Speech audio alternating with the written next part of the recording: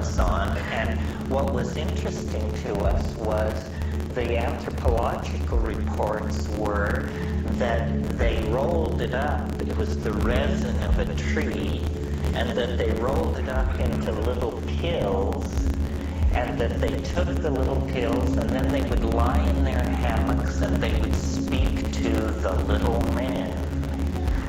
And so we said, this has got to be it. And Dick Schultes, Richard Evan Schultes of Harvard, had already published on the chemistry of ukuhe, and it was definitely contained DMT. So we said, okay, these people have found the way into what we then called the beta level, just for shorthand. So the way into the beta level was to be achieved by ukuhe. So we put together this expedition, and we descended the Putumayo River, which is the border between Colombia and Ecuador and Peru, to a place called San Jose del Encanto on the Rio Paraná, which flows into the Putumayo there. And at that point,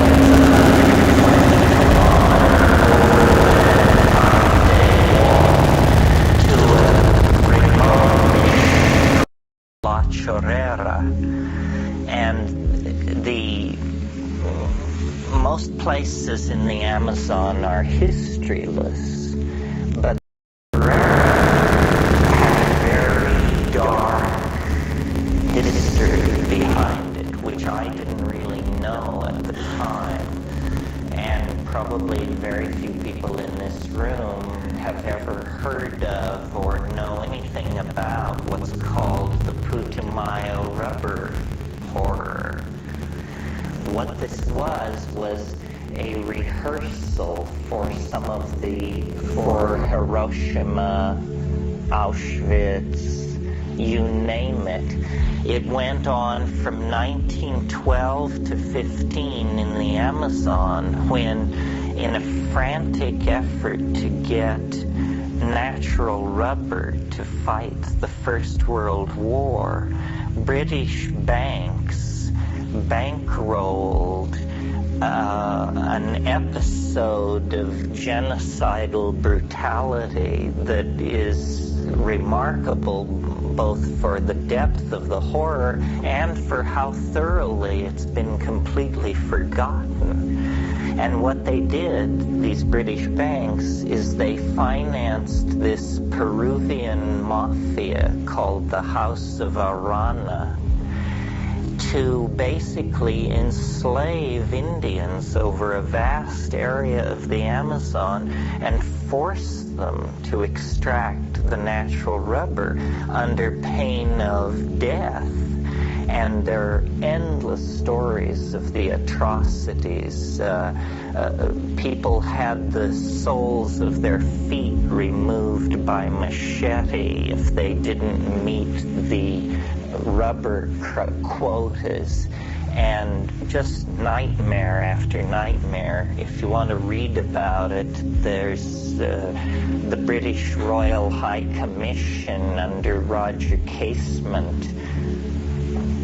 And that was another story. You see, Roger Casement was the last man hung for homosexuality by the British Crown. He had been the British Consul General in Rio de Janeiro and had exposed this rubber atrocity and all the collusion of British banks and stuff like that. But a few years later, he expressed Irish sympathies with the Easter Rising of 1919, and immediately the Foreign Office came forward with love letters between him and Parnell, the Irish revolutionary, and he was hung for being a homosexual. But anyway, La Chorrera had this very dark history of these rubber atrocities. Well, we rolled in there and immediately there began the unfolding over just about a 3-week period. I mean, a very short length of time, from the 27th of February 1971 until the 22nd of March. So a period of just under 4 weeks. It was like the doorway was standing open. All rational expectation had to be put behind. It was as though our whole lives had built to this moment, and what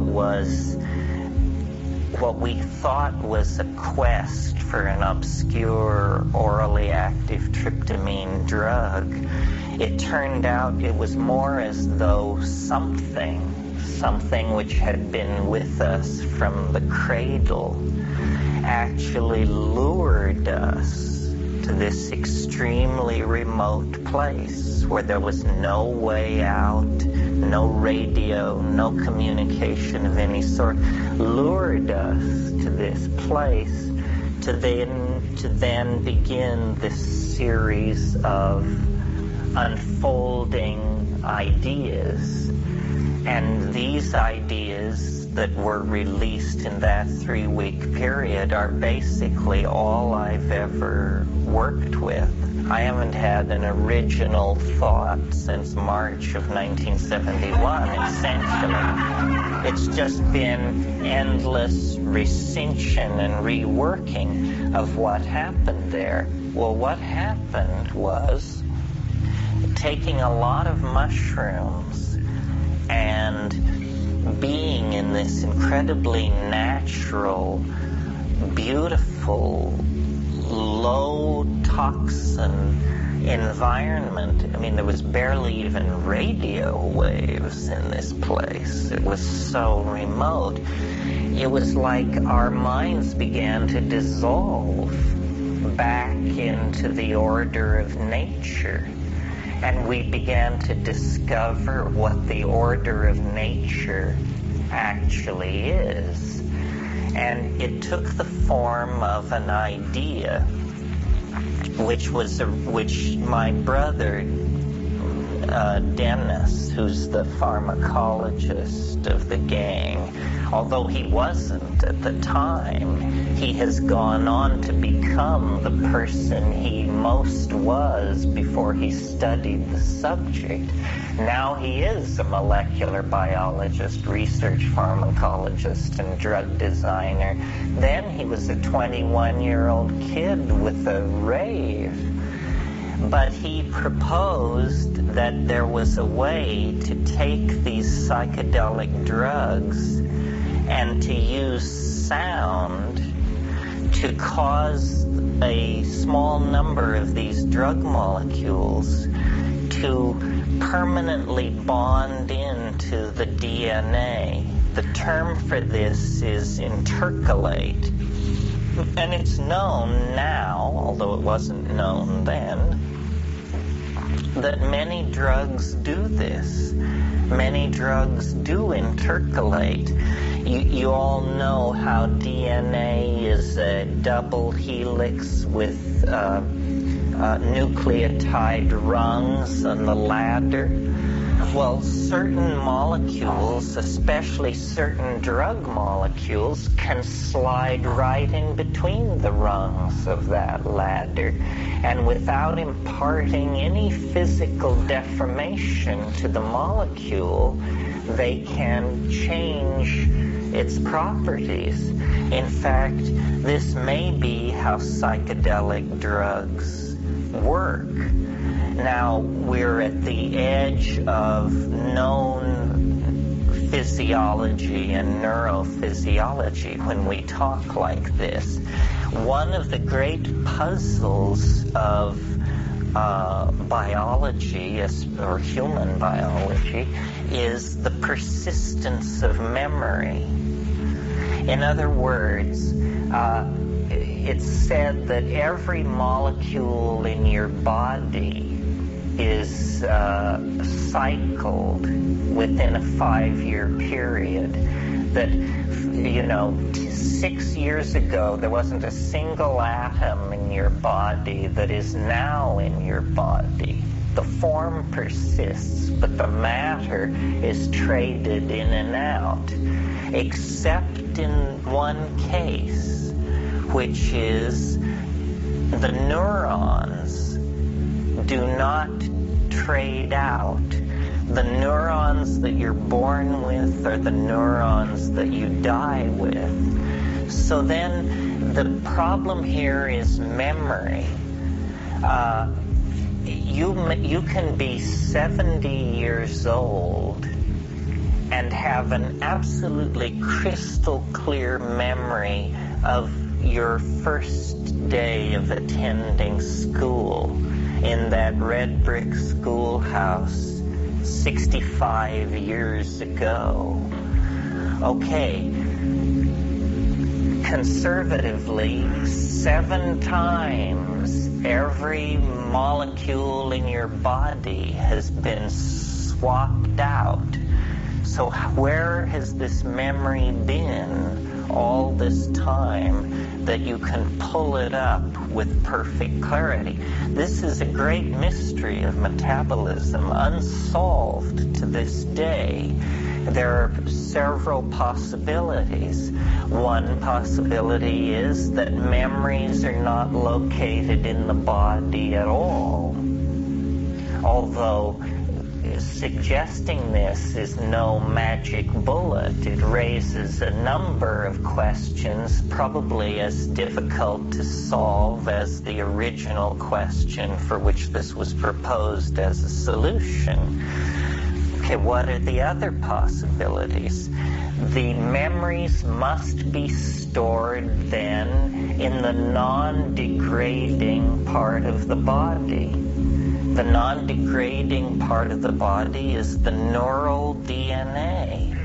The cell nuclei of neurons don't change within your lifetime.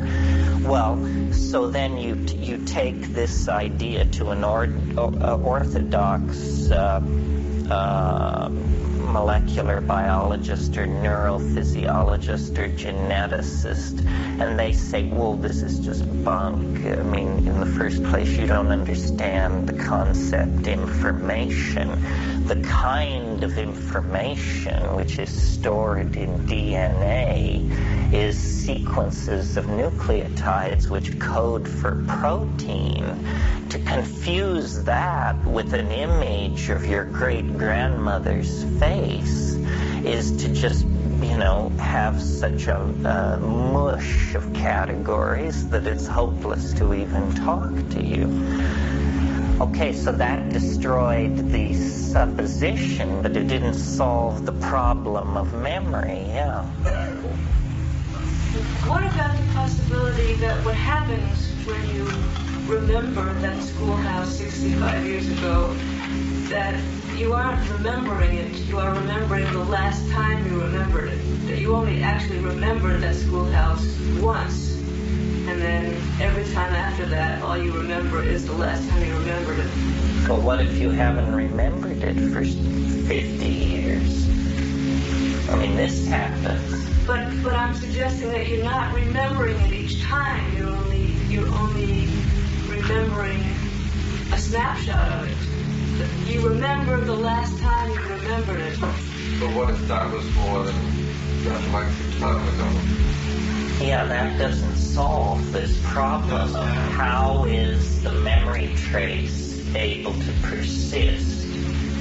Well, so Dennis's notion was, he said that some form of superconductivity must be involved. Now, this was 1971. Superconductivity was not known to occur more than 0.3 of a degree above zero absolute. He said, no, there must be room temperature superconductivity going on in the DNA. This must be how the DNA preserves information. Now, if you know anything about superconductivity, it is the perfect physical phenomenon to use for preserving information, because no information degrades in a superconducting circuit. Say you have a ring of supercooled gold, and you impart an electric current to this ring. That current, barring interruption of the superconducting state, will circle that gold ring with zero resistance for eternity. Now, the only thing which can cause the superconducting phenomenon to cease is if a high energy source overwhelms the superconductivity, comes in from the outside and disrupts it. Now think about the problem that nature faces with the genetic machinery. The key to life is error-free copying. Wherever there's error, then there becomes mutation or problem or incompatibility. So all of the strategies of genetic preservation of information seek to maximize the absence of error. So the perfect mechanism for doing this would be a superconducting mechanism. Now you see, the major cause of mutation in the natural environment is cosmic radiation, ambient cosmic rays, high energy particles that smash into the genome, physically collide with the DNA and break the bonds and disrupt the message so that it can't be copied. Superconductivity would be the natural medium to retard this process. So Dennis's notion was that the DNA was a kind of superconducting storage device, and that in fact what we call the Jungian unconscious or the racial memory or the genetic memory could be tapped into, and that what a drug trip is a neurotransmitter that competes with serotonin that then broadcasts off this genetic memory bank a slightly different slice of the catalog. Serotonin broadcasts are the equivalent of traffic and weather reports, where it tells you how to get around in the world and where not to go and how to avoid problems.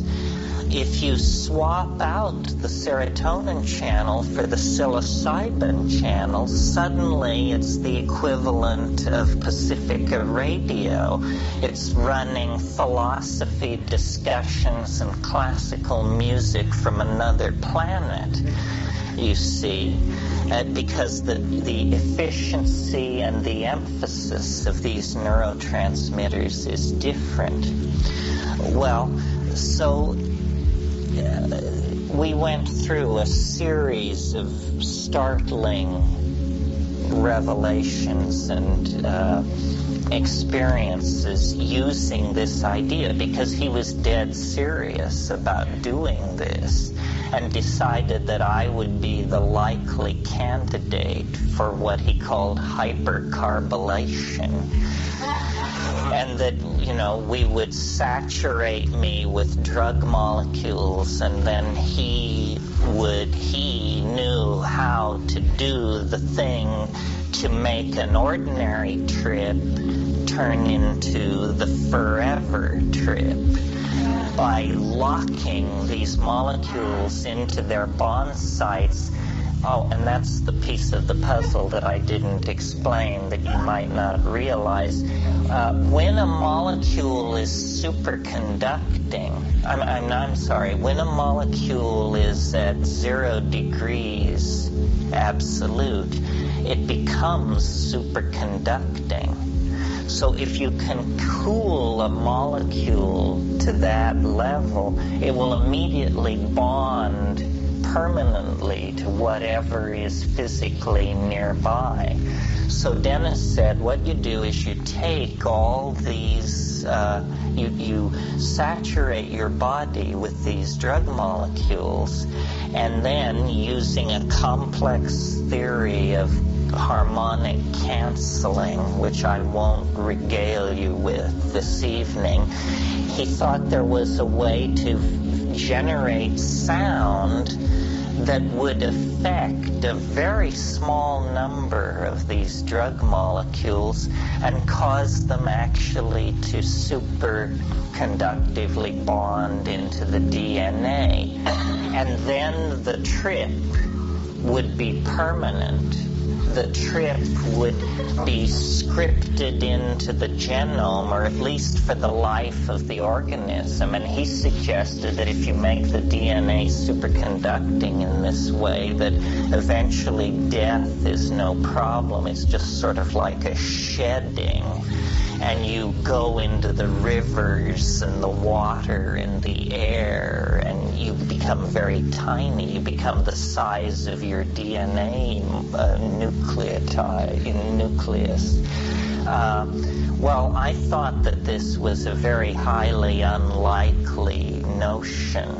So unlikely that since he was so gung-ho to try it, the best thing to do would be to just let it rip.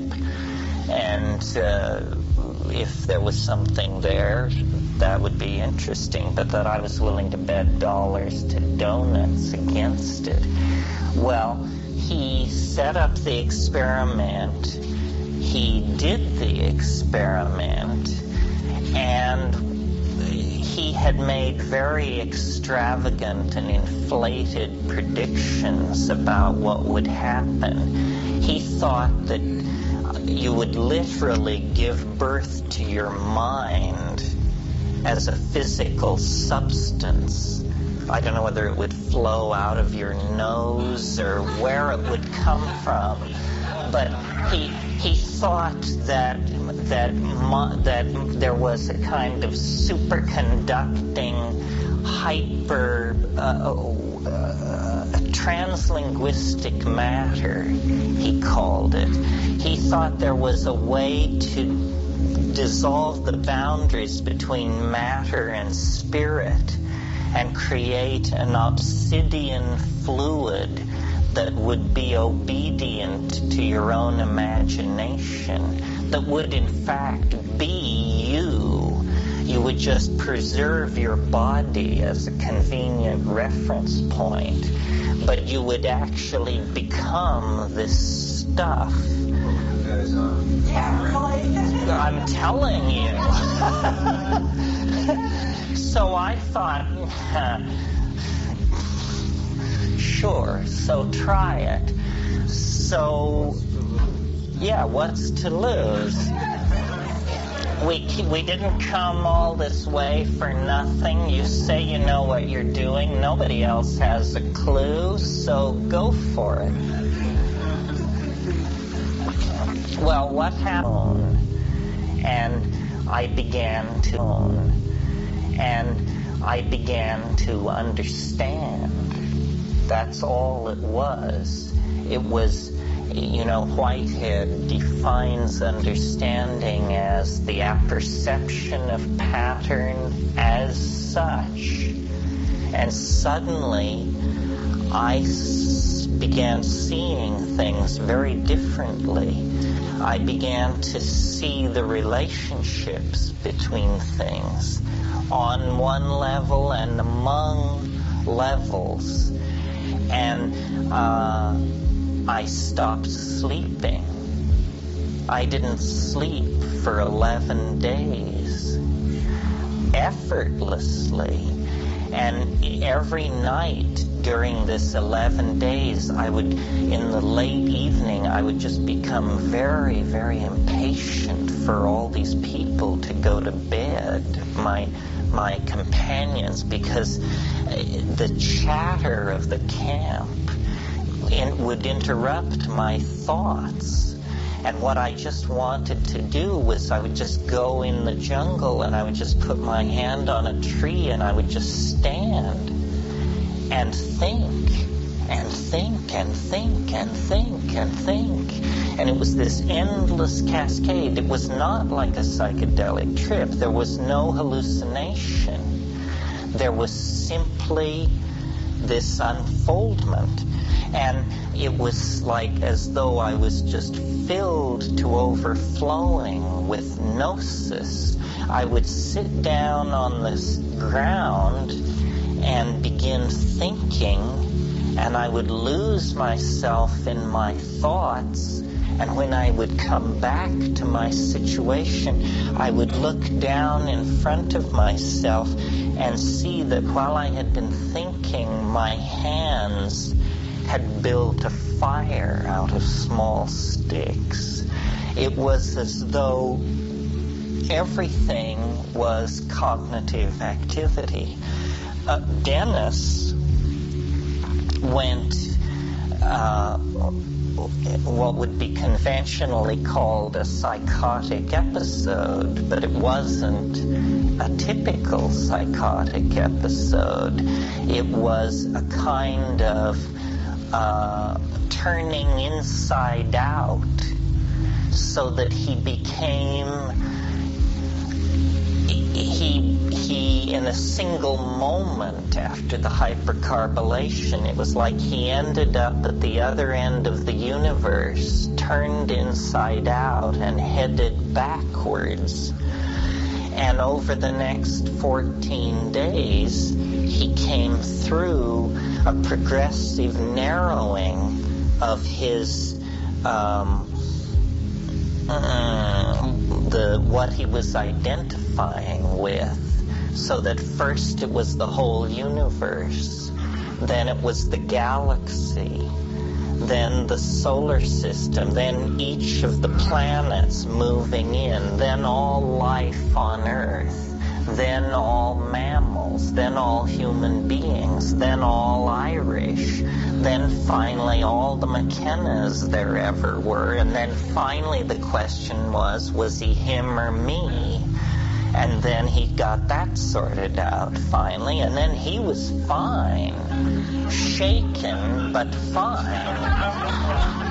We've now reached the 22nd of March, 1971, and I was just, I couldn't talk to anybody. I was in a very, very, very, very strange place. I mean, things went on, well, just as an example, because there wasn't much of this 3D stuff that you could wrap your mind around, but everything was teaching me. Everything had a message for me. And I would go out into the jungle, and I would raise my arms above my head, and I would call the butterflies into me out of the jungle, and they would come, first by dozens and then by hundreds. And I would stand there, and here's how the thought progression would go. I would call the butterflies in, and then it would move me to tears. So there I am, standing, covered with butterflies, tears of joy streaming down my face, and streaming down my face, and streaming down my face. And finally I begin thinking, so now what? And then I think, the people back at the camp who doubt me, those bastards, wait till they see this. So then I would go to the camp, and I would be smiling, the tiny smile that only Buddhas can manage, and I would invite them into the jungle to see something unannounced. And so they would say, well, I don't know, you're just, all right, we'll go. So then we would go into the jungle, and I would raise my hands above my head, and I would call the butterflies in, and none would come. And these people would just say, oh, God, it's getting worse and worse and worse. Your brother is nuts. You have delusions of grandeur. This is pathetic. I mean, this is a mind in wreckage. This is the green hell. This is the thing we feared the most, you know? And so eventually, and any of you who are self-diagnosed as schizophrenic will agree with me on this, I'm sure. The key to surviving schizophrenia in one piece and avoiding massive intervention by the mental health care authorities is shut up. Shut up about it. Do not talk about it. Of course you can raise the dead and heal the sick and divine distant event, but just shut up about it, or you're not going to make it through. Well, eventually everybody else sort of renegotiated themselves back to some kind of reality. My brother flew back to the States, and I was in a sense left in the Amazon to mull all this. So is there unfinished business from last night? Yeah. Was the voice that was directing you on the time wave stuff, is this something that's under the influence? You hear this voice, or is it just your natural, you just hear this voice whenever? Well, it's sort of, we talked last night about Dennis had this notion that he could bond these molecules in permanently. And, everybody you only get to be one person, so it's very hard to know what it's like to stand in someone else's shoes. But, going into that experience in the Amazon, I was a fairly disorganized. I don't think I had a very bright future, actually. And I spent my last dime to get in there. So there was essentially, it was some kind of heart of darkness thing where I was just pulling out all the plugs and sinking deeper and deeper.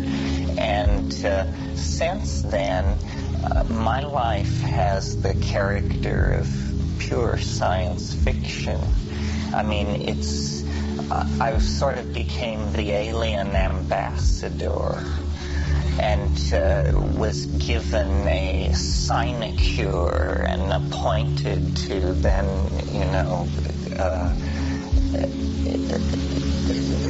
mediate between the other and a certain kind of person in a certain kind of society.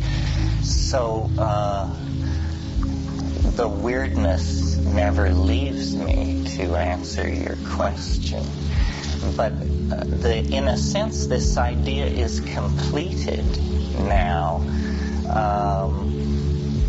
There are always unanswered questions, but the complete metaphor is there. The mystery, I think, is Well, it has two sides. It has a profound side and an absurd side.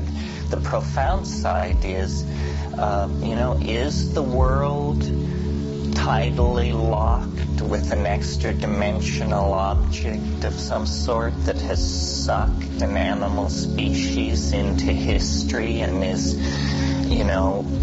revealing itself through the transformation of our flesh and machines? And if not, on this schedule of 2012 and so forth, then what does this idea exist for? Is it just simply that I have a peculiar pathology married to a certain amount of charisma, so instead of being locked up and dragged away, I can turn it into a marketable product in a very marginal way that allows me to keep paying my phone bill and stuff like that? Is that what it is? Notice that the idea is not designed to last. It's designed to auto-destruct one way or the other in 2012. So this whole ideological vision has written all over it, perishable, apply immediately, do not use after December 22nd, 2012 AD. So, I don't really understand much about what's going on. It seems to me there are levels and levels and veils and veils. It puzzles me that life seems to have become some kind of story. It's much more a literary construct than it is the product of the stochastic motions of atoms under the impingement of the four basic forces of physics. Everything appears to me to be authored in some strange way. And I wonder if this is not, the spreading assumption of the psychedelic illusion, delusion, revelation that life is in fact art in some very profound way. And then, being somehow fated to literature and the spoken and written word, I wonder, if this is a novel, if this is a construct of artifice, well then it behooves each one of us to ask the question, who am I in the plot?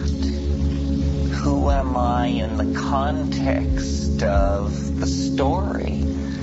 I mean, maybe it's your story, the Shlomo Ekbach story, or maybe you exist to draw the bath for Milady on page 220 and then bow your way out of the room, never to be heard of again in the story. That wonderful line in Prufrock, I am not Prince Hamlet, nor was meant to be, am an attendant lord, will do to start a scene, swell a procession, advise the prince, careful, obtuse, meticulous, at times a bit ridiculous. Anyway, are you that person, or are you Prince Hamlet? And then the question becomes, if you, the character in this literary construct, are slowly becoming aware that it's a literary construct, then is that part of the plot? Is this a story about a sort of Pirandello-esque exposition of the levels of personality as we rise into awareness that we are caged by artifice? Or are you getting out from under the control of the author? I sort of think that, well, one thing that I've sort of discovered as my career has gone through its circuitous and glacial advancement is that as you make your way into what are called the corridors of power, you discover they're remarkably uncrowded and there are no waiting lines at the water fountains. There doesn't seem to be anybody really running the show above the level which just makes sure that UPS delivers on time. Above there, where you would think there would be, in the captain's tower, there's a kind of eerie emptiness. And I think that means that one can aspire upward in this matter of taking a little bit more control of the plot.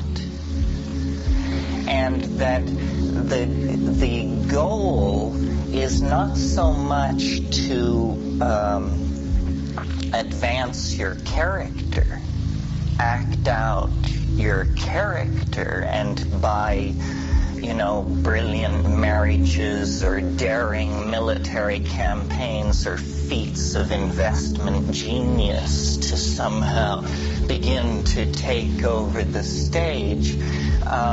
This isn't the way to move the evolution of the personality. The way to move the evolution of the personality is toward empathy and eventual assimilation of the viewpoint of the author. The author is the one who is in charge of the pattern and has some kind of a vision, which, if the author knows what she or he is doing, this is all being woven toward a hierophany, a catharsis that, illuminates, educates, leaves us in a better place. And I think the payoff on this is if you become the author is sort of in the position of a programmer. The author can save or destroy any character. So if you become the author, you can write an ending that will save your character from the destruction that was inevitably built into it for you to get into this mess in the first place. You see? So it's now what lies behind such raving as this? Can this coffee really be that strong?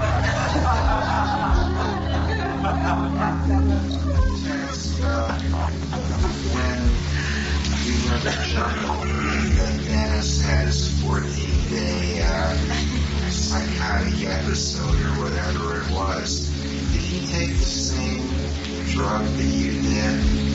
Did you both do the same thing? Well, very shortly after we got into it, he didn't do any drugs. Because it was perfectly clear that he had no need of them. The way it worked was we had a series of mushroom trips well, we had walked all this way through the jungle, and later I had occasion to walk that trail again, 110 clicks, and it was so difficult the second time that I had to face the fact that the first time we had actually had like wings on our feet or something. We accomplished an impossible physical feat without even noticing that we were doing it.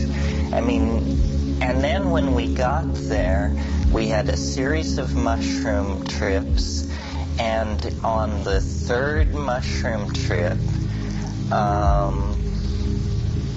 we were talking in the hut. It was in the middle of the night, and he was saying how he regretted that he hadn't been able to reach our father by telephone before he left for Colombia, because he hadn't been able to really say goodbye properly, and he was, you know, this kind of unsettled trip. And we were all sitting in hammocks in darkness, and you could hear a Witoto walking on the trail because his transistor radio was on. You always know when an Amazon Indian is nearby because they're tuned to anyway, so not El Paso, but so we could hear this Indian with his transistor radio winding up the trail toward us. I remember it was an ad for Costeña, los cerveza más mejor de Colombia.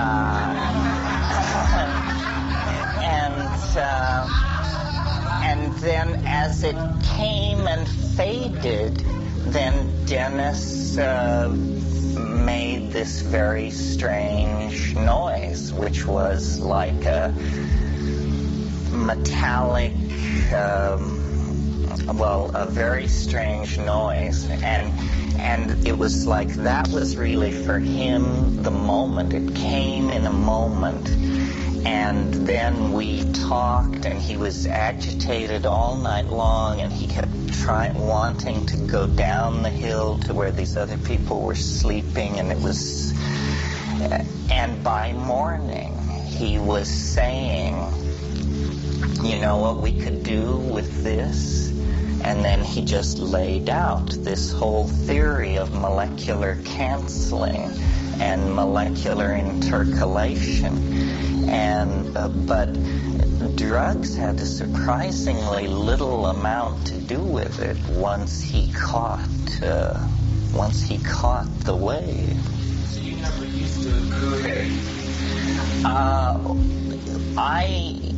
We went through this whole thing at La Chorrera and left at the end of March. And the woman I was with and I stayed in Colombia another month. Everybody else went back. And we wrestled with it another month. And I was quite out of it, I think. I believed that she would give birth to the word itself. And I believed that it would be a little glass faience bead that I had lost in Laos 5 years earlier. And when she began to develop a round sore on the top of her mouth that was exactly the size of this thing, then I realized that this little object would drop down onto her tongue someday soon, and she would deliver it to me, and that it would be the Word made flesh. It would be the... Now are you alarmed? Now now do you begin to get the drift that we've attempted to suppress so long?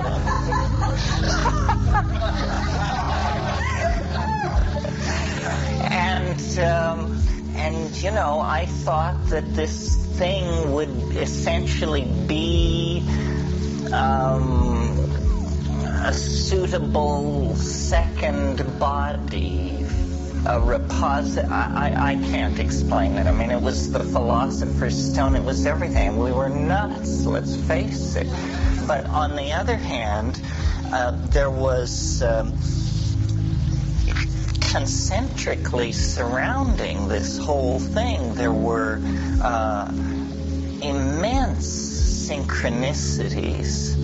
I mean, the world around us seemed to be mad as well. It seemed like we were caught in the infundibulum of the concrescence or something. I mean, it's now what I would expect to happen just days or hours before the final closure on that wave that we looked at last night. But in our local domain, it seemed to be happening for us then, and you know, I was flaming, and it took me years and years to dial it down so that it's even as friendly and packageable as it is in the present moment, because for a long time it wasn't. I mean, it just drove people to the walls. I mean, they just said, I don't know, and I don't want to hear any, and I've had it, and call me when you're better, you know. Just say though that there was a following hostage reaction. Well, we did brew ayahuasca and take it, but I think having seen it, having lived with shamans since then, and having learned a lot more about ayahuasca, I think the ayahuasca that we brewed was so weak as to be dismissible. Yeah. You mentioned the transformation of flesh and machinery. With your understanding of shamanism, could you speak a little bit to shape-shifting, their idea of shape-shifting, and how that may occur as far as our endpoint here, our common endpoint, and also the computer technology that allows us to pattern these theories and perhaps bring us our own notion of authorship due to that, and what that means for our own flesh transformation. Yes, well, in a way, I think these new technologies of information retrieval and virtual realities and this sort of thing are simply the engineering mentality following along behind the shamanistic intent and putting it in place in silicone and glass and so forth and so on. The persistent rumor in real off-river Amazon psychedelic shamanism is of this fluid, this stuff, which you can generate out of your body under the influence of these compounds, that is this translinguistic matter, this mind, this spirit matter amalgam, which you literally give birth to out of your own body in the form. And what the claim is that's made for this stuff is that it's like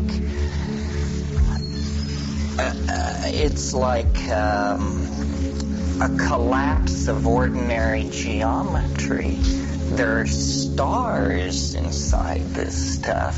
You can also look into it and see who stole the pig. You know, you can look into it and you can see how the fishing would be if you moved upriver. It's a cybernetic transdimensional medium of some sort that is generated out of the mysteries of the physiology of the human body. Well, God, this is so far off the beaten track from anything in the Western repertoire of conception that we just gape at the notion. And it's hard to get confirmation, but what they say, see, ayahuasca is all about group-mindedness, states of group mind. It's also, when you analyze it chemically, it's brain soup. There's nothing in ayahuasca that isn't in your brain as we sit here. It's made out of DMT, and it's made out of beta-carbolines like harmine and harmaline. These things all occur naturally in your brain. So, in these off-river tribal situations, people take it all in a group, and when the boundaries dissolve, there is a group mind present that is able to make decisions. And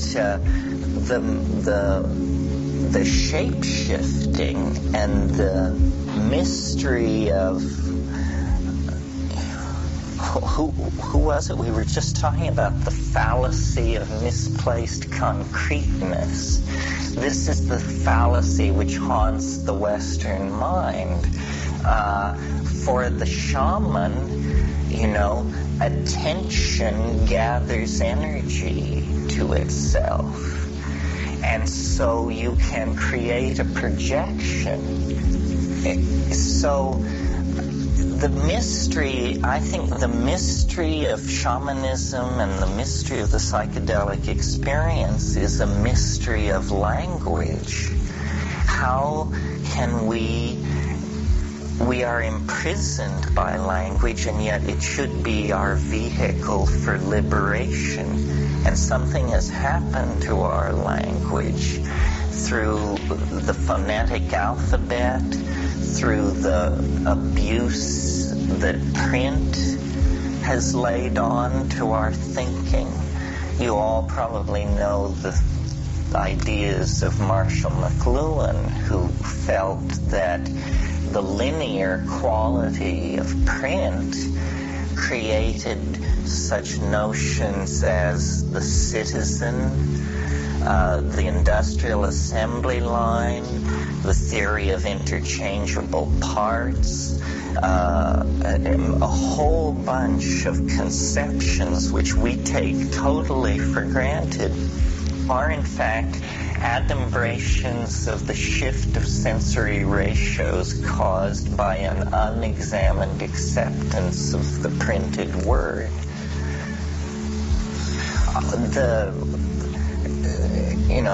One thing probably worth talking about this morning is how do you is there hope in all of this?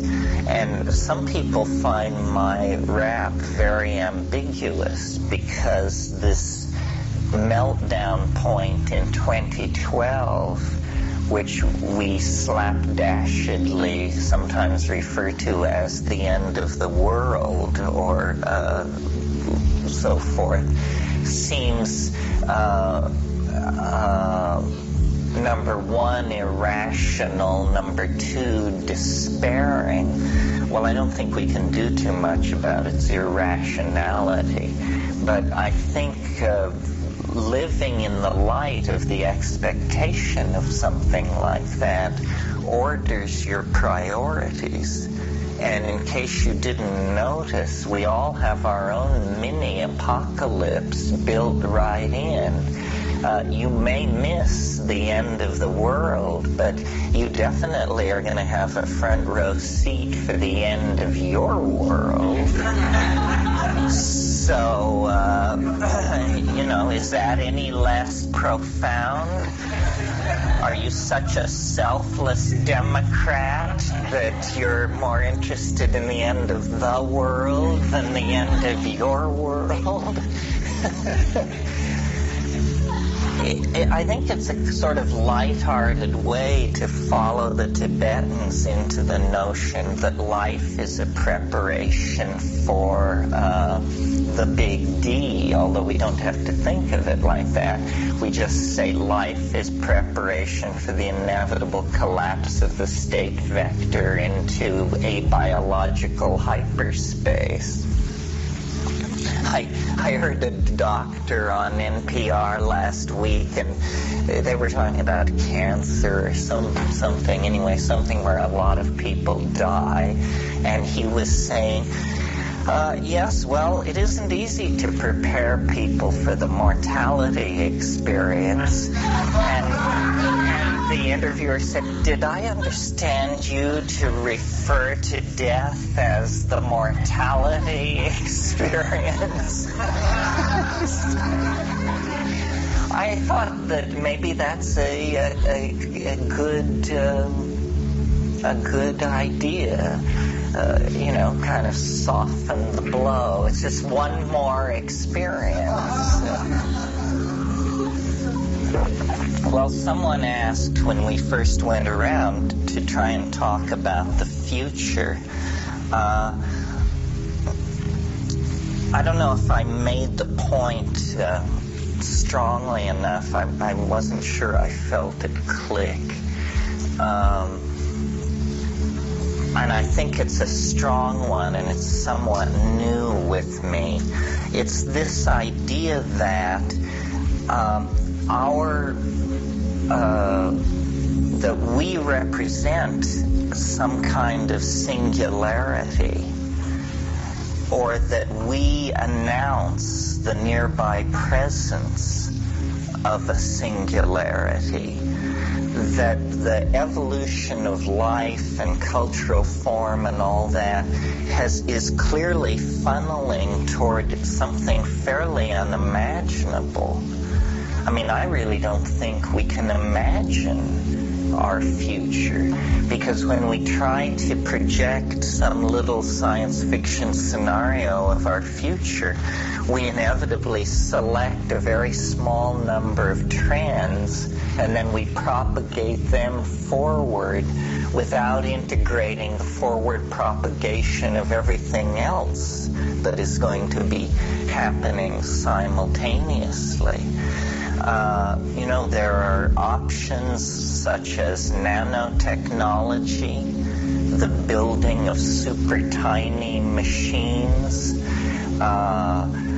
space migration was once an option. This seems to be fading. It seems to have been written off the menu by the powers that be as the Soviet Union cracks to pieces. The human race's ability to leave this planet becomes a memory of ancient times. I mean, we could not return to the moon in less than 15 years if we committed ourselves to it tomorrow. So the space thing seems to have been taken off the agenda. There's nanotechnology, there's virtual reality. The present solution seems to be this enforced larval neoteny on the consuming blue-collar masses in the high-tech societies, and triage through epidemic disease and mismanagement in the third world. It's a huge mix this problem of saving the world or halting the forward thrust into catastrophe. People say, well, why do you worry about saving the world? You just said it's going to end in 2012. I don't see that rap as any sort of permission for political irresponsibility or a lack of attention to world problems. If it's true, great, we're golden. If it's not true, and what a long shot it is, then we should still keep our eye on the ball with all of this stuff.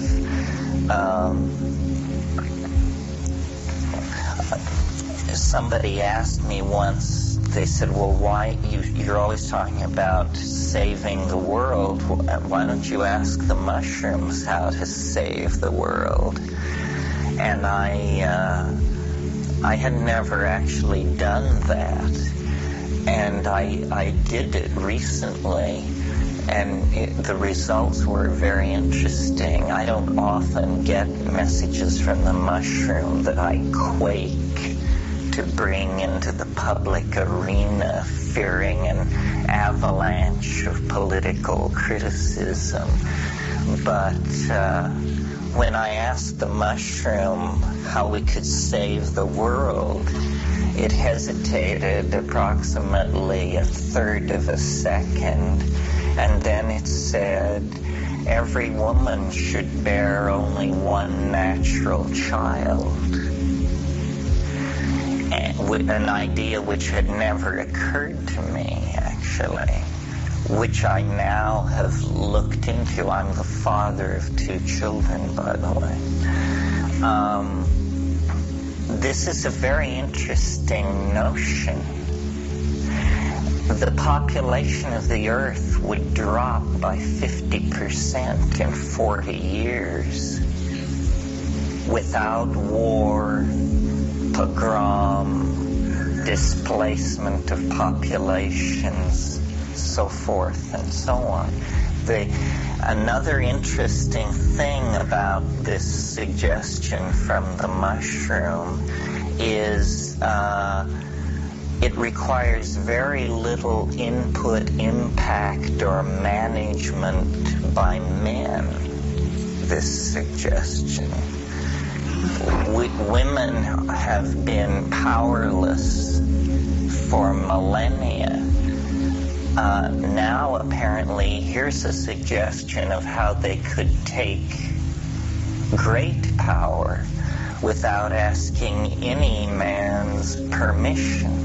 It's not quite accurate. It's not quite accurate. We'll get... Practically not that accurate at all. Oh, well, tell me why. Well, because there's 2 reasons I would say. From a practical standpoint, being a woman who's still fertile, and one is no birth control is 100% effective. And Yes. Is that it? No, and the second one is that there are women in a lot of situations, for economic reasons and political reasons, where there are men. It's just like there's men all over the country sort of bombing abortion clinics. So, to me, it doesn't seem accurate. Well, let me... in the hands of women. Let me try and convince you. I took this simple suggestion, each woman should have one natural child, and I began looking into it. Then I found a demographer who told me what I consider to be the second piece of this puzzle. And this I had never thought of.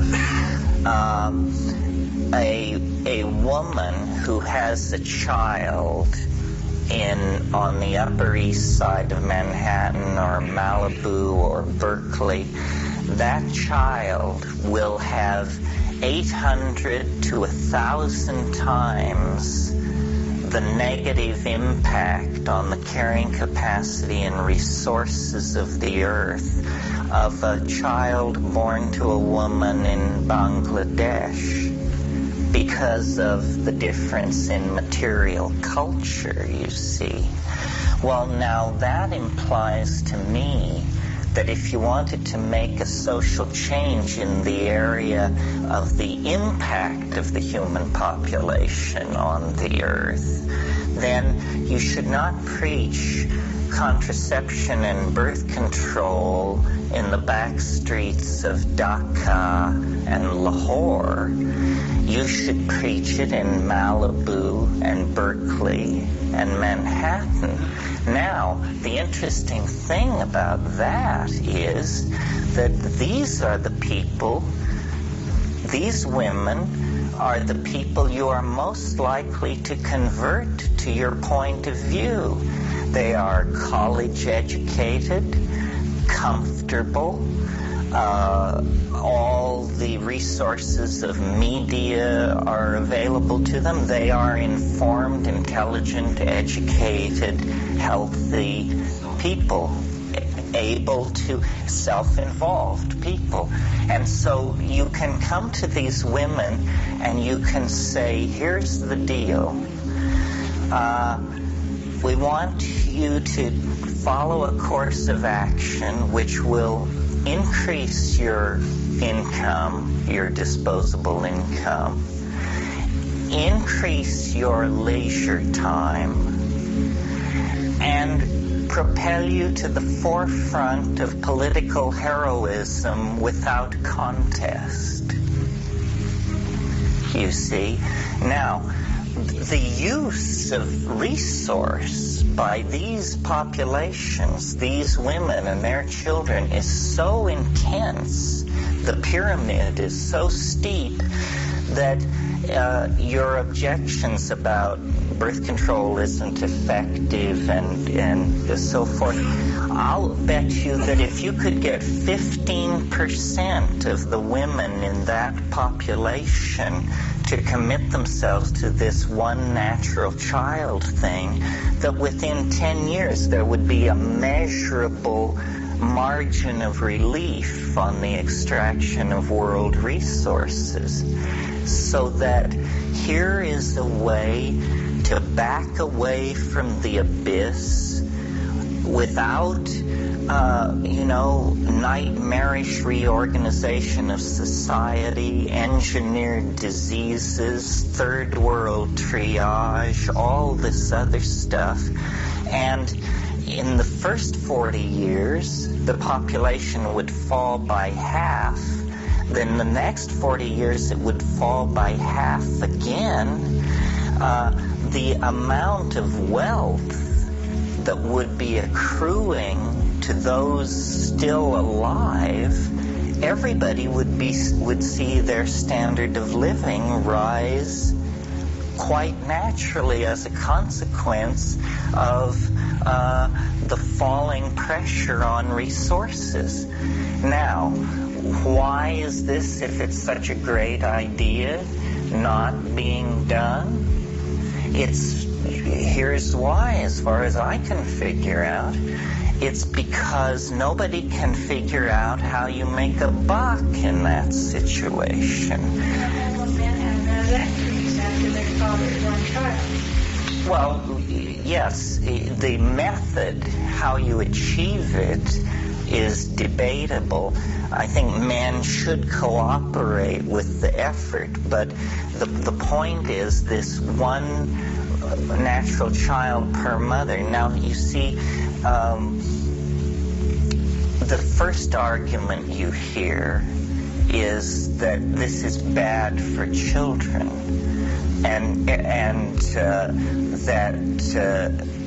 but the average American family is under 3 children. Most people have 2 children. Now, what's the history of having 2 children? Having 2 children has nothing to do with traditional family patterns or human child rearing. 2 children is a compromise between the natural family of 6 to 8 and the demands of the Industrial Revolution and the guilt of Christian civilization. 2 children is a horrible number of children to have. Mostly when you have 2 children, they fight like cats and dogs. And it's just a horrible compromise between the way people used to have huge extended families and the Industrial Revolution's preference for you're having actually as few children as possible to make you a more efficient worker. Well, this is a peculiarly nuts and bolts suggestion. It's not airy-fairy at all, and yet it would work. And it's the only other thing I've thought of besides mass dosing of the population with psilocybin that seems to be a humane way to put the brakes on, because we have real problems, folks. We are very insulated, but if you saw the data on the ozone hole last week, they've been wailing about the ozone hole for 5 or 6 years, saying that it's disappearing at a rate of 4% a year. Well, then last week they announced that 40% of it disappeared in the last 6 months. This should have been, a special meeting of the United Nations with all heads of state attending, a complete emergency. Instead, who Bill Clinton is screwing pushed it off the front page. This is the kind of shit for brains society that we're living in. So, we have real problems, and I have never heard a plan for pulling back from the abyss that had less coercion and less ideological freight to it than this one woman, one child thing. You see, it doesn't address politics. It addresses biology. It is overpopulation is what's driving us crazy. All other problems, toxic waste disposal, epidemic disease, resource extraction, degradation of the environment, collapse of the atmosphere, inability to satisfy third world aspirations, all of these problems are population problems. And capitalism doesn't want to talk about it, because capitalism is not a human being. Capitalism is a Moloch, a god, a god of bloody sacrifice that sees human beings as ants. And the more ants there are, the more offerings there can be to Moloch. But this is not a good situation for us ants. And, capitalism is a gun pointed at the head of global civilization. If you read the theoreticians of capitalism, Adam Smith and so forth, capitalism assumes an unlimited exploitable frontier. There is no such creature. So it has turned pathological. The only frontier now left to exploit is not a frontier in space, but a frontier in time.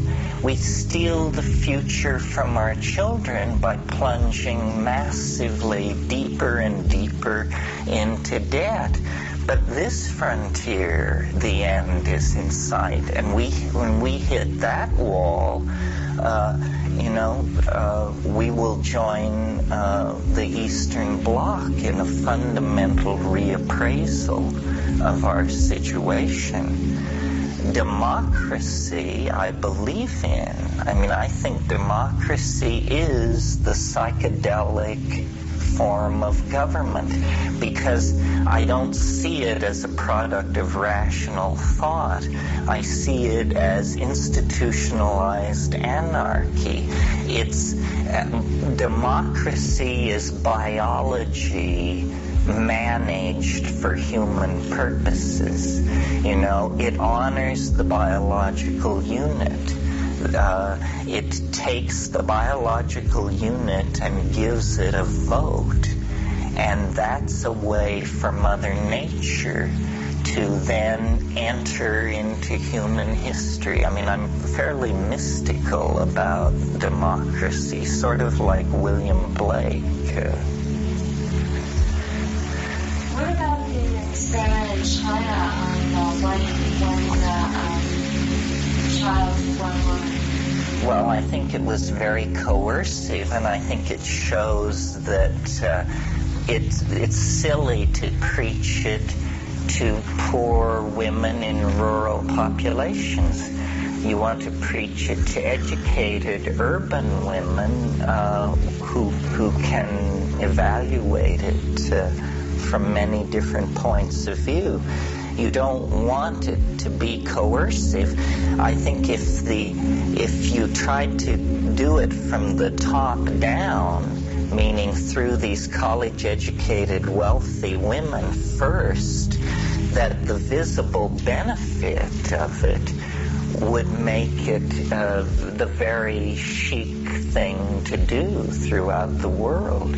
The reason people have large families in the third world is because they fear for their security in their old age.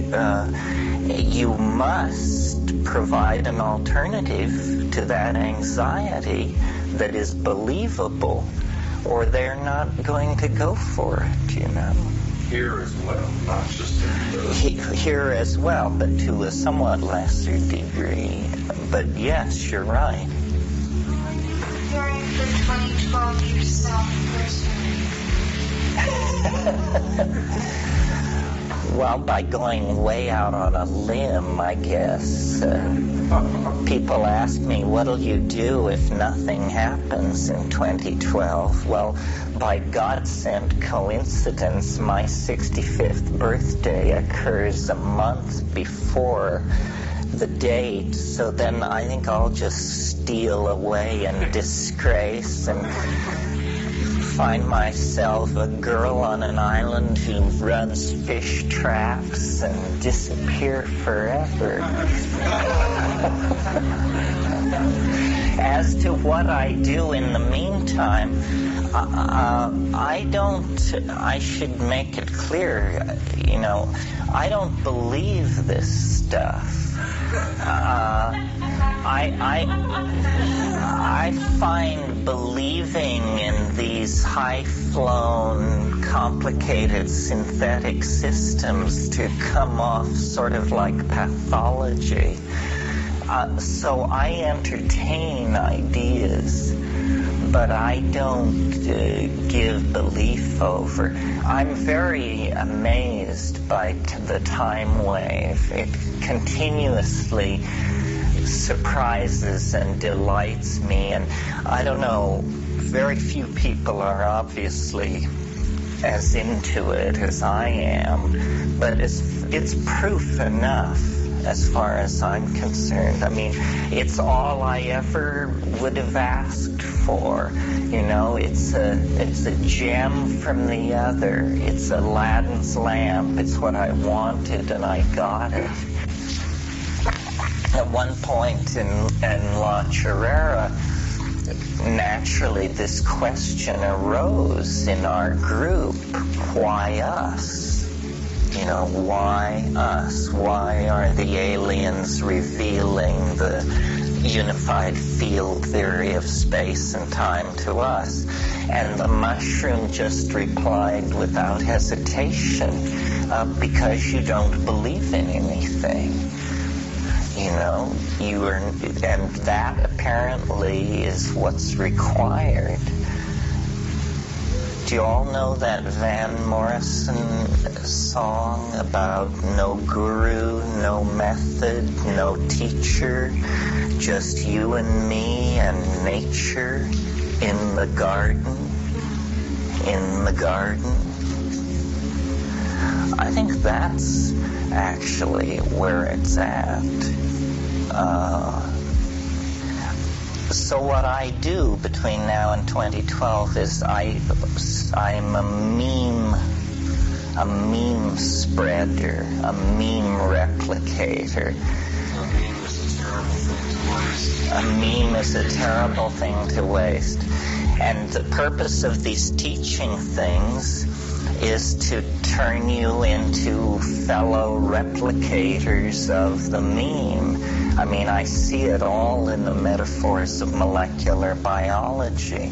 You know, I have a new sequence of codons here, and I want to insert it into each one of you without error in copying, and then you should go forth and tell other people and copy it into their head, and this meme will spread because we cannot evolve faster than our language.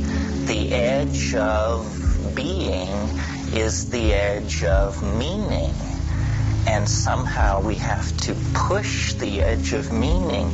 We have to extend it. We have to, because if we appear to be confronted by insoluble problems, it's because we have the wrong language for dealing with this problem. You know, you learn that with computers. Certain languages are good for certain kinds of problems. And we have to constantly evolve language and push it forward. And the way I think of the psychedelics is they are catalysts to the imagination. I mean, that's what they were back 100,000 years ago. The imagination, which was just this glimmering, this iridescence on the surface of ape cognition, was under the influence of the reciprocal feedback of self-reflection, you know, that is created by watching your own mind because it has suddenly become interesting, because it has suddenly been flooded by a psychoactive amine. That iridescence has been coaxed into language, art, architecture, music, poetry, the whole ball of wax. But now we know these things. It's no longer a sort of haphazard process. We can, by analyzing different kinds of cultures existing in the world today and cultures that existed in the past, we can uncover, reveal, unravel the lost secret of our origins. And I think, you know, I haven't talked too much this weekend, but I'm very keen for the notion of what I call the archaic revival. And the archaic revival is this overarching metaphor that is the way for us to go to save our necks at this point. When a culture gets into trouble, instinctively what it does is it goes back through its own past until it finds a moment where things seem to make sense. And then it brings that moment forward into the present. As the perfect example is when medieval Christianity no longer made sense to a major proportion or percentage of the people of Western Europe because of the rise of new kinds of classes, new forms of wealth, new information about the world outside Europe. When the medieval vision lost its power, the intellectuals of that time instinctively reached backwards into the past, looking for a stable model. And finally they reached the golden age of Periclean Athens. And there they found Plato, Aristotle, the dramatists, so forth. And they created classicism. Now, notice that we're talking here about the 1400s. Classicism was brought to birth in the 1400s, 2,000 years after the death of Plato. And we are still, to a tremendous degree, we are the children of this classical revival, which we call the Renaissance. Our theories of law, our theories of government, our notion of justice, our notions of city planning, of architecture, of all kinds of military planning and so forth and so on, are all drawn from classical Greek and Roman models that were brought back from the dead 500 years ago by a bunch of Italian investment bankers who thought this was a good model to build on, to hang their civilization on. And now this has run out. The contradictions are too extreme. This classicism, I don't want to say it's failed, but it has just taken us as far as it can go. So now we confront great existential confusion. We confront cultural values completely different from our own, such as rainforest aborigines and so forth. We confront the toxic legacy of modern science, the retreating species counts of the earth, the decaying atmosphere, all these things. So we must now reach far back into time for a new cultural model. Our crisis is so great that we have to reach back to the High Paleolithic, to the moment immediately before the invention of agriculture and the creation of the dominator ego. And I see, people talk about the new age and the new paradigm and this and that. Well, it's larger than that. It's been going on throughout the 20th century. The discovery of the purification of mescaline in Berlin in 1897. Freud begins to publish around the turn of the century. Jung, they are discovering the primitive unconscious. They are revealing to Edvardian and Viennese ladies and gentlemen of great culture and breeding that they have inside them, brawling, incestuous, violent, lust-driven animal natures. In other words, they are reintroducing an awareness of the primitive into this tremendously constipated, male-dominated, late 19th century, post-Victorian cultural milieu. And then, following hard upon them, the Impressionists in the 1880s, giving way to analytical cubism and all the Cubism arose as a result of the fascination of a few artists with primitive African masks. Picasso and his circle, and when they brought this stuff back to Paris in 1905 through 15, nobody had ever seen this kind of thing, and these guys began trying to deconstruct the pictorial space of people like Degas and those people into the pictorial space of the primitive mentality. Meanwhile, anthropologists were bringing in, and Fraser published The Golden Vow, which laid before the European intellectual community this vast repository of integrated mythology.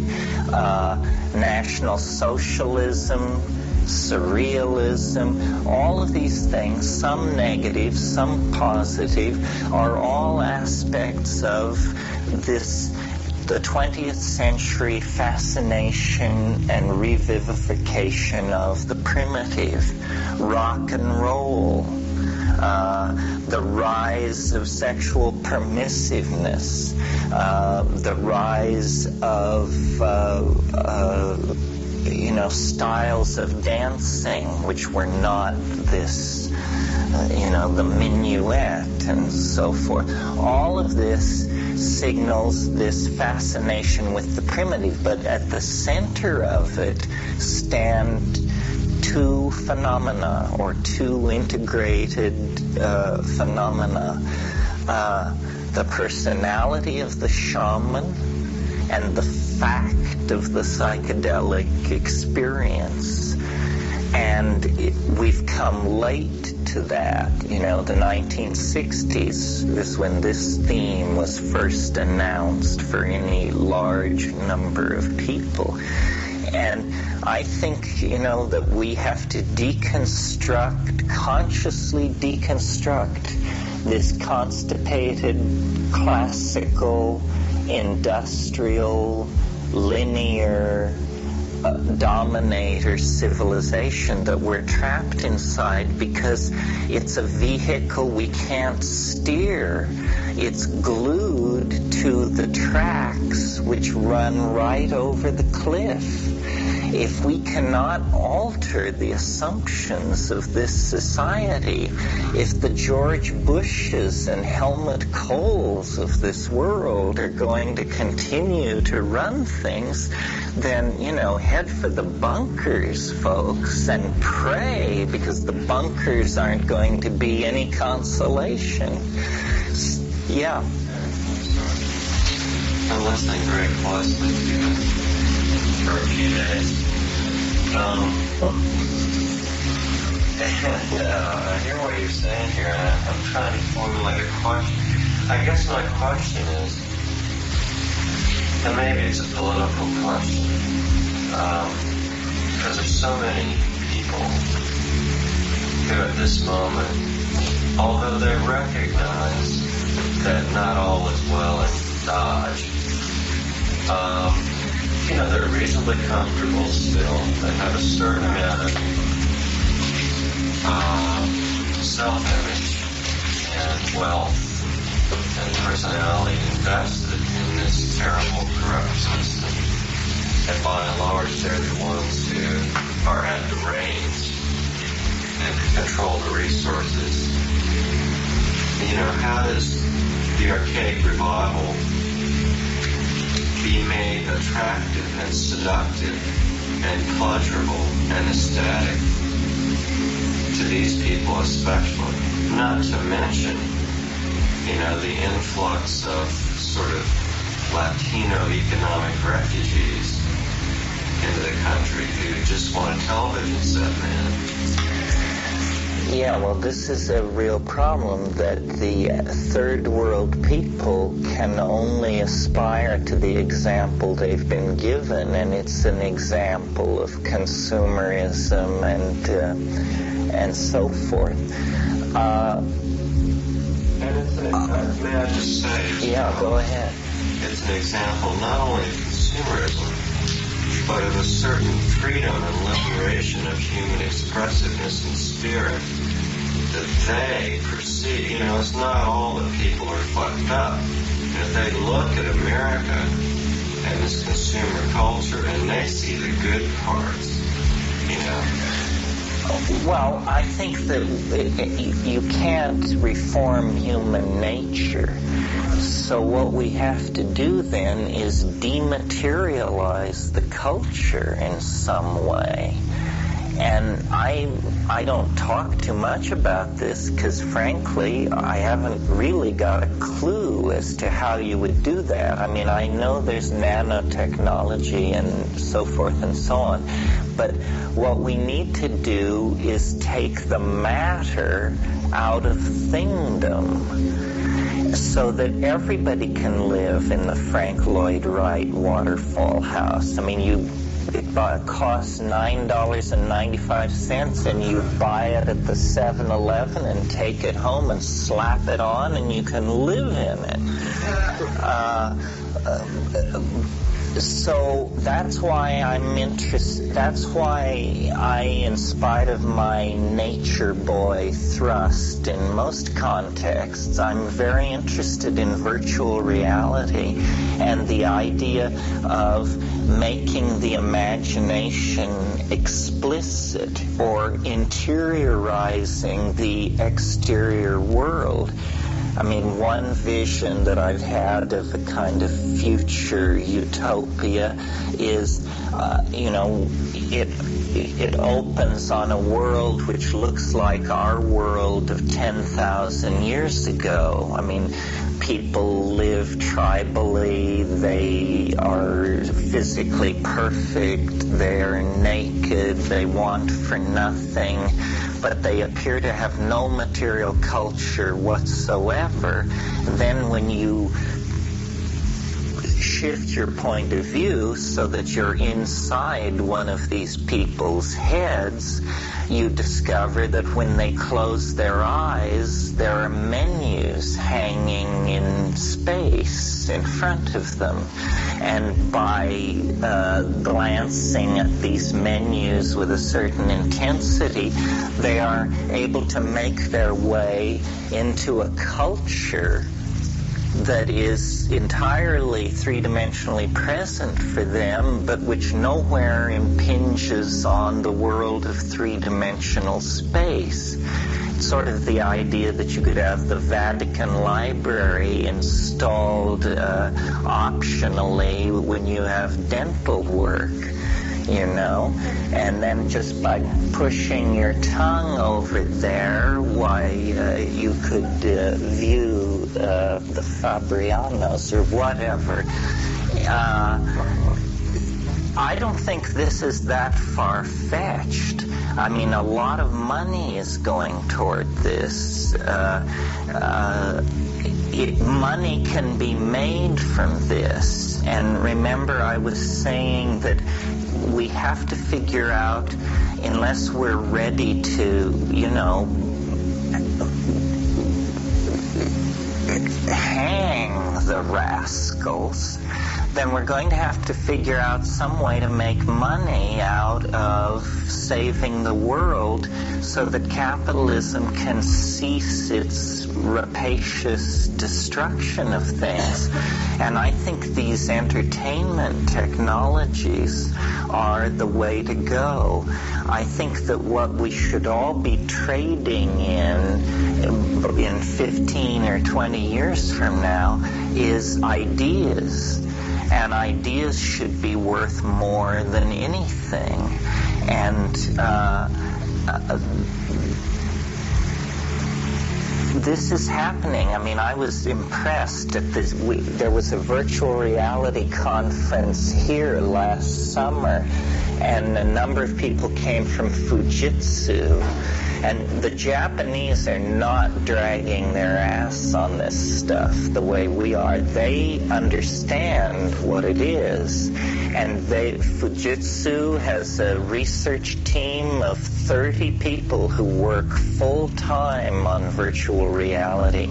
And their data sampling rates and their equipment was far superior to anything here.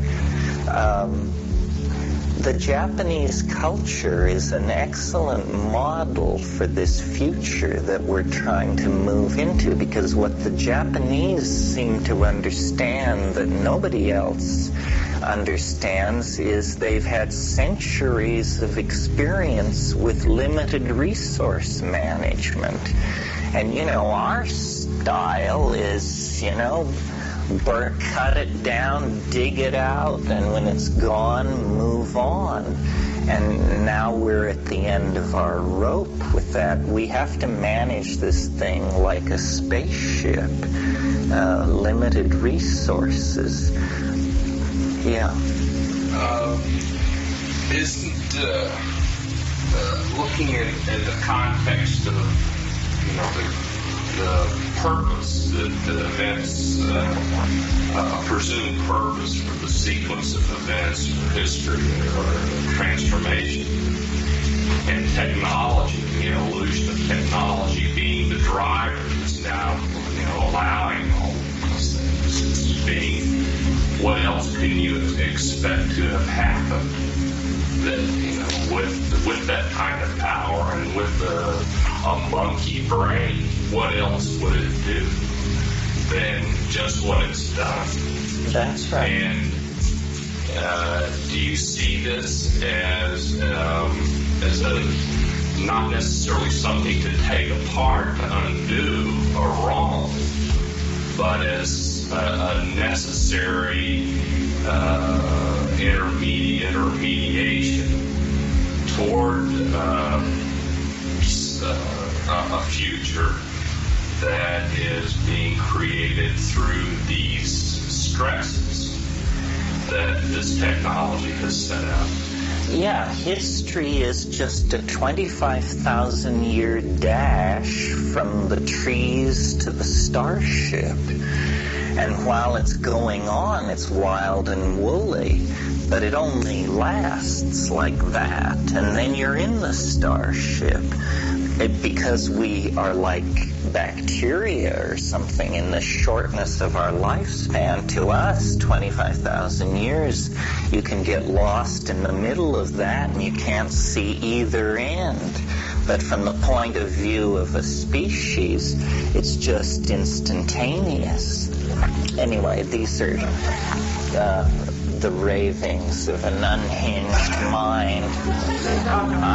I noticed last week, speaking of unhinged minds, did any of you see Science News with the cover Cretaceous catastrophe that shows an asteroid impacting the Earth? This thing happened 65 million years ago.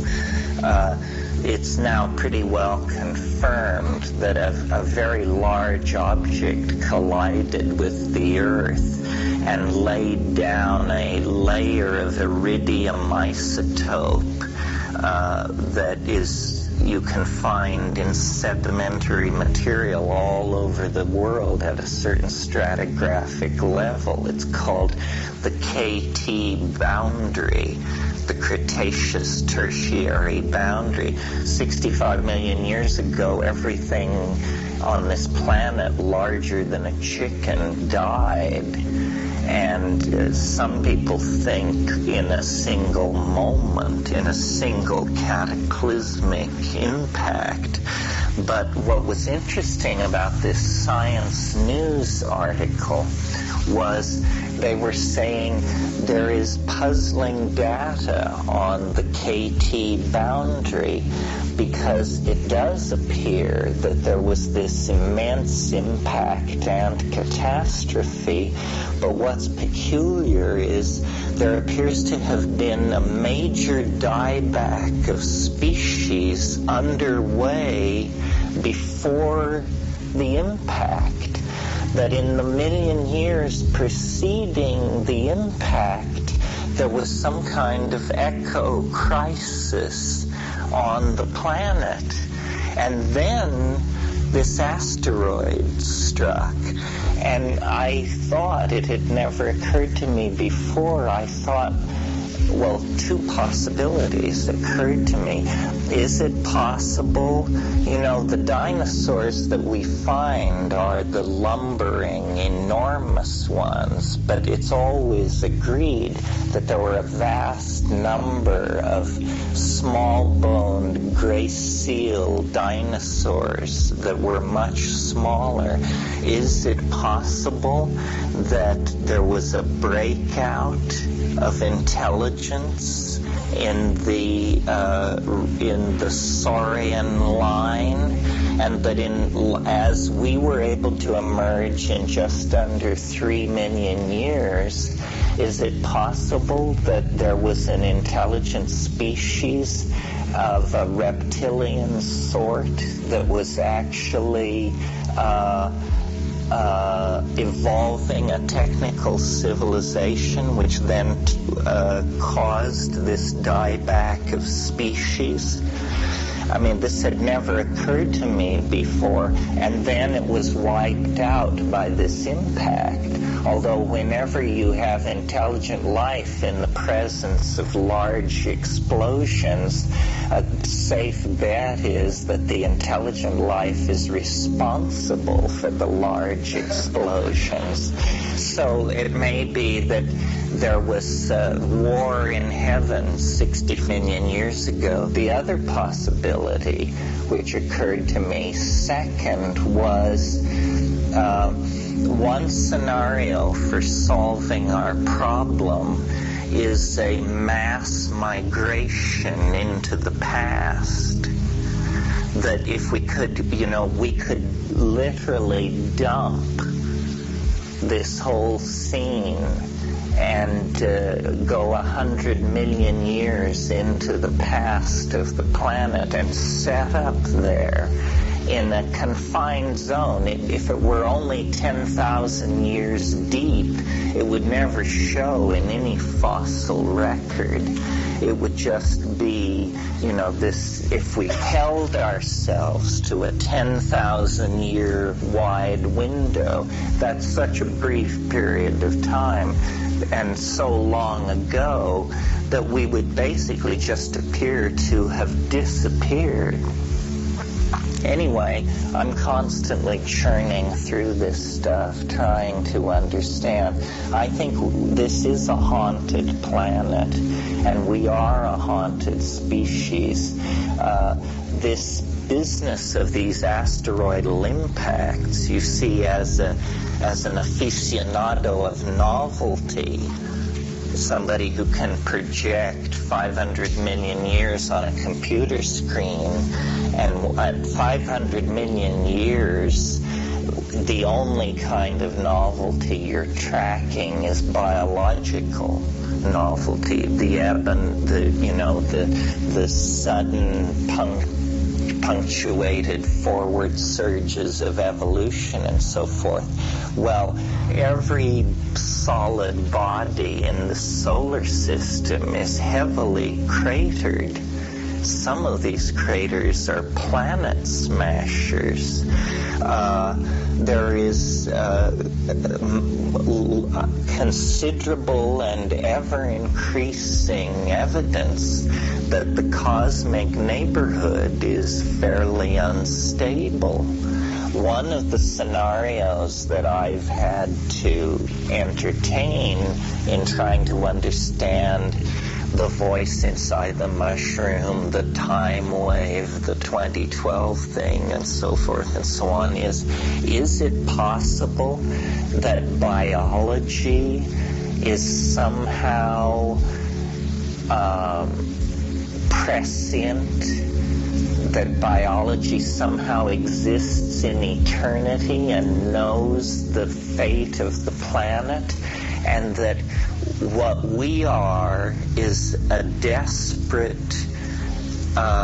strategy of escape, and that the planet actually can sense the possibility of a complete life-destroying asteroidal impact.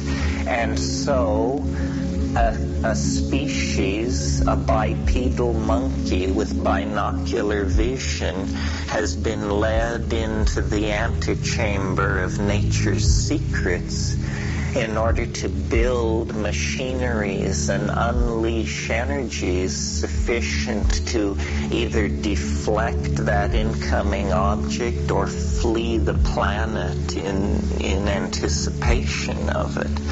I think life is tremendously tenacious and has an immense capacity to organize itself to meet any crisis, provided it knows it's coming.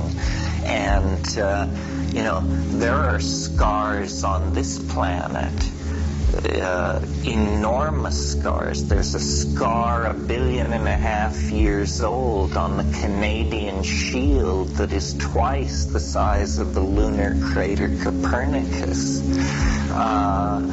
This thing that came down 50,000 years ago out near Flagstaff, Arizona, that was a tiny object. It was something like 30 meters across.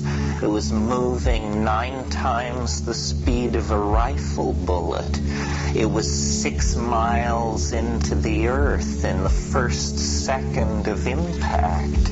Everything within 800 miles died instantly, and this was a nothing burger, this thing. An object 500 meters across the planet would ring like a gong for 10,000 years. And the thing at the KT boundary, the thing which killed the dinosaurs, they now believe they have the impact point. Oh, in fact, this is interesting, and it reflects on our psychedelic mix.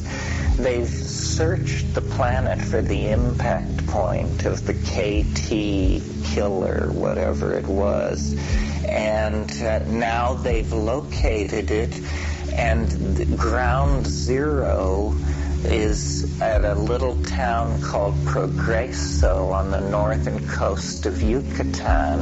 At the time of the impact, the entire area was a shallow ocean. But what I find eerie about the location of this impact point is 65 million years afterwards, on this exact spot, a civilization will arise obsessed with the end of time and determined to give a date to it. I mean, it's within 110 miles of Chichen Itza. It's near Zebel Chaltun. It's right in the heart of classic Maya country. So it's almost as though, the question that I would like to have you leave here with is, a new appreciation of how hard it is to figure out what is going on. I mean, what is going on? It's very easy to smooth it all out and say, that the Pentagon runs it all and so forth and so on. But once you start digging, I mean, the world is a labyrinth, a sponge of interconnected labyrinthine interstices, the weirdest connections. Who knew who and what they were doing about it. And then, these reports that come in, and some are false and some are true, but the sum total of it all is to paint a picture of excruciating weirdness. And people are just not pushing the right buttons. I mean, I guarantee you take 5 dry grams of psilocybin in silent darkness in your own living room on a Saturday night, and you know, Ferdinand Magellan, move over. You will see things no one has ever seen before, and no one will ever see again. I mean, and these things are real. They have existential validity. They have the power to move hearts and change lives if we can but bring them back into the domain of the group mind, of the tribal campfire. We are surrounded by oceans of alien beauty, alien intent, bizarre ideas. I mean, I'm convinced that these things which the tykes offer in the DMT holding pen are idea systems. Ultimately, the time wave, which, you know, took me 4 years to create and requires computer assistance and all this stuff, it was just one of those things. I mean, they have closets full of this stuff, and they just pull it out and show it to you and take it away. Oh, you like that? Try this. How about this? Each one of these things, you know, stretches the monkey mind to its limits. I am a rationalist, and yet if you press into these weird zones, you can overcome what I call the trailer court syndrome, which is, you know, that nobody ever gets kidnapped by a flying saucer except people who live in trailer courts. You can overcome that. You, with your BA in psychology and your friendship with Rollo May, you can be kidnapped by flying saucers. Yeah. Something about crop circles. I know. I just wondered. You mentioned that earlier, and I know these guys said that they made the crop circles. Well, the crop circles are such fun. First of all, it is a wonderful example of my contention that the world is made of language.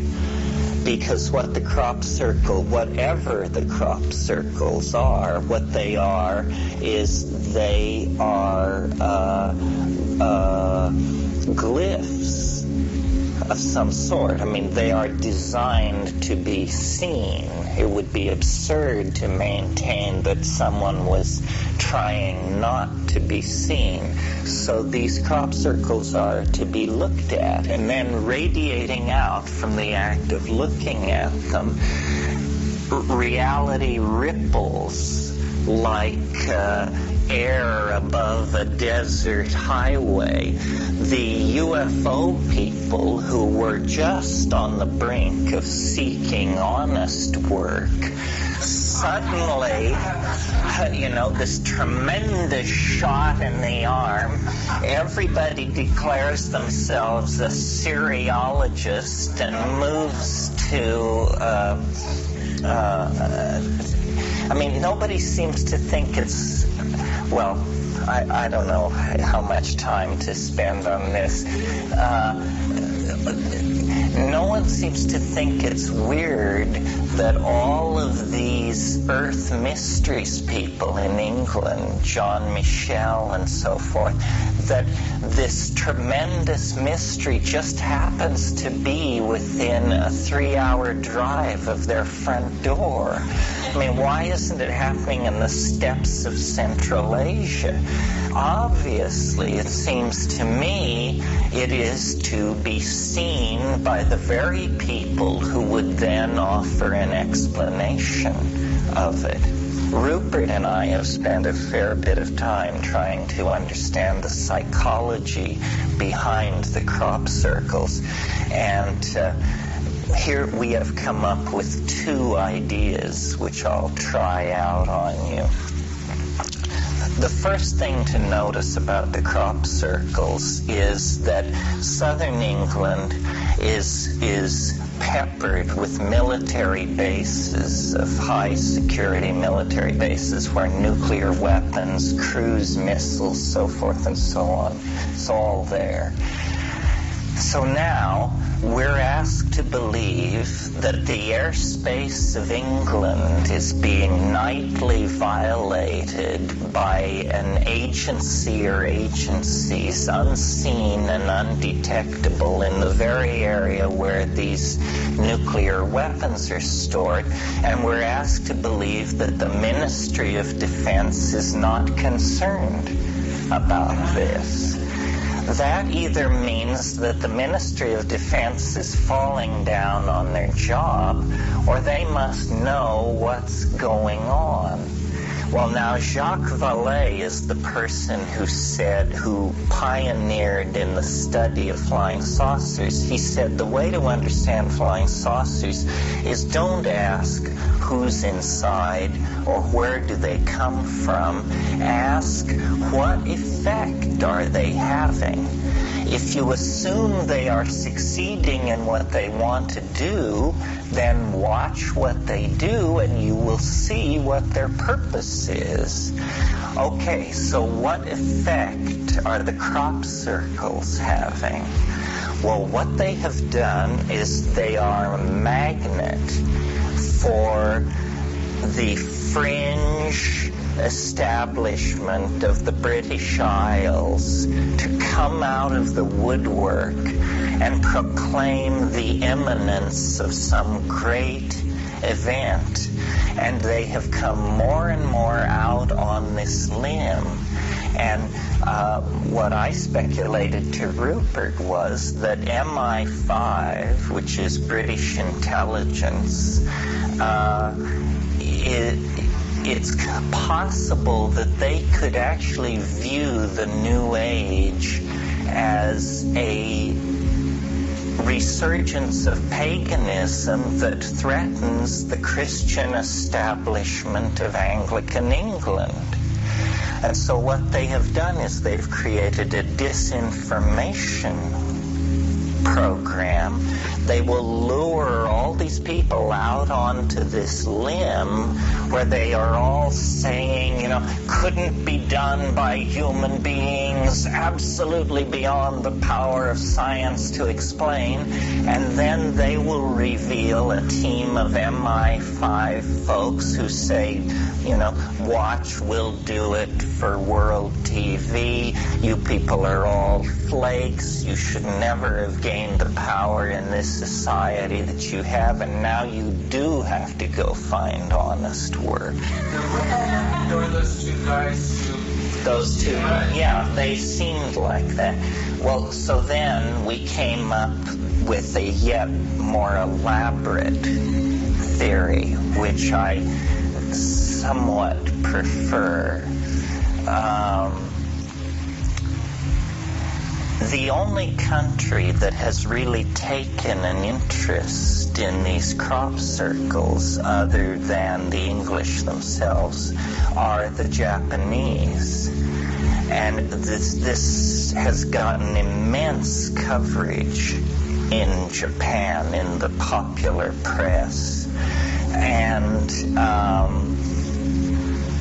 when you go to these crop circles, the number of Japanese is astonishing, because it has been written into all these tours apparently, and it's a photographic subject, and it's very courant and so forth, so it's a big deal. So what I suggested to Rupert was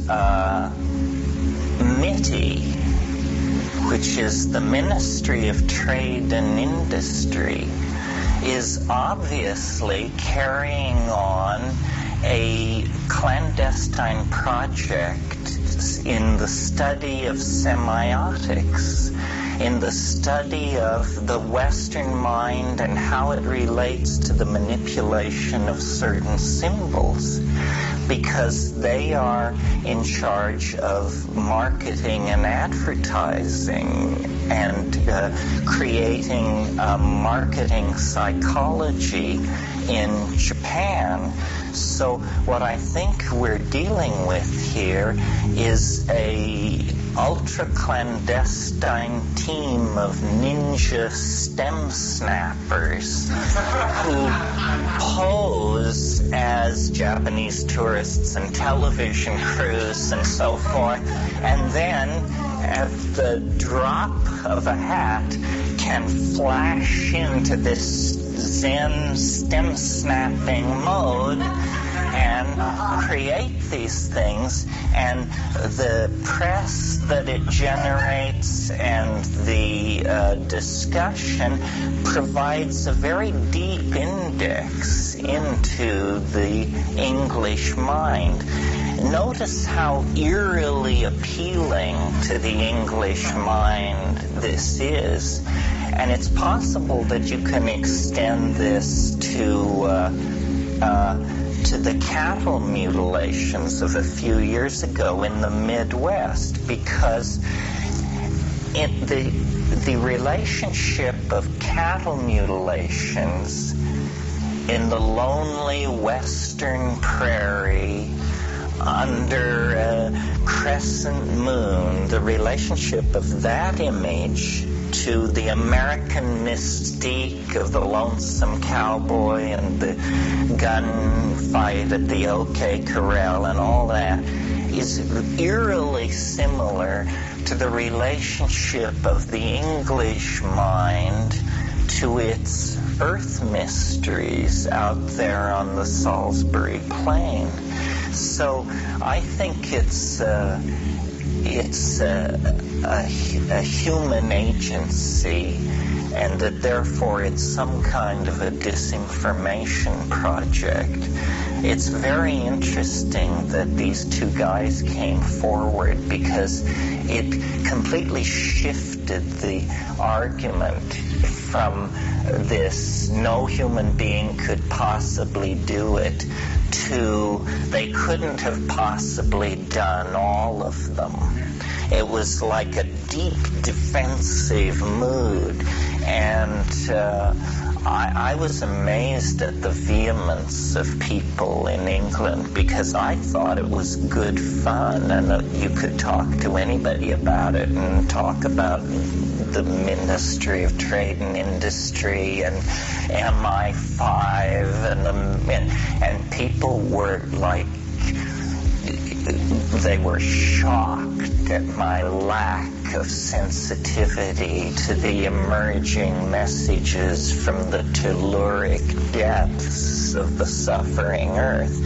Hey, maybe it's happening, but I was raised in the tradition of Occam's razor, which says hypotheses should not be multiplied without necessity. And I saw no necessity of reaching out to that. So one of the things that's really important, I think, about psychedelic get-togethers, however marginal and contrived, is that everybody gets to see who else is in the community. Most of the time we're fairly deep in the closet and can't be told from a typical convention of investment bankers or sports car enthusiasts or anything else. Well, I won't keep you too long tonight because, as I said, a lot of people came a long distance. I always think about these things before because I wonder, is it changing? And what's my role in relationship to it? Have I sort of fallen into being some kind of gatekeeper, or in the worst case, dancing bear? This issue of infotainment, and recently I found myself in clubs at 4 a.m. raving at people at high decibel with the perfect knowledge that they couldn't understand a word I was saying. And I wonder, this is a strange thing to happen to a philosopher. Is this what my daddy raised me for?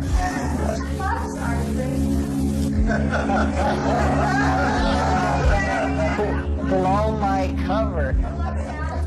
Well, not in LA yet. In San Francisco, we did a rave at, was it the Paradise Club, down below Market, and in the Fox Warfield I appeared with the Shaman, which was insane. I mean, they give you a microphone and just push you on stage, and it's just breathing on one of these microphones makes the walls move back, and Megatripolis in London, I appeared there, and Knowledge. The point being, I keep trying to understand where to put the psychedelic experience in terms of the available cultural pigeonholes. Is it to subvert academic thinking? Is it to ignore all that constipated bourgeois dominator malarkey and go for the kids? And then I've been here as scholar in residence for a week, and so I've given a couple of lectures, which naturally some of the themes we'll talk about have been anticipated. And I think,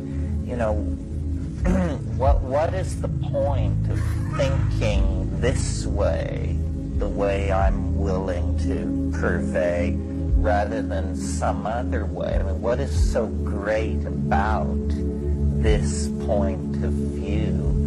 And I decided that it's actually the final defense is that it's the most fun. That I think it's, and this is not normally how we evaluate ideologies. Normally the concern is which is true, and then whatever is decided is true, no matter how dreary and depressing that may be, then somehow because it's true, some enormous moral obligation descends upon you to believe in it. I remember this from my own intellectual journey when I was 14, 15, and 16. The world looked very bleak. And so I read Camus and Sartre and the lesser lights of that dreary French existential school. And because it was true, you had to come to terms with it. Supposedly, life is a drag. But as you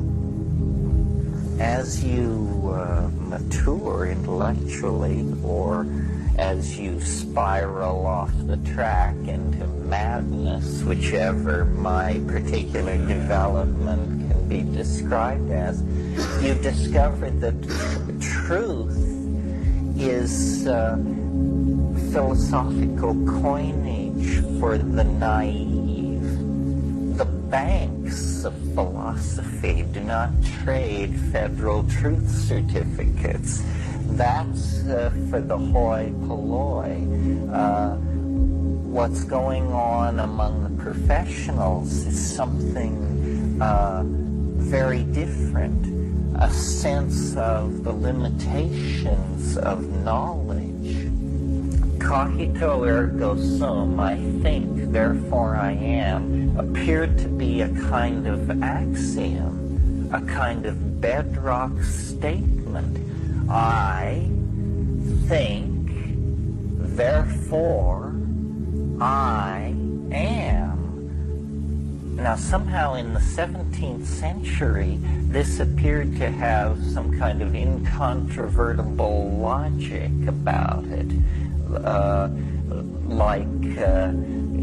I am I.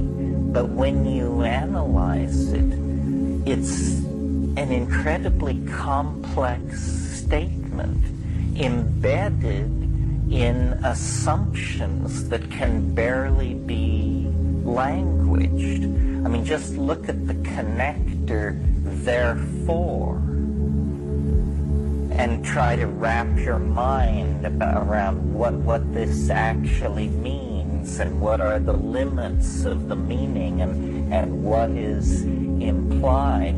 It's a profoundly intuitive concept, not easily languaged.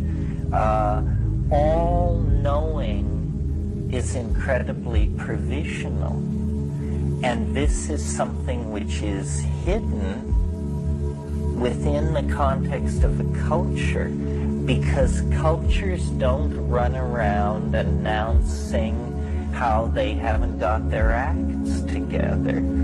That's not what culture is about. Culture is all about announcing how we do have our act together. Look at this Gothic cathedral, or look at this Stonehenge, or look at this wonderful human sacrifice we just put on here. We know what we're doing. We know how to run nature and ourselves. In the 20th century, at last, the evolution of philosophy has become sophisticated enough to sort of question this search for truth. I studied philosophy from somebody some of you may have read or personally known, Paul Feyerabend, who was a wonderful philosopher of science and essentially an anarchist. He wrote a book called Against Method, and he talks in there about the provisional nature of knowing and how naive we are in the ways in which we manipulate data about the world. Just as an example, we imbibe without question the very complex philosophical assumptions that lie behind probability theory.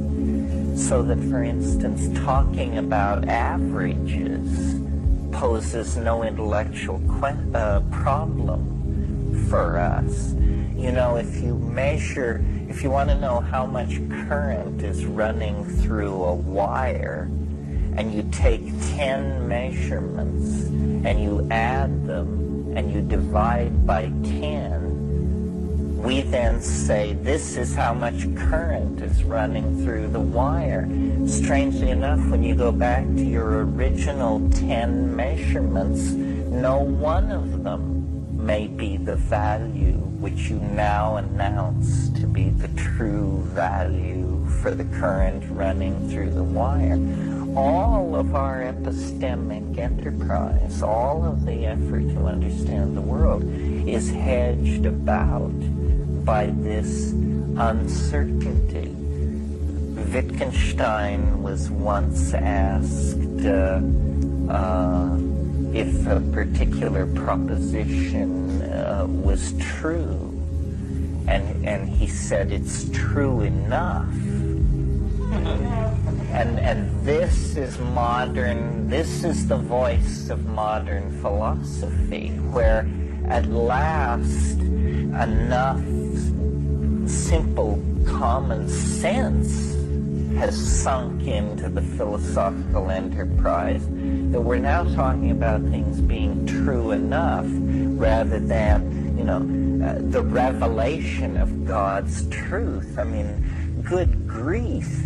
If you met a termite wandering across the floor of the jungle and interviewed him on his life's work, and he announced that it was the discovery of certain truth, you would be fairly condescending in how you related to that. Well, but do you believe that you are greatly different in your cosmic positioning than that termite? You know what, monkeys are better at this than insects? I don't think so. So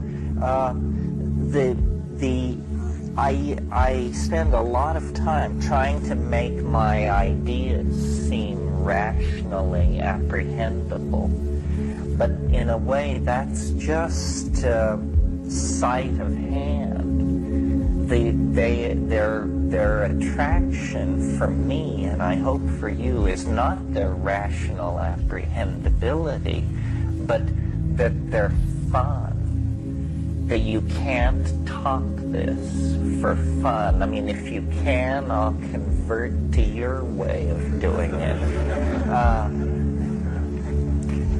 Because the phenomenal world is delightful. It's humorous. It has locked within itself all the adumbrations and reflections of its aspirations, its past, and its unfulfilled possibilities. I really think this is what the psychedelic thing is about, or at least for me, is it's a kind of sensual glorification of multiplicity.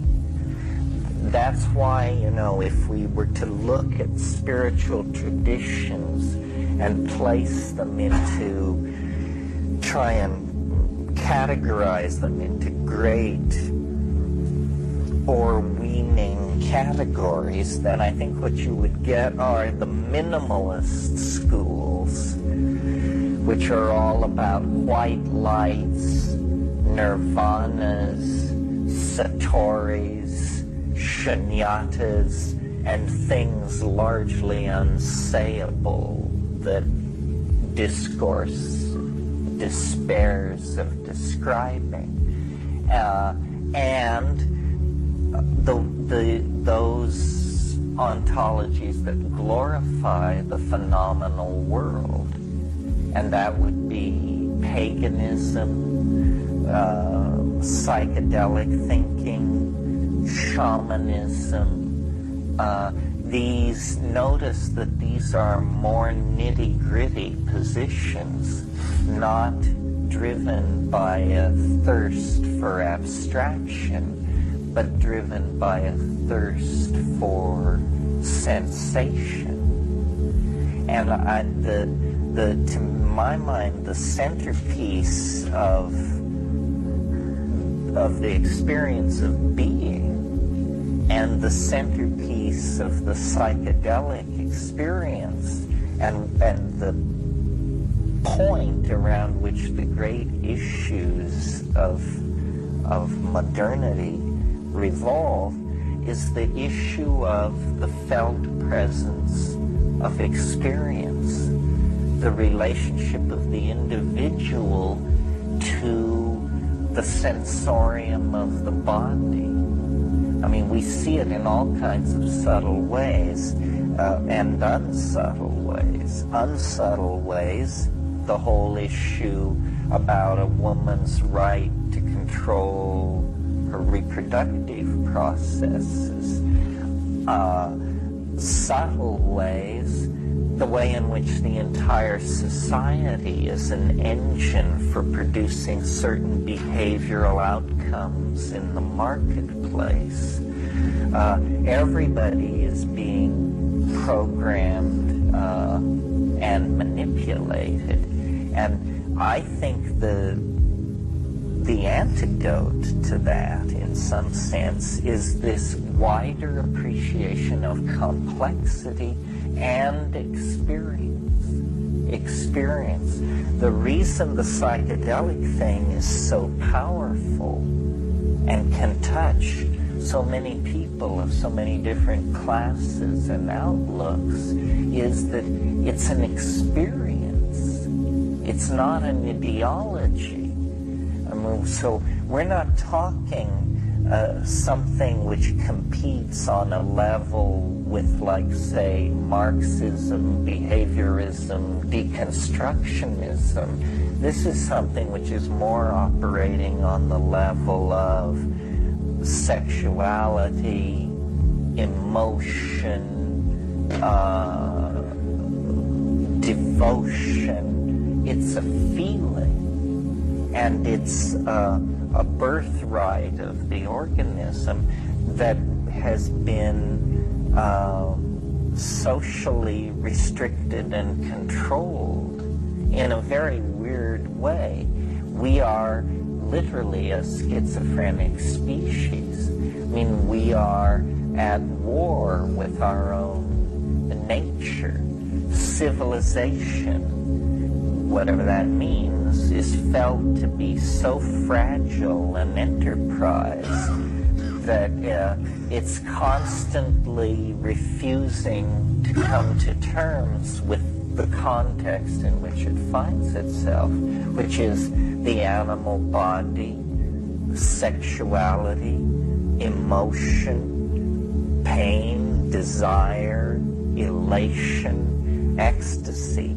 And so we go outside of those things and create a generalized abstraction and reason backward. The reason psychedelics, I think, are so frightening to the guardians of social order is because they represent a direct addressing of experience. And for a very long time, 1 millennia, 5 millennia, choose the number, experience has been hierarchically distributed in human society from the top. You get a Christ or a Hitler or a Pope, or it's a leader of some sort or a visionary, and then the exegesis of the vision is passed down through, and we imbibe it as a product coming with the sanction of social correctness. This has had a kind of neotenizing effect on us as human beings. What I mean by neoteny is the retention of juvenile characteristics. We have allowed ourselves to become more and more childlike, to the point where now some considerable percentage of us allow ourselves to be warehoused in a larval condition most of our waking lives, watching television, and consumer object-based fetishism, and the cycle of production of money for the acquisition of fetish material, then the inevitable disappointment, the reformulation of the fetish, so forth and so on. This is what occupies occupies us.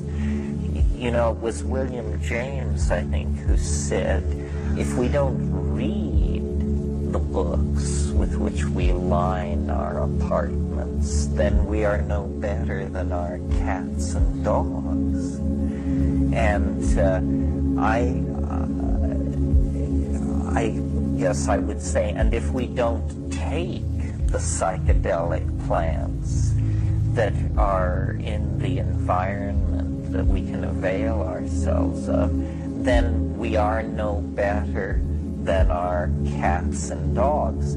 There are doorways open to us, but they are all experiential and personal. They lie in the realm of sexuality and I guess what you would call experimental psychology, and areas where we get very nervous and want to follow rote, follow tradition, and be assured that we are not deviant, that we are not strange, that we are not violating any of the canons of the tribe.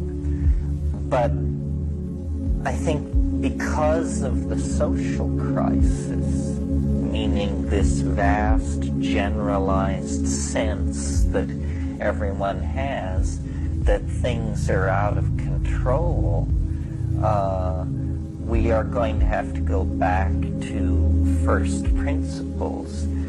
And what that means is a return to the authenticity of the body.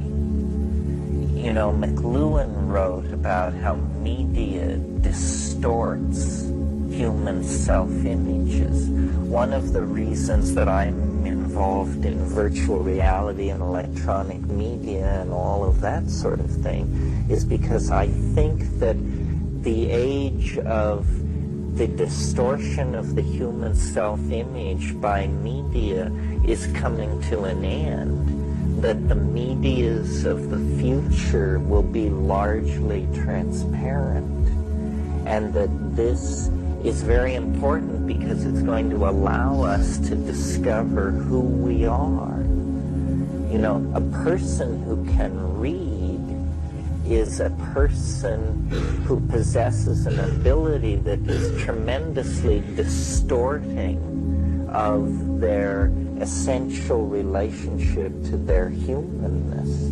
I mean, if language is a bizarre activity, and no question that it is, reading is orders of magnitude more bizarre yet, because, you know, abstract signs are being manipulated at close to conversational speed, in some cases faster than conversational speed.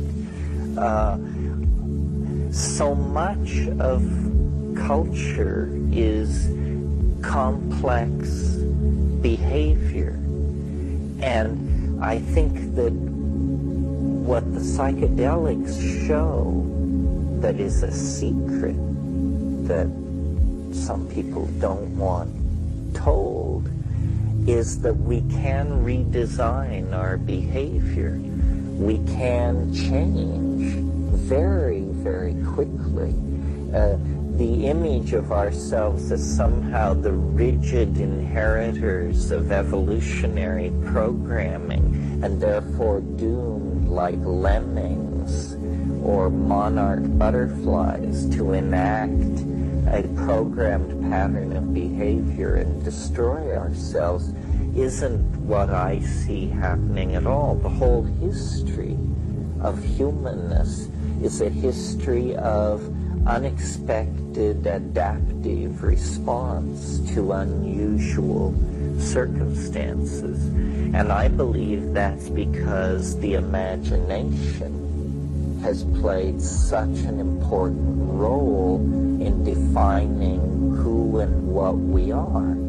And whatever the imagination is, psychedelics catalyze it. Psychedelics enhance it. The thin bandwidth of interior self-monitoring that goes on in normal consciousness becomes much more clear, three-dimensional, and intensified under the influence of psychedelics. If, these things used to be called consciousness expanding drugs. It was just a good old phenomenological description. Well, consciousness, or the absence of it, is what is pushing our species toward some kind of crack-up. So if there are factors in the rainforests, in the Arctic tundra, in the toolkits of pre-literate and Aboriginal people that can act to transform consciousness, then this is where we have to put our attention. If we could feel the consequences of what we are doing, we would stop doing it. The reason we don't stop is because we are partially anesthetized to the consequences of untrammeled population growth, unregulated capitalist market-oriented behaviors, so forth and so on. We are semi-conscious. This is our problem. We're like someone half awake inside a burning building. Are we going to suffocate and become a crispy critter? Or are we going to sufficiently integrate the situation to grope our way to an entrance and call 911? In our case, I don't know who comes when you call 911. But it's something like that. During the weekend, we'll talk a lot about human history, because I think human history is something that we are far too blasé about.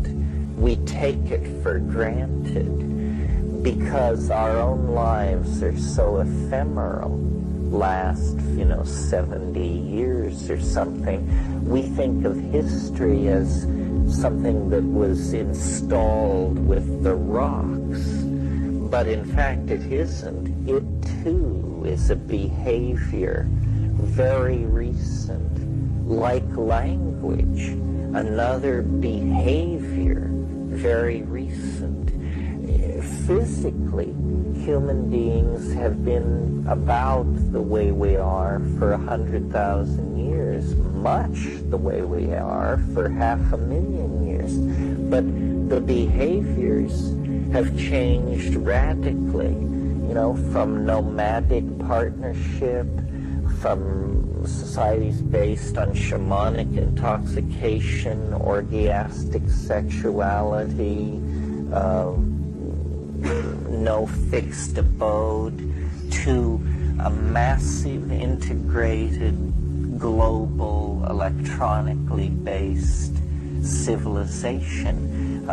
These are extraordinary modifications of behavior. It's as though hummingbirds were to begin assembling locomotives.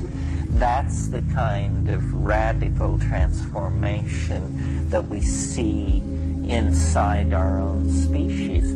Well, then the question is, what's it about? What we are doing by replacing one behavior after another, never resting, never satisfied, is, in practical terms, we're accelerating the entire temporal continuum. We seem to be pushing process toward some kind of dimensional apotheosis of some sort. We're not content to let things rest. And human history is the the record of this process, which begins as a kind of random walk across the epigenetic landscape of culture. But the random walk finds a compass heading, and this compass heading has many names. I mean, you can call it unity, you can call it God, you can call it a chicken in every pot, you can call it completion. But whatever it is, freedom seems to be its central feature. We want freedom. We want freedom from the constraints of the cycles of the sun and the moon. We want freedom from drought and weather, freedom from the movement of game and the growth of plants, freedom from control by mendacious popes and kings, freedom from ideology, freedom from want. And this idea of freeing ourselves has become the compass of the human journey. That which doesn't free doesn't serve. I mean, this has become almost a kind of universal ideal.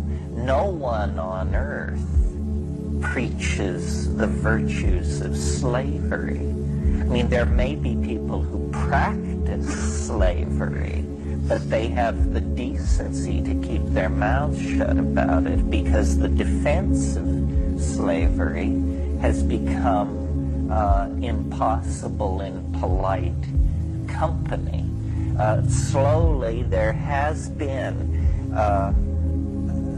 I think over time, the growth of an ideal of what human perfection is, first worked on by the great religions, and then sometime, I suppose, around the time of the Italian Renaissance, handed over to secular forces that begin to say, you know, freedom is more than the right to wear wool and pray 24 hours a day. Freedom means the acquisition of property, of the visible manifestations of wealth, the acquisition of information, freedom with the publication of the first books becomes associated with accessing the database of the culture. Well, what we've learned through Freud and Jung is that the database of the culture goes deeper than we may have anticipated, and that the final keys to the deeper levels are in fact plants that were part of our shamanic heritage millennia ago. So freedom has become basically a project in the Blakean imagination. That Blake called it the divine imagination. We now dream of transcending the constraints of matter, space, time, and energy themselves. I mean, this is what stuff like nanotechnology and virtual reality and this sort of thing is about. We wish to find ourselves in the imagination. Well, I maintain that this desire is a kind of nostalgia for a paradisical possibility that actually existed in the past, and that to understand the human predicament, we're going to have to come to terms with the idea that, which has been around for a long time, but not given much coinage recently, that history is a fall, that this is a lesser state than we have known in the past, that all this material culture and all this exhibition of energy control and so forth and so on is actually, these are the toys of lesser gods, and that being integrated in nature at peace with the rhythms of life and death and co-identified with the eternal organism of community, that these were actually higher and nobler ideas that somehow became compromised with the fall into history. And it has to do with our relationship to the lost continents of our own minds. I mean, that's what this psychedelic thing is really about. I think it's as profound as the European discovery of the lost half of the planet 500 years ago. It's that half of the human mind became disconnected from the ego, and for 1,000 years or more, these things have drifted in such profound estrangement from each other that when reunited, the only thing we can map it to is a flying saucer invasion or a descent of angelic intent or something, because we have become so alienated from the collective images of the soul. And while it's true that shamanism has existed forever and ever, and that some people, midwives, shamans, visionaries, schizophrenics, have been doing this in all times and places, nevertheless, it now has a special poignancy, because the official philosophy of our civilization, capitalism, materialism, reductionism, I guess that's it, maybe misogyny is in there, something, has played itself out. It's failed. Modernism has failed. Modernity has failed. The rational analysis of matter has led to the revelation of the irrationality of matter. The attempts to create systems of perfect deterministic prediction have led to the revelation of the chaos that haunts all systems and makes all prediction in principle impossible.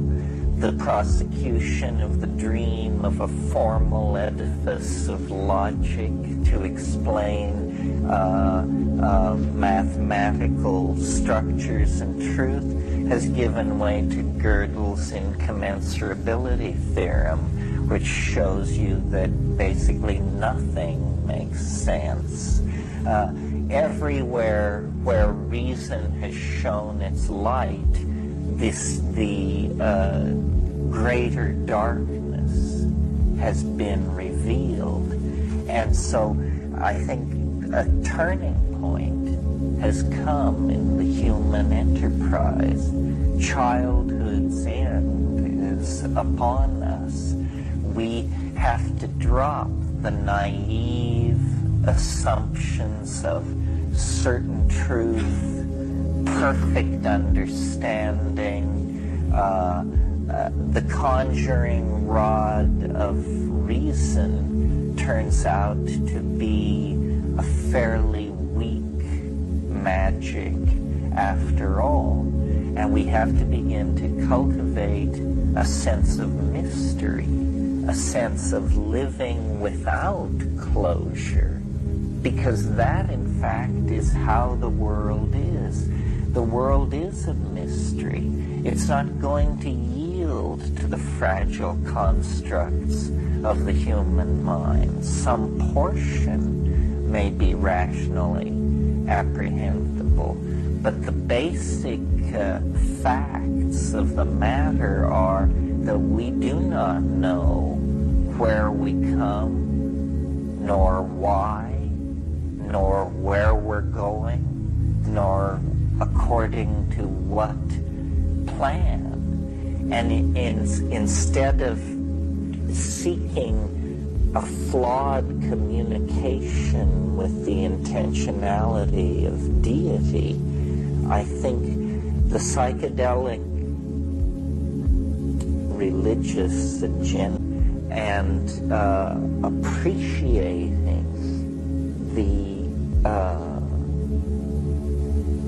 felt presence of experience and realizing that the abstraction game, the high modeling game, is in fact simply a game, and that there should be no emotional investment in these structures. I mean, what I've learned from the mushrooms ultimately is that ideas are for play, and the final payback from all of this is a sense of fun, a sense of humor. The truth, for sure, when it arrives, will make you smile.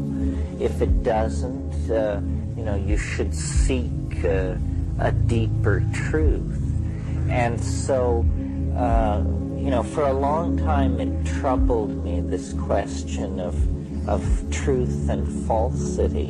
And now I think that it's more like this, that the person who has the best idea, or let's put it this way, the best idea, and that means the funniest idea, the idea that brings the small smile to the corners of your mouth, that idea will win.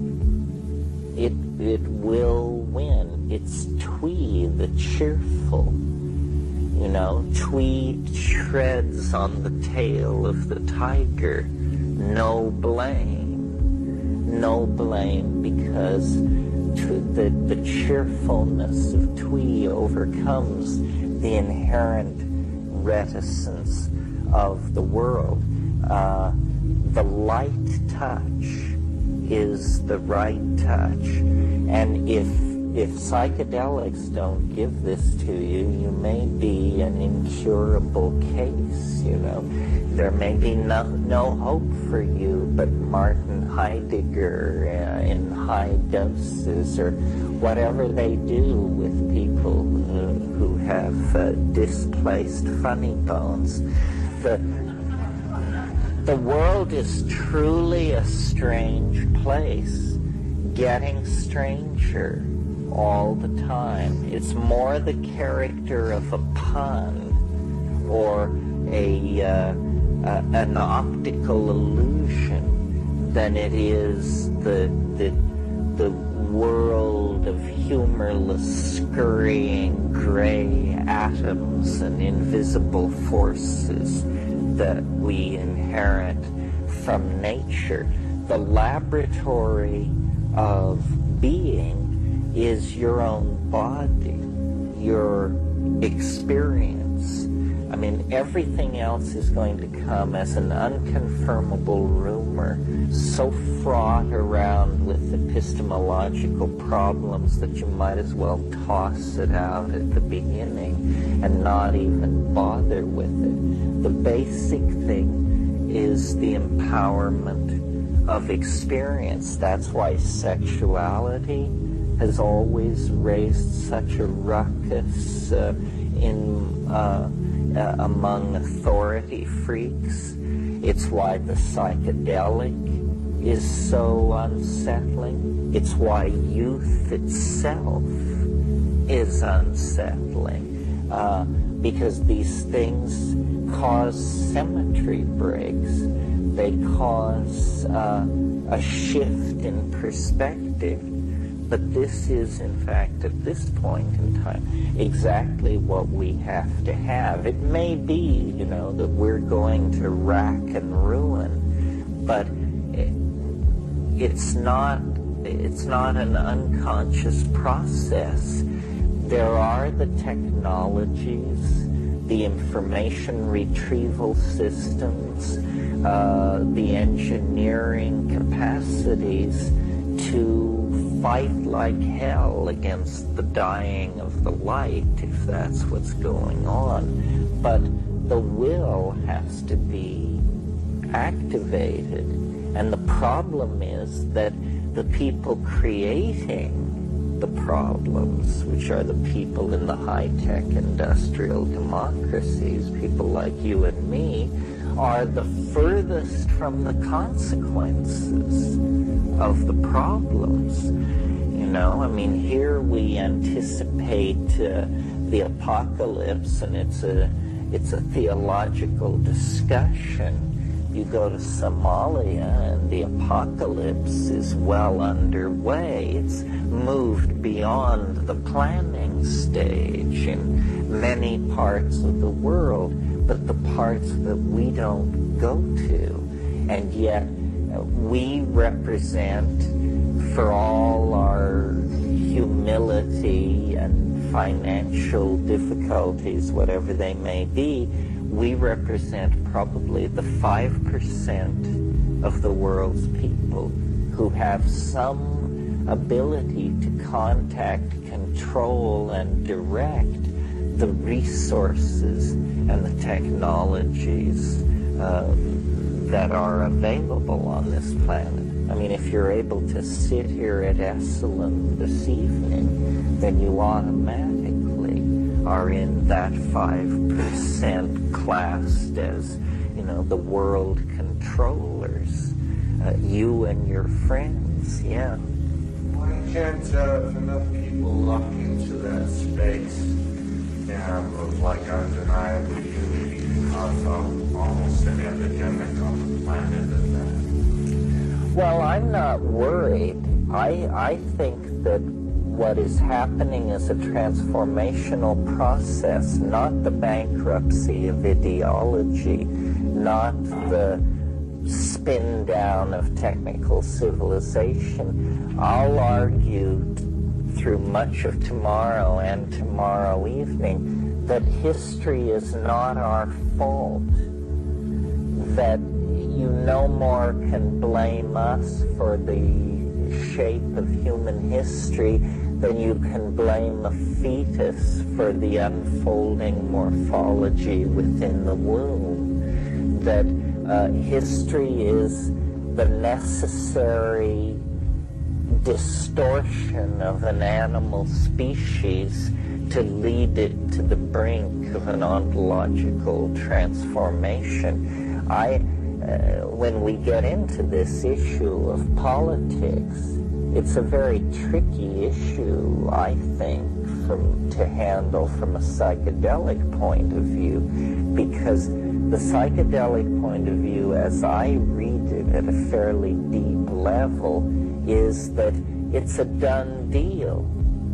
It's okay. Basically, we're going to make it. We've been on a straight line vector for millions of years with this transcendental attractor that has shaped us, called us out of matter, and is revealing itself through us. But knowing that is not permission for sitting on your can or ceasing to participate in the struggle to create a just and caring society. It does mean that you shouldn't worry, that worry is off the menu, that you don't know enough to worry is one of the arguments to be made. So I think it's basically a case of we need to act locally and think not simply globally, but cosmically. And in our cosmic ruminations, struggle to erase boundaries and to see that, the difference between us and the next species in waiting in the evolutionary elevator, and the difference between life and death, and the difference between pre and post history, these are differences that can be easily erased. And when they are, what comes through is this lost sense of unity and purpose and rightness that we're trying to recapture. Well, that's all I really wanted to say about that tonight. I didn't want to keep you past 10. We'll get together here tomorrow morning. Get a good night's sleep. The baths are open 24 hours a day. Thank you very much. Bring your questions, controversies, and whatever, and we'll dig into all this with great gusto on the morrow. Thank you very much. It's only 10 a.m. and already it's been mighty peculiar. Well, did anybody have any particularly strong reaction to last night, or feel that we were started off in a wrong direction or the right direction? Or, in other words, is there any feedback from all of that last night? So I'm beginning to have the feeling that the need to stoke the furnace of psychedelic information is a task that is being generalized into the culture, and which is a relief for me, because it frees me to discuss my own private megalomaniacal concerns, which are this mathematical effort to model history that will probably be mentioned off and on all day and then dealt with in detail this evening. Strangely enough, the novelty wave, or my theory about how history is structured, normally leads me into a situation of whipping the horse ever faster toward apocalypse and millennium. But very recently we've entered into a phase where it's more like you should get out your lawn chairs and learn to play solitaire or something, because at least by the expectations of the time wave, the next couple of years are going to be incredibly repetitious, mundane, pattern-bound, and ho-hum compared to what we've just been through. We really have been through, though from our close perspective it's hard to tell it, probably one of the most profound decades, or 5 or 6 years of the 20th century. I mean, the whole slow, catastrophic collapse of Marxism and what it's meant for Islam and capitalism, that all is now in the past, but very dramatic. Yeah, I like talking about my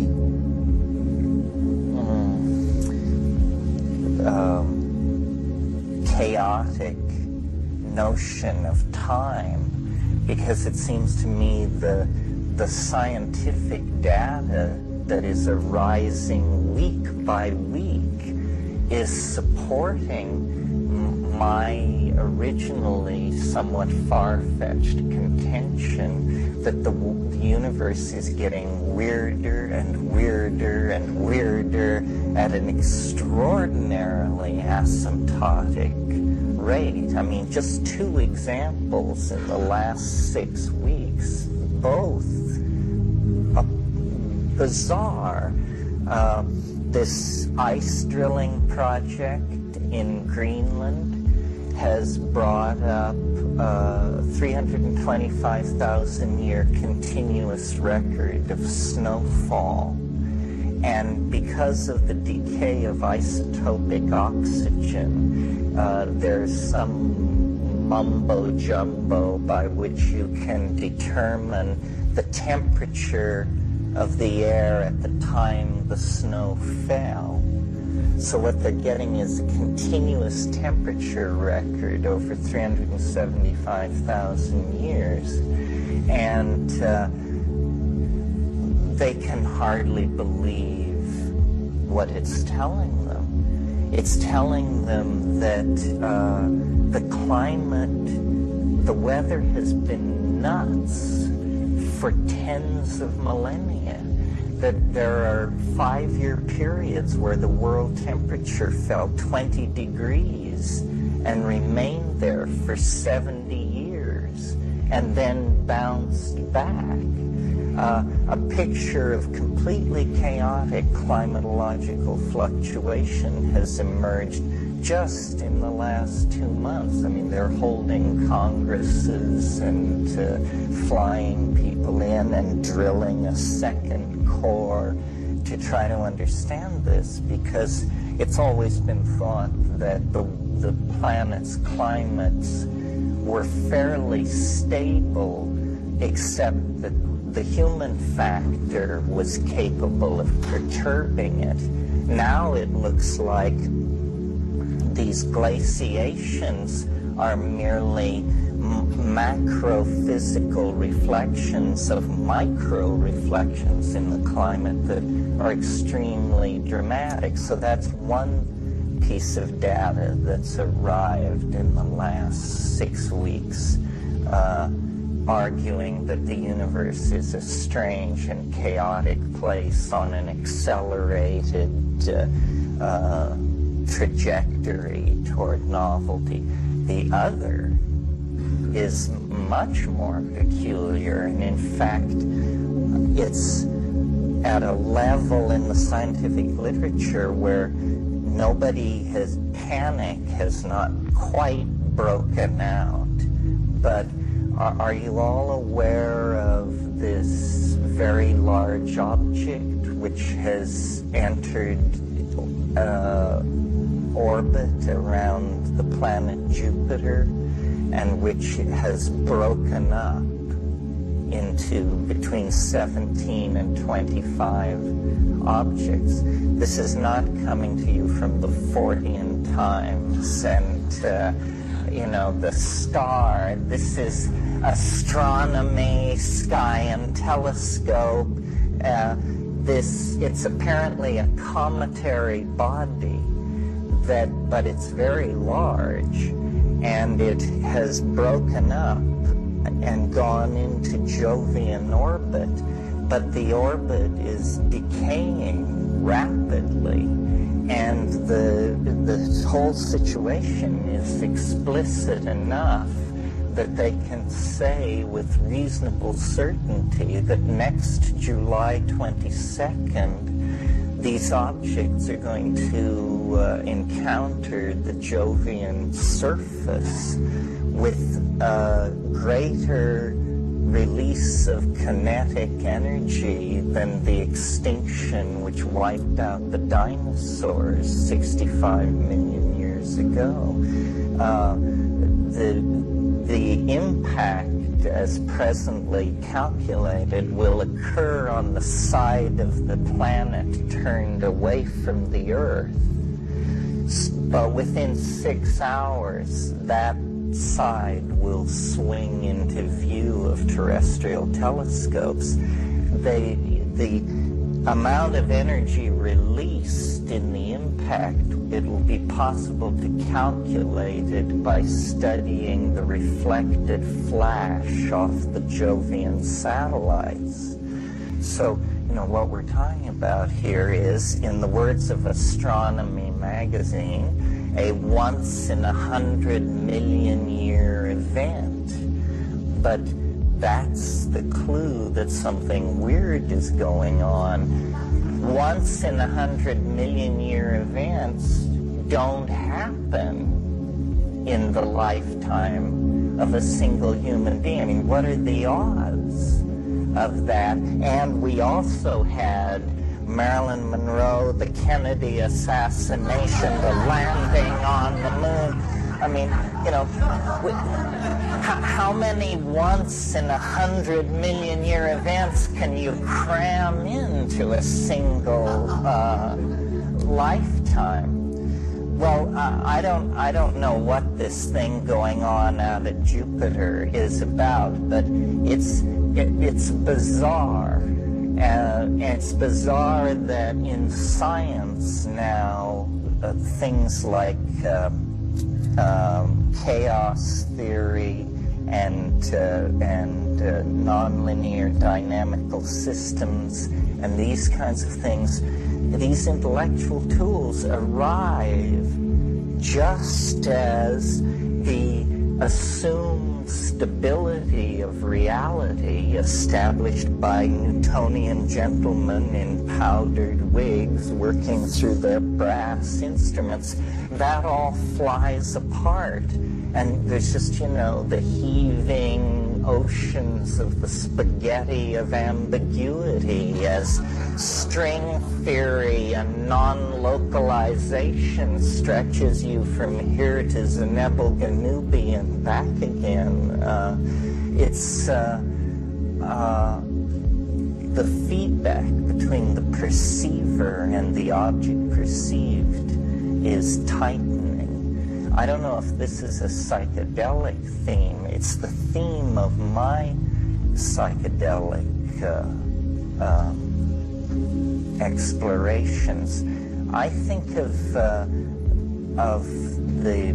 shamanic model as inherited from classical Aboriginal shamanism worldwide, which is a model of levels, that the universe is somehow made of distinct levels, energetic, geographic, however, but that there is an access, an elevator that allows you to move from level to level, and this is usually some extraordinary technique of physical stress production, or in the hipper societies, a pharmacological intervention of some sort. And the information is deployed differently on each level. They're like defined perspectives on the stuff of being, the raw perceptual input of experience. And I really think that, and I don't understand, you can't quite wrap language around it, but it has something to do with the fact that we're physical creatures at all, that the mind at its deepest organizational level reflects the geometric principles of the organization of space and time. So the mind as present in us at this moment has been folded and sculpted and shaped into a tool for threat detection in three-dimensional space, because the body is a fragile thing borne along upon the vicissitudes of matter. But when you take a psychedelic, or when you perturb ordinary brain chemistry by any means, illness, high fever, lightning strike, hunger, prolonged drumming, grief, all of these ways, then there is a transition of level, or what Merciliade in this wonderful phrase called the rupture of plane, the rupture of the mundane plane. Isn't that a great, you'd almost swore you'd have to smoke DMT to get together a phrase like the rupture of the mundane plane. Well, but then the organization of the information on these different planes has hitherto been largely thought to be somewhat expressionistic or haphazard, a la the Jungian maps of the unconscious or something like that. I think that there is actually more to be gained by making a strict mathematical model and saying that the shaman is a person who penetrates to a literal informational hyperspace of some sort, and to take it literally in terms of a geometric explanation. Because think about it for me.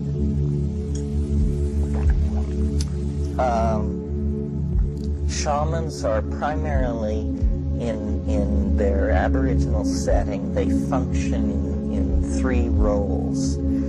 They predict weather. Weather prediction is very important in shamanic cultures. They tell where game has gone.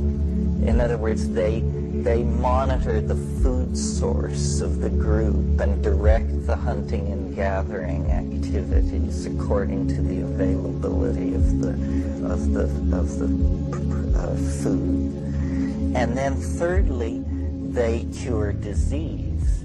And this is very important, and they are incredibly adept at choosing patients who will recover. This would be a cynical way of putting it. They are very adept at choosing patients who make miraculous recoveries.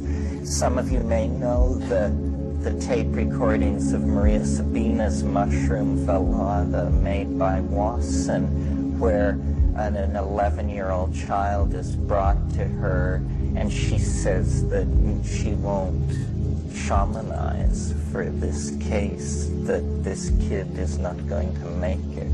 And then he doesn't make it. He dies within 3 weeks.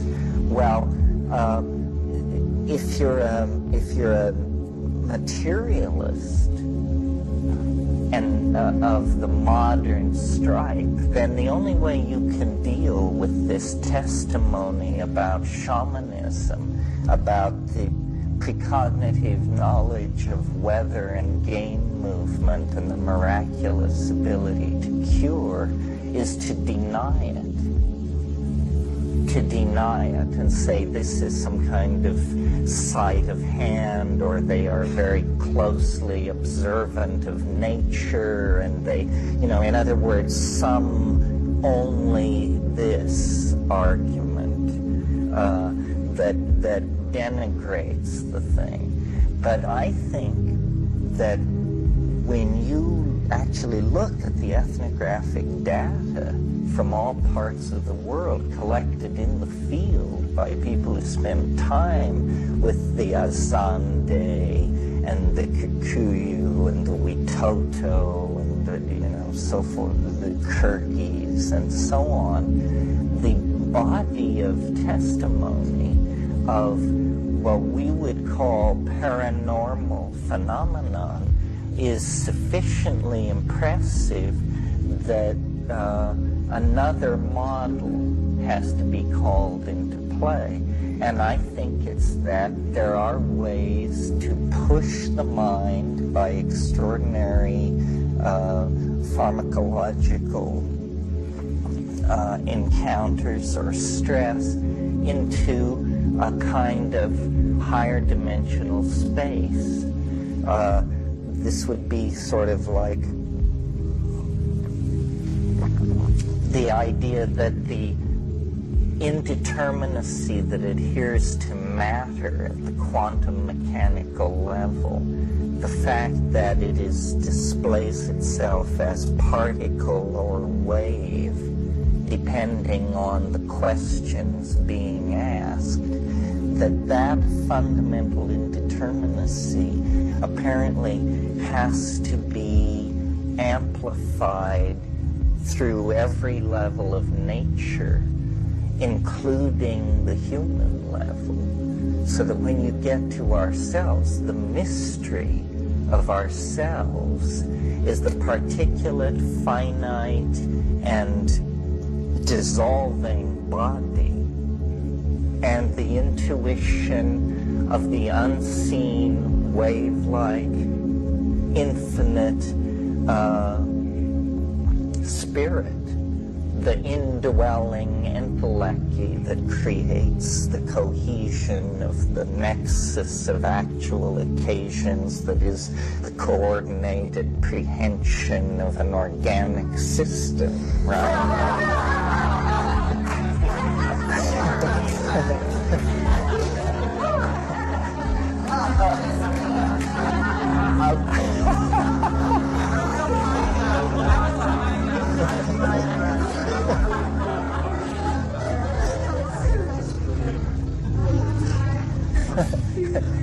We'll just stop there.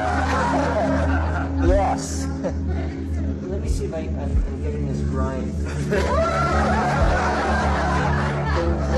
I'm getting the image of you mathematically decoding the language of the gods in a way. Well, except it isn't exactly a language, it's more like a point of view.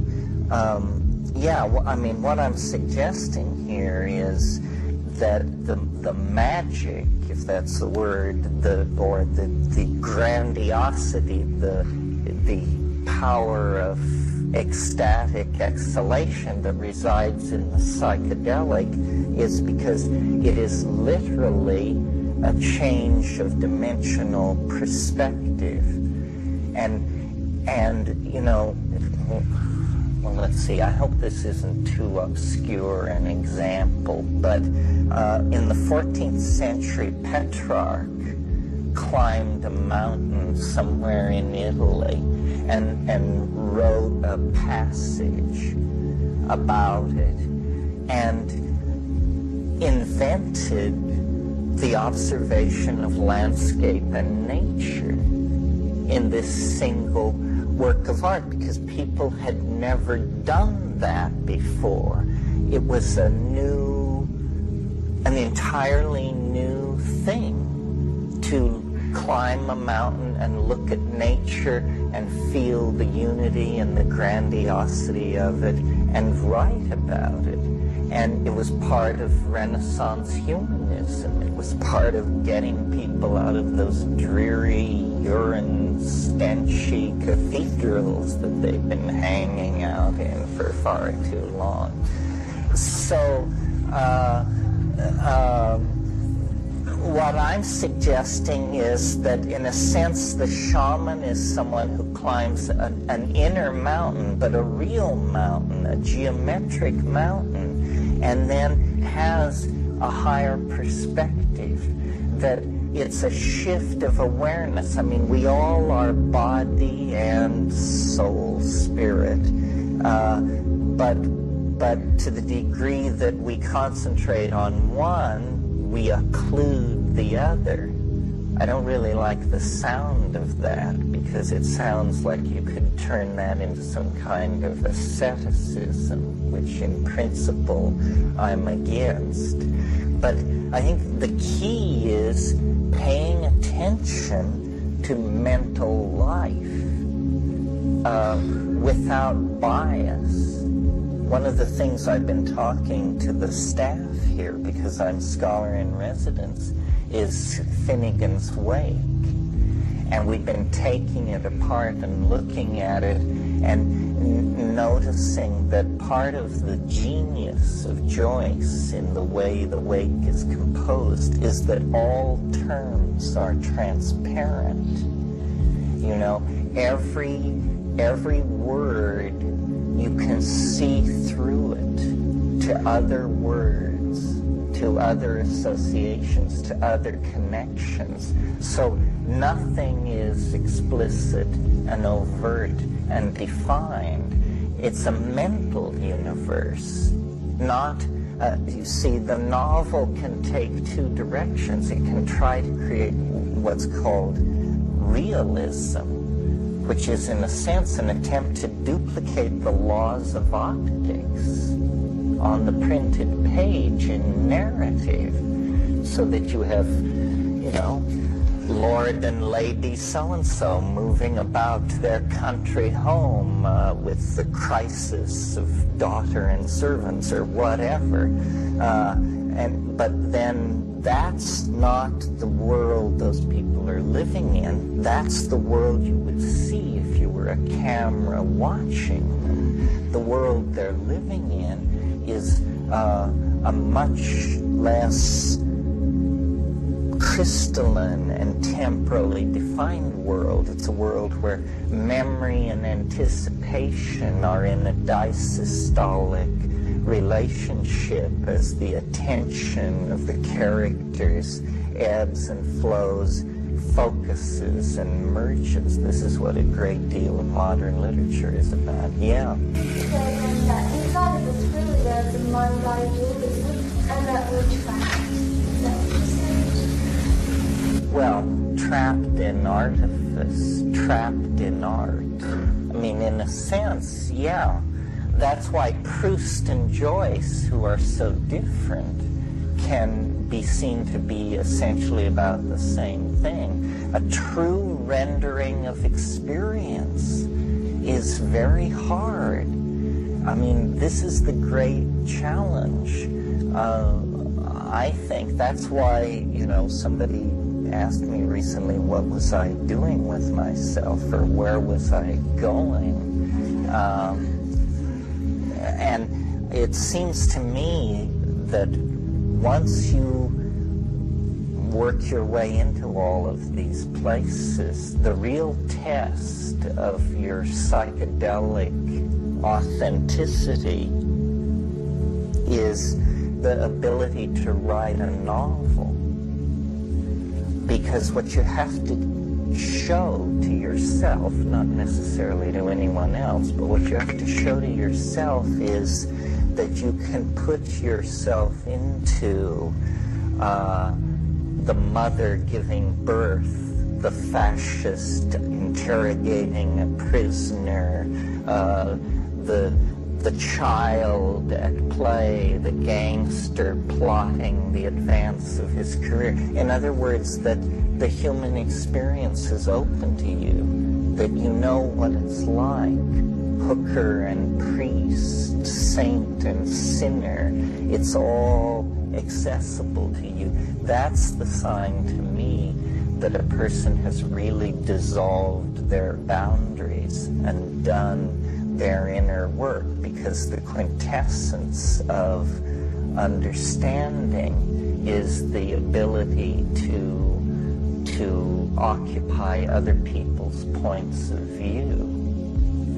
I certainly make no claims in this area. In fact, I'm very weak in this area. I learned a long time ago by watching how I play chess that my emotional immaturity is right on the surface, because the way I play chess is I make brilliant plans, and then I attempt to carry them out as though there was me and nobody else there. And meanwhile, coming at me across the board is this bewildering series of interruptions which throw off the plan. And I mean, this is the Via Dolorosa, the street of tears. And I think there's a crying tradition among North American Indians. You know, stress is what we're talking about on one level. I'm not sure that it may be that there are two ways to attain these places: stress and psychedelics, and then we could have a discussion about whether psychedelics are a subset of stress or not. I mean, that's sort of like whether you think of surfing as stress. I mean, obviously it's strenuous and it can kill you, but some people think of it as exhilarating. There are many ways to perturb the mind. I mean, the reason when we talk about psychedelics, we fall automatically into a vocabulary of travel. We talk about journeys and tripping and that sort of thing, is because travel is how people normally attain this if they don't have pharmacological means, and that's always been respectable. I mean, even among very bourgeois societies like the 19th century England, you know, the summer holiday in Italy was de rigueur, and if you saw a room with a view, you know, this was where Eros and the dark Latinate unconscious was expected to swarm over these pale English women and initiate them into unspeakable pleasures and debauchery. And doesn't sound half bad, does it? Yes. You talked about I'm having trouble wrapping my mind around it. But my question has to do with one of the topics of the weekend, which is ethos versus politics, and it's kind of inner versus outer.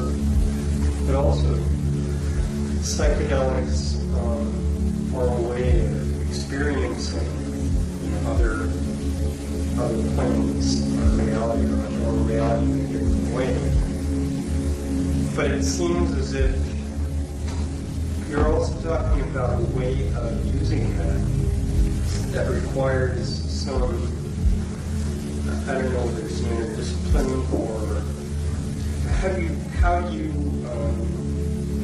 use it so it's not just a distraction, a drug,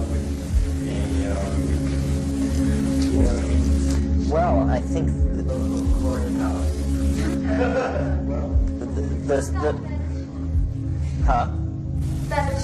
fetish object. Well, I think the simple answer to how do you do it without trivializing it is that you do doses that scare you. You know? I mean, these things are not physically dangerous, and yet they are terrifying at what are pharmacologically completely harmless doses.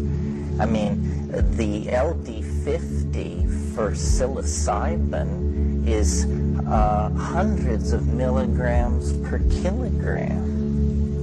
And yet, if you take anywhere above 25 milligrams of psilocybin, I think the strongest wayfaring soul reaches for the brake pedal somewhere in there. It's amazing how we just skim the surface of this. I mean, and we can't go very deep because language fails.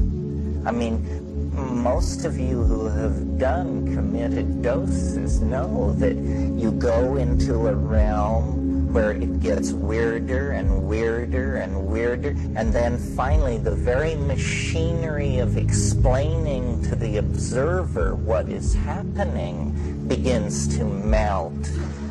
And then you are there with it for a while. And then you descend out of that, and the language mechanism reactivates and says, you know, we are now leaving the utterly unspeakable behind. And so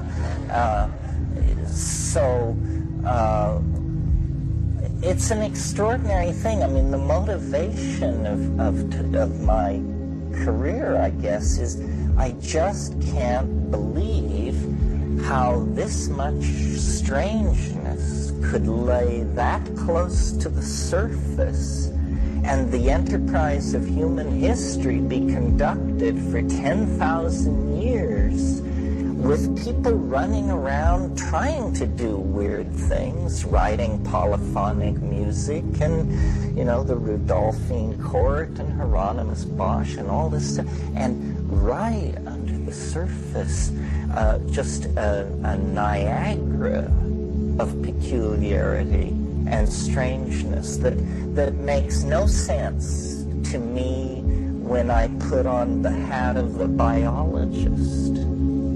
You know, why should an advanced animal of some sort have this curious relationship to an invisible river of imagery running collectively through the brains of all and each? What is that about? And the beauty of it, as in Blake's word, the futurity of it, the fact that in the glistening of the flowing waters of the unconscious, you glimpse not only the square-topped towers of Ilium and the ruins of Carthage and Petra and all that, but you also see the intimations of some kind of magnificent future that, you know, is it in the imagination? Is it directly ahead in the time stream? Is it lost in dream? The whole circumstance of being alive and being a self-reflecting, thinking human being is just too peculiar for words. Yeah. Saying that as far as the terror of this goes and what makes people get the off button,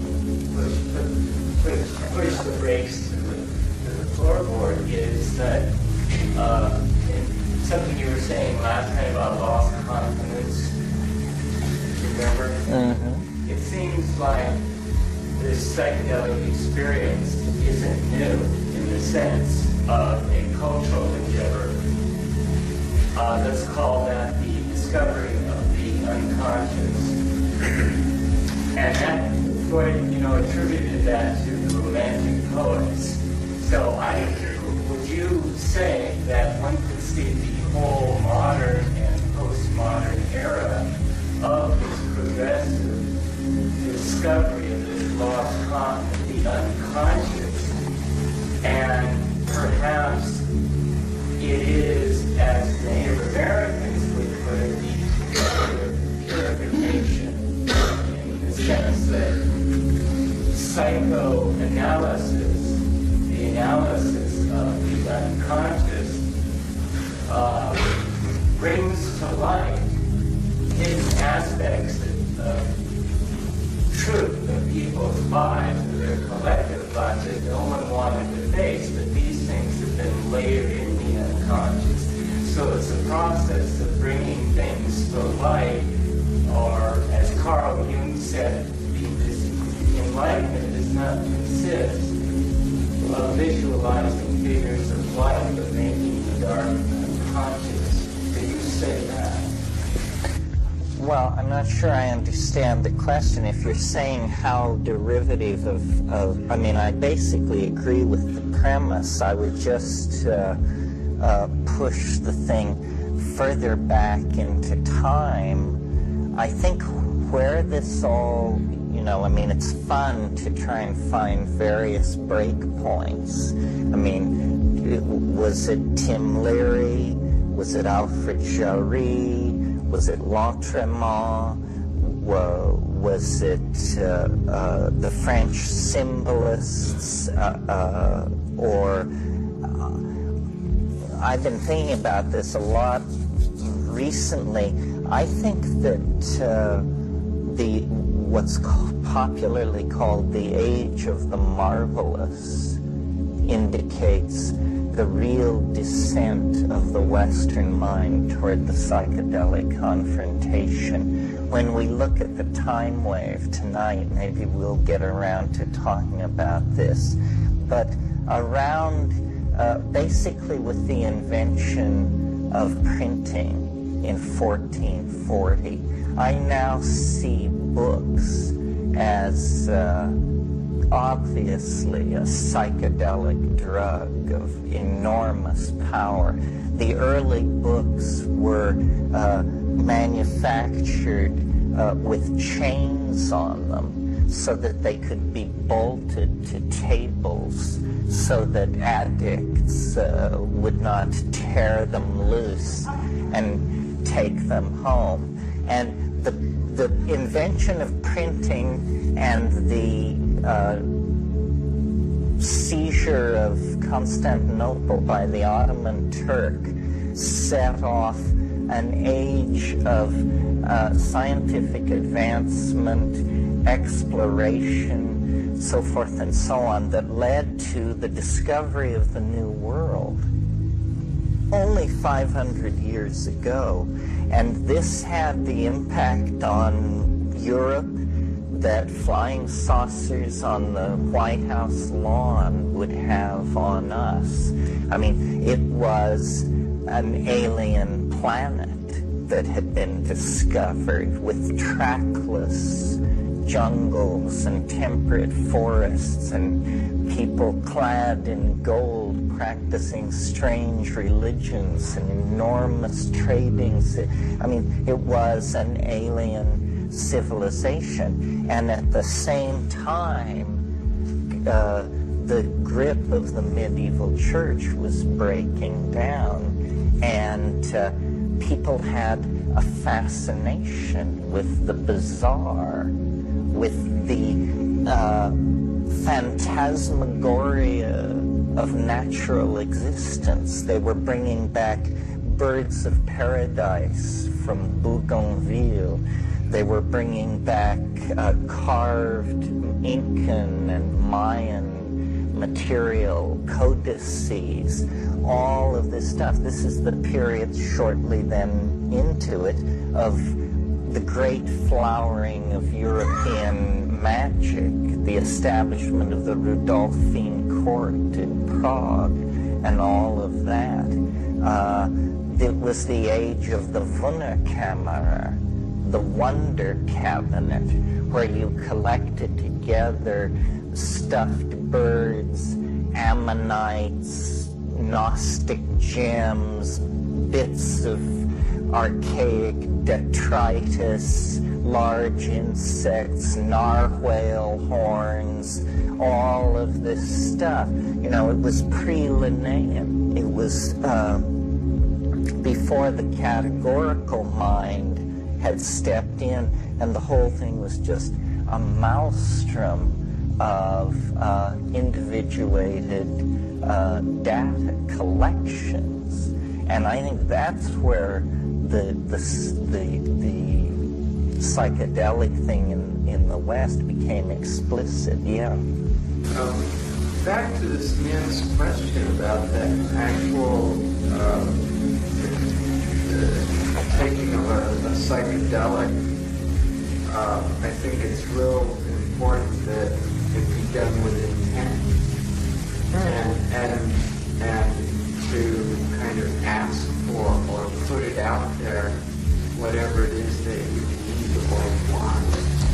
Yes, you have to talk to these things. You do it on an empty stomach, in silent darkness, in a situation where you feel secure, which can mean in your apartment with the phones unplugged and the door locked, or off in some jungle or somewhere. But it's very important, empty stomach, silent darkness, and intent, as you say, and then not reckless dose, but committed dose, not to see if it works. It works. Other people have established that. You don't need to do research to confirm that it's psychoactive. You just, do it. And then, there are techniques for navigating through there. The best is a pure heart. But since we can't always come up with that,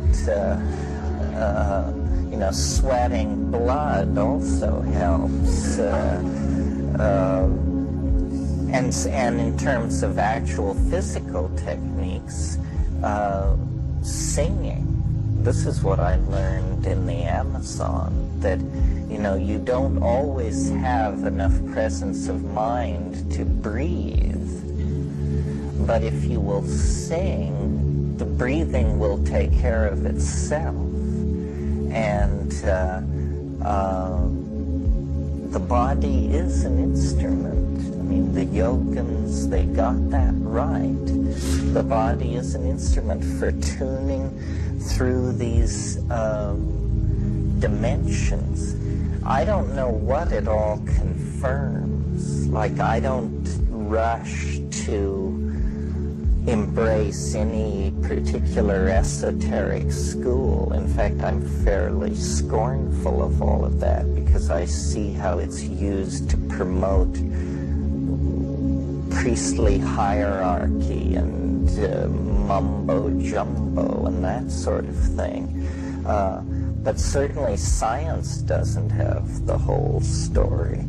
I mean, the human body is an incredible esoteric instrument. It's just that I think you need to self-teach yourself.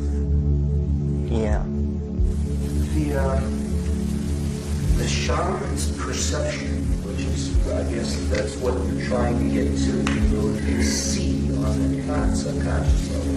It starts with pure heart, pure mind, because they're largely because their minds aren't cluttered with everything that the rest of ours are. They don't have to overcome the knowledge, the facts, the awareness of the material life, because they don't start with that, right? They start with good and they start with purity, good, bad, word.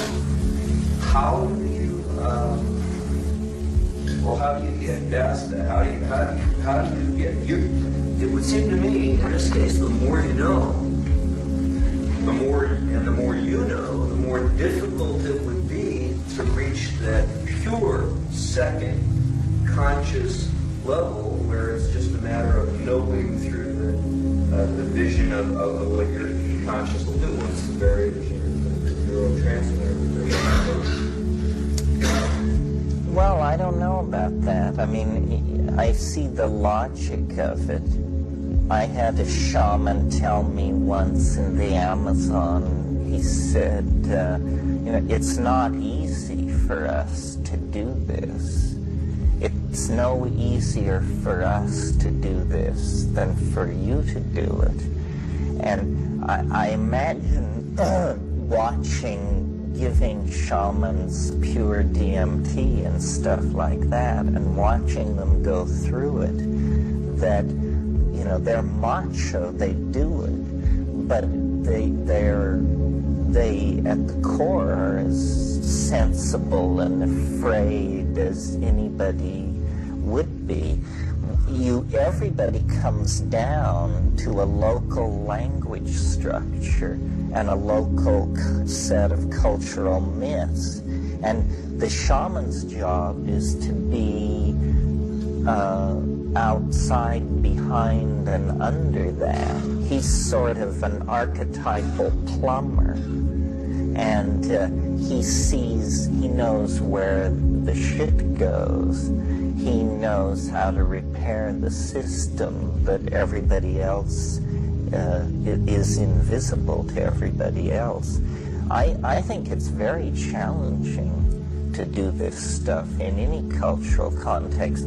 One thing you find that you may not expect when you go to the Amazon is not all shamans have the great zest for going as deep as possible. There are a lot of shamans whose attitude is you get in, you do the work, and you get out fast, and you take only as much as you need to. It's a question, I mean, which is more important to the content of your psychedelic experience? The books you've read in your life or your genetic heritage? That kind of thing. Teasing this apart, the only way we'll ever know, and this is why I tend to encourage and hang out with the technical crowd on one level, virtual reality is a technology that might allow you to show somebody the inside of your head. And if I could, spend 6 months building a virtual reality, which was my DMT trip, then escort someone into it and show it, and then they would say, that's exactly what happens to me. Or they would say, that was the damnedest thing. I mean, nowhere does that come tangential to anything familiar to me. Well, then this would be wonderful. In either case, you would either have confirmation of a generally recognized reality or a breakthrough to an immense domain of potential creativity where every individual could create their own equally personally compelling metaphysical joyride of some sort. I think, on one level, what we're doing here is something that's never been done before in Western society that I'm particularly aware of, which is we are talking about the psychedelic experience. This is the first step toward understanding it. I guess the first step is having it. But then so many people have had it who don't attempt to English it. And it's quite respectable to do that. I mean, too much has been made of the indescribability of it. I mean, it's fine to say that, but then decency demands that you go forward and describe it. You're pushing there against the envelope of language. The culture cannot evolve faster than the language. The language is the flashlight that shows the path. And so if we don't talk about something, race, homosexuality, drug experiences, then no cultural progress takes place on that front. It's like it just doesn't exist.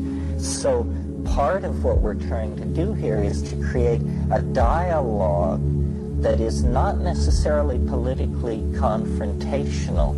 Too much of the public dialogue about drugs is all about whether they should be legalized or not. I mean, you can take care of that in one sentence. Yes, they should, and they won't be. So now let's move on with that. But experience, this is probably the richest domain of experience that we have. I mean, you may go on your vacation to Benares, and I may go to Argentina, and we will get back and talk about the restaurants, national parks, and museums that we visited. But far more interesting conversation could take place if I do psilocybin and you do mescaline, and then we get together and talk about the places we have seen. In other words, this psychedelic universe, whatever it is the major datum of experience. It's larger than this planet. Nobody knows how large it is. The further in you go, the bigger it gets. We don't know what to make of something like that. That's the reverse of our expectations. Yes? You seem to use sound a lot as like a key issue. Like you were mentioning in South America, you sang songs. Were those songs like ayahuasca songs or Inca songs or little ditties you were doing in your own self? They were, in some cases, ayahuasca songs that Don Fidel taught, and in some cases, just taking ayahuasca, I learned, and to call them songs, but one of the things that's so interesting about ayahuasca is that it promotes a synesthesia that's very dramatic. You seek sound. And when you make it, you have an experience which is beyond English by several leaps. The experience of generating colors out of a vibration, so that you go, and a chartreuse line like a neon light descends and hangs there, and then you can move it off, and it goes from chartreuse to lemon yellow, and then you just begin playing with this, and within 30 seconds you're doing something that it seems to you only intelligent insects on other planets do. And for everyone who knows that you talked to about ayahuasca. I think if you can come through, you have to sort of get your wits about you, because ayahuasca sweeps over you. There's stomach stuff, there's waves of hallucination. But once you sort of get your sea legs, you can do this. It's very clear when you're with these shamans that these performances are pictorial.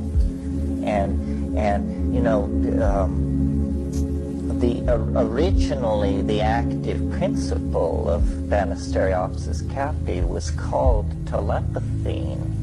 When Theodor Hoch-Grünberg and those people went in there in the early years of the 19th century, they collected samples, took it back to Berlin, and characterized it, called it telepathine, and then it was later realized that the compound had been earlier isolated from pagamen harmala and called harmaline, and the rules of chemical nomenclature give the early discovery precedent. But it was called harmaline because, it was called telepathine because the tribal groups using it seemed to have this extraordinary group-mindedness this is one of the things that I'm keen to talk about, is the fact that telepathy of a sort we didn't conceive seems to lie very close to the surface in these states. When I think most people think of telepathy as you hear what I think. That's telepathy. That is not what psychedelic telepathy is. Psychedelic telepathy is you see what I mean. You see what I mean.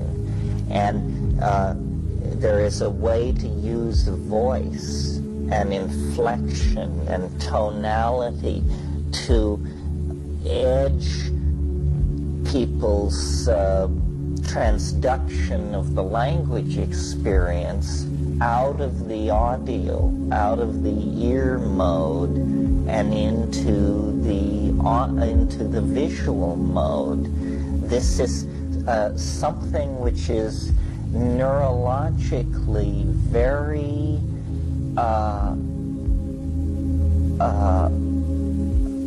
fragile in us. It's as though the land is very flat and the river flows one way through the audio processing channel of the neocortex, but just a very slight shift of the inner stratigraphy and the river would flow another way. It would flow into the visual cortex, and language would become a thing beheld.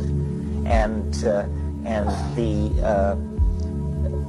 one of the things that's so interesting about ayahuasca is that it contains DMT and harmaline, and these are both brain neurotransmitters occurring in normal metabolism, suggesting that, there is simply a 1 or 2 gene mutation, or the intensity of the expression of a gene already present that would switch brain chemistry toward visual processing. Meanwhile, in the culture, simultaneously, there is this tendency going on. The culture is becoming more and more imagistic. The invention of photography, high-speed color printing, film, we see and we relate through the image much more. So I think psychedelics and media and the predisposition of the neural landscape is setting us up for a kind of ontological transformation of the project of communication, yes. As you're saying this, I'm observing the way that I'm listening to you, and I'm seeing what you mean. Because through your language, like when you say neurological, I see a picture. It goes really fast, but I'm seeing what you mean. I'm not. That's how I'm comprehending you. Yes. Well, you're embarrassing me by turning the magnifying glass upon the current project of communication, but that's the name of the game. Maybe it evolves as we evolve, that seeing what we mean. Yes, one reason some people have criticized me because I used big words, but I've always had the feeling that if you use big words right, your listener understands perfectly what you mean. And I don't know how that works exactly, or it may just be an illusion of mine, but it's a very satisfying one. It seems like, in a way, you're working with sound, and you've got in touch with that sound on different levels. but you express it in a conscious communication, which anyone's consciousness is somewhat alive. It becomes more conscious. They hear communication or understanding, it all clicks right. Well, I think people, language is a behavior.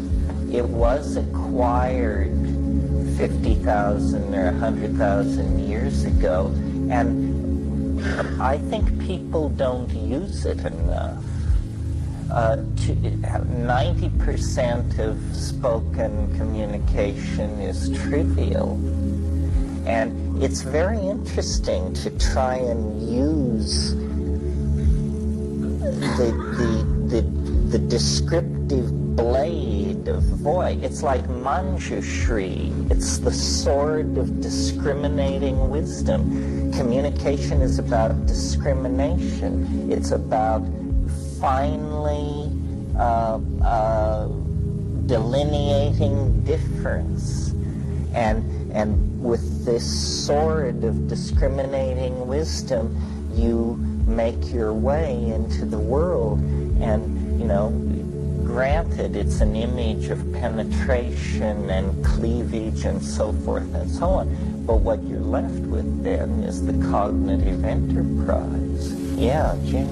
After all these years, what is it these days that would make you want to hit the brakes? Out in the state, you mean? Well, it does this thing on me occasionally, which I call going all Halloweenish, where and I say, why are you doing this to me? It's scary. It's probably just my own inner demons. I ride this stuff through, but I always feel like you should never take the sea for granted.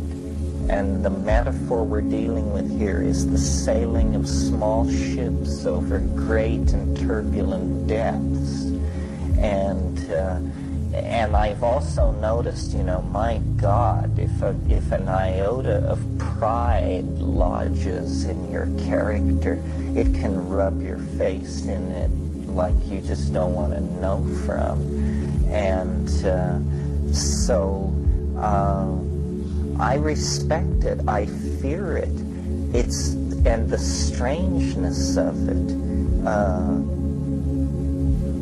Somebody near and dear to me, I won't name them, but just recently described taking ayahuasca, and the dose was somewhat low.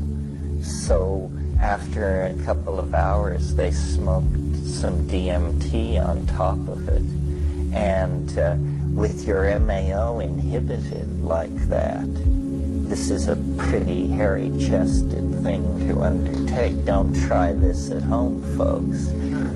With your MAO inhibited like that, it just settled in. And he said, it is strange. I mean, when you get the when you get the tabs trimmed and you get the focus right and you can just look at it, he said, it just says, behold, if you can, O mortal, the essence of Pregyagmanalamaglakt. And you're just saying, oh my God. Because it is clear that it presents itself through a series of veils. And it's so kind to first-timers and second-timers. It's like a series of Disney-esque images.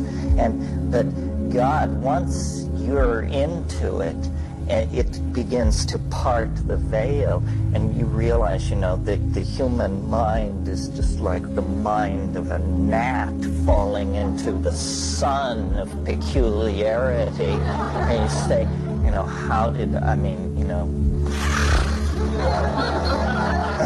and then you come back and try and talk about it. Yeah. One, after all of your psychedelic experience and these experiences of other capacities and abilities in the brain, when you come back to the mundane plane, have you found yourself developing the ability to use your brain in the mundane plane the same way that you have experienced its capacity in a psychedelic plane? And also, do you think that all of this is just kind of like the tip of the iceberg in terms of leaving this dimension, like maybe a near-death experience, leaving the body ultimately through death? And is this all just kind of like just the beginning of that? And you seem to feel that the fear component is important to you. And is it more like a fear of dying ultimately when you get too far? I think in my case it's a fear of madness. I've convinced myself that dying is highly unlikely. The madness question is a totally open book. I mean, who knows? And you do get into places where the only reassurance is that it won't last. As far as the tip of the iceberg question and death and all that, I have a lot of intellectual resistance in this area myself. I was raised Catholic. I fought my way free of that, as I said, toward Camusian existentialism, and then I got hooked into all this and was just swerved back into a more spiritually teeming universe than I ever would have thought possible. It's hard to talk about. It may be that what the psychedelic thing is that it is some kind of look over the edge. Out of, let's say, 50,000 years of conscious human experience, 49,500 of those years has been lived in the assumption that something survives physical death. And only in the last 500 years in Europe has this become a gradually less and less popular assumption. We don't understand what biology is. We understand some of the details of how form maintains itself, but we don't understand the mystery of the descent of form into matter. And we don't understand, where mind fits into the loop of causality. So the testimony of DMT, for me, is that there is a nearby dimension teeming with intelligence that, from one perspective, one of the more conservative perspectives, seems like an ecology of souls. It seems as though that what the shamans always said they were doing was in fact precisely what they were doing. They always said, we do it by ancestor magic. We go to the realm of the ancestors. The ancestors exist in some kind of super space, but ancestor is a sanitized term for a dead person.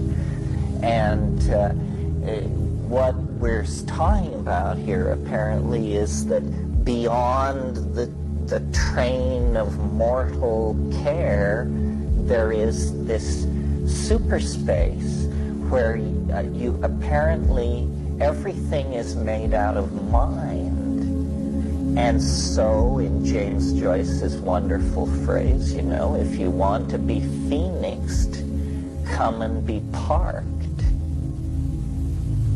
Upnient prospector, you sprout all your worth and you woof your wings. Is that perfectly clear?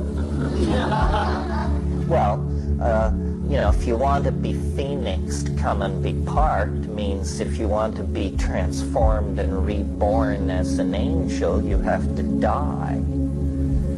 And upnient prospector means rock hunter, as in searching for the philosopher's stone. You're a prospector. You sprout all your worth and you woof your wings, meaning you make your own body out of the imagination. And I don't know what this means. I mean, one of the things that interests me is the fact that we seem to be moving toward a transformation more radical than any that has ever occurred to our species before. So radical that in the interests of intellectual fairness, one of the possibilities that has to be put on the list is that we're about to go extinct 100%. And we don't know what that means because we don't know what death is.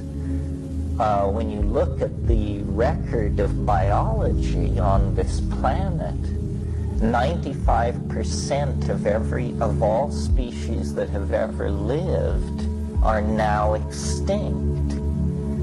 This is what nature produces, are fossils of extinct species. And so then the question then is, you know, we're down here to ultimate values. Are we trying to have what the Catholic Church, with an utter lack of irony, calls a happy death? Or are we trying to seize the levers of the cultural machinery and pull out of the power dive at the last minute and get this baby back up to altitude and sort it out here, what's going on? Or are there in fact any controls in front of us at all? Or are we the hapless passenger in this strange vehicle that Seeing all soul searching and people getting in touch with what you might call the source, that the messages will be coming down as to what you might call the way to go. Well, that's what I think. I think that it's what I think. It's also possibly delusional, so be forewarned. But it appears to me that history is ever more rapidly vindicating the notion that it is building towards some kind of apotheosis, some kind of apocalyptic apokatastasis. Anyway, something in Greek.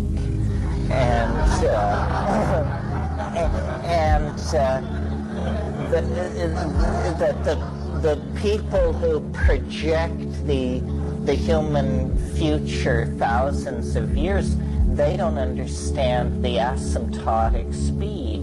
I mean, you talk to somebody in, like, let's just take a field, gene transplant. You talk to somebody who's tops in gene transplant.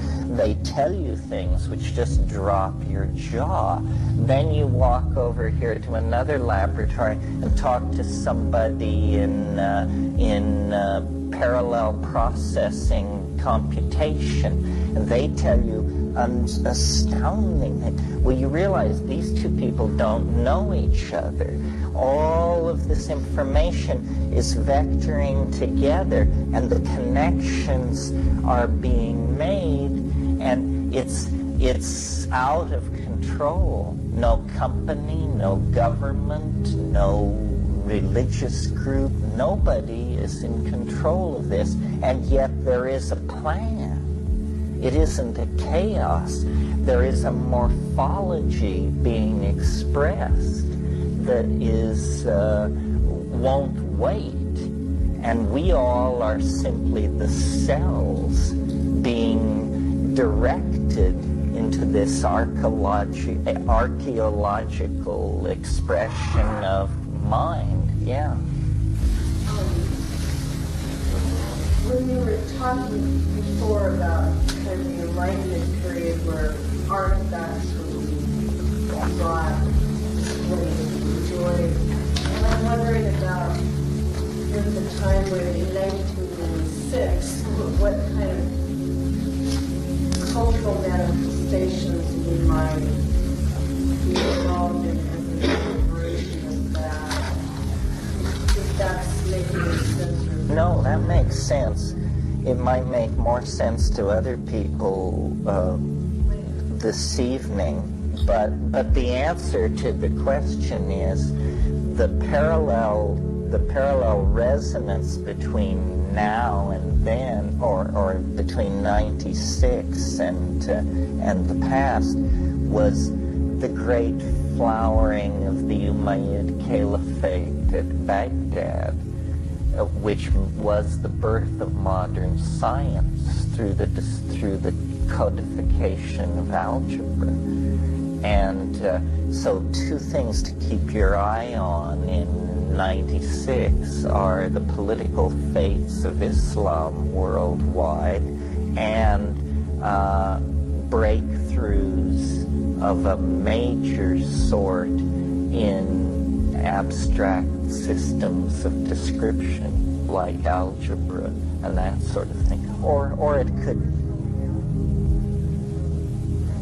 well, certainly there were technological breakthroughs under those caliphs as well. I mean, they were the great patrons. They preserved all this. You know, they don't get any credit. We talk about our heritage from the Greeks, but we never talk about how that heritage comes through the Arabs. There's a great book called How Greek Science Passed to the Arabs. Yeah. You said this last night, I got it straight. You said that mushrooms said that don't worry, everything's going to be okay. That you think? I think worry is preposterous. That was Wepo Yang, a 6th century Chinese Taoist sage, said that. Worry presupposes that you understand what's going on. And I think it's safe to say that we do not have a clue as to what is going on. We can't even tell whether it's a happy ending or a catastrophe.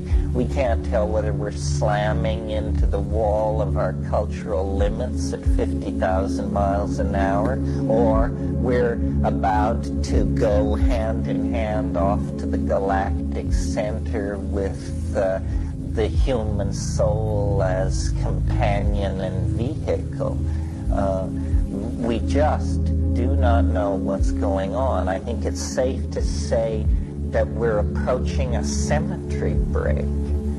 That whether you're a horrified pessimist or a gung-ho optimist, everybody can see that the make or break point is coming up, because life is either going to get a lot drearier suddenly, or there's going to be some kind of a breakthrough. I don't think cosmetic management of the cultural crisis will work much past the current Clinton administration.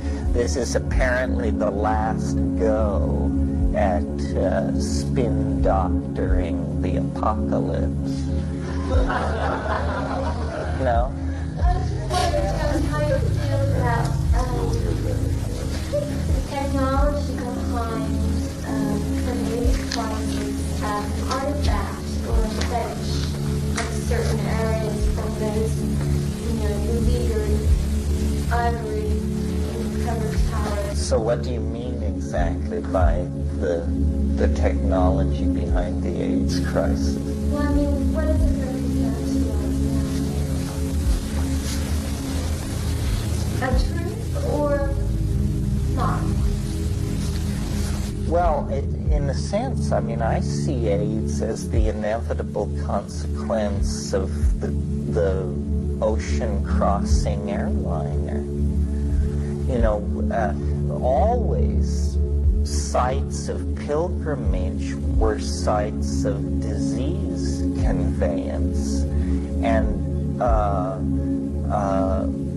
any virus worth its salt would jump into this situation and exploit it. Now, as to the darker side of the AIDS thing, in terms of, was this a product of human engineering or human intent or so forth and so on, that's an interesting question, but in a way,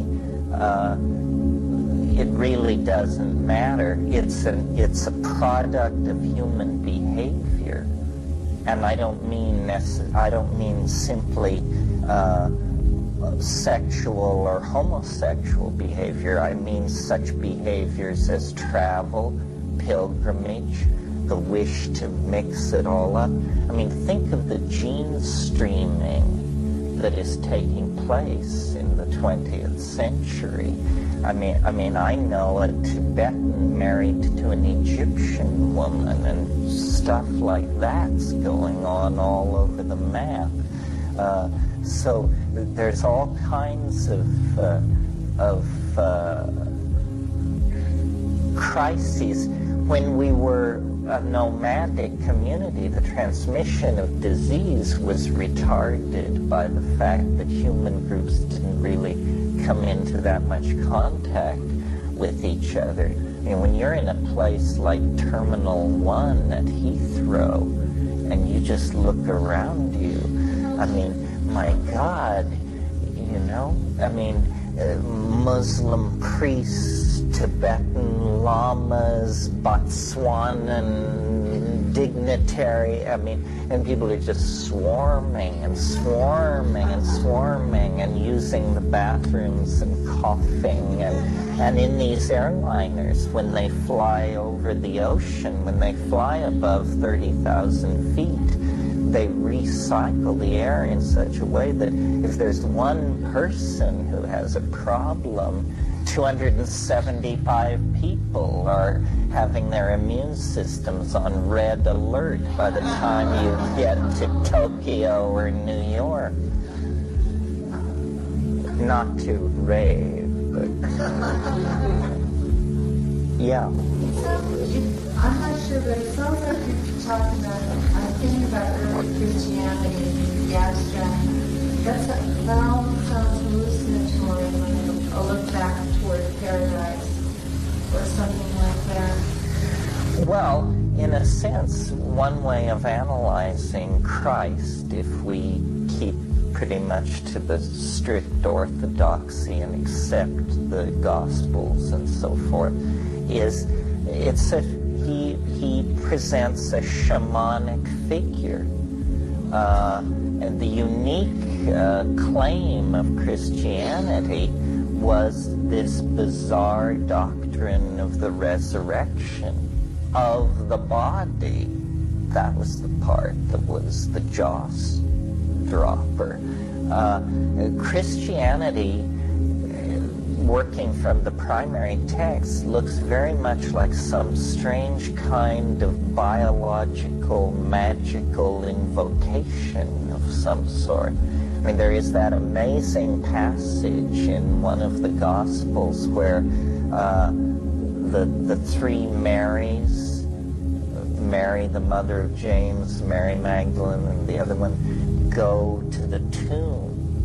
And Christ is standing outside the tomb, and one of the women starts toward him, and he says, "Touch me not, for I am not yet completely of the nature of the Father."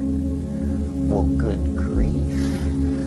You know, what's going on here? He is resurrected. He has overcome death.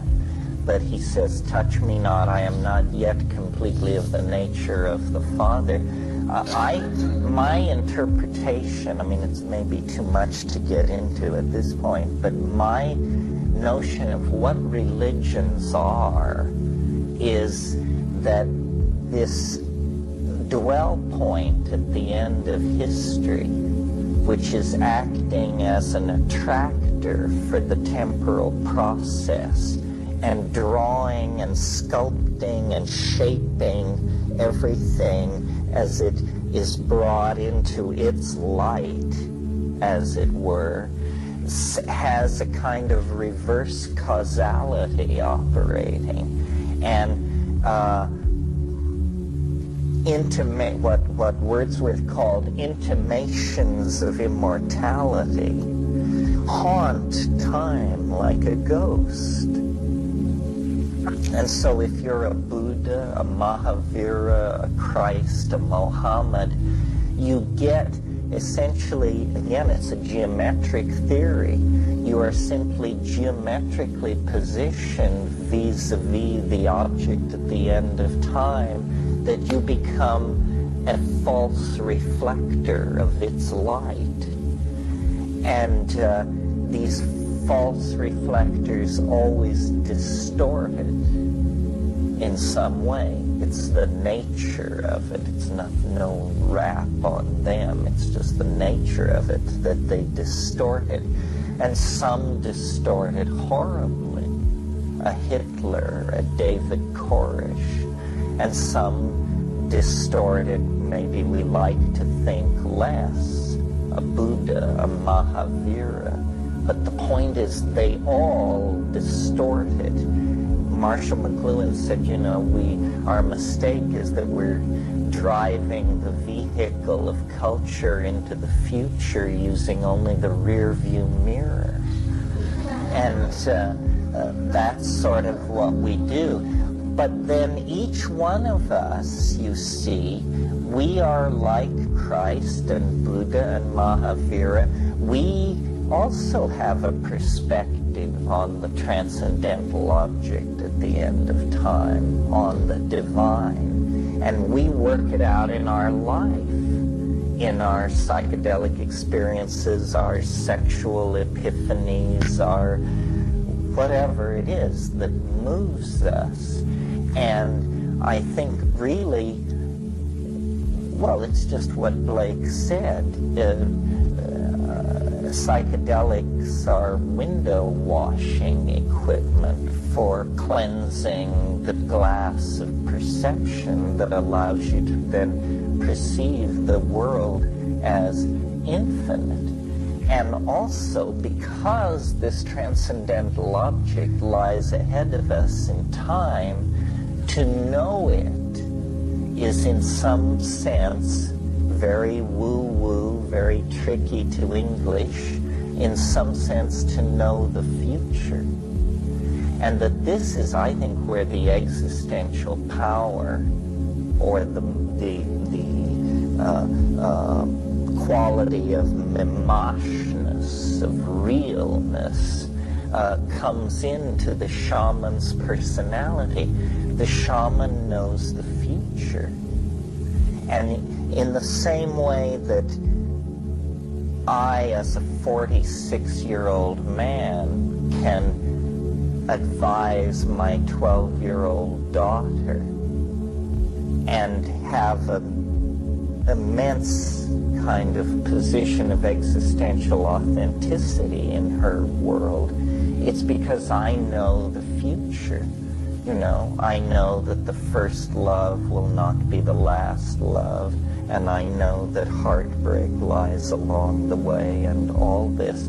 I'm wise from her perspective. Well, a shaman is a wise person, and they are wise because because they know the future, not of the individual only, but also of the culture. And that's why, you know, when the TV cameras arrive in the Ecuadorian village and they boot the medicine man out of his thing, say, well, Jose, what do you think of the fact that the forest is being cleared? The usual reply is, you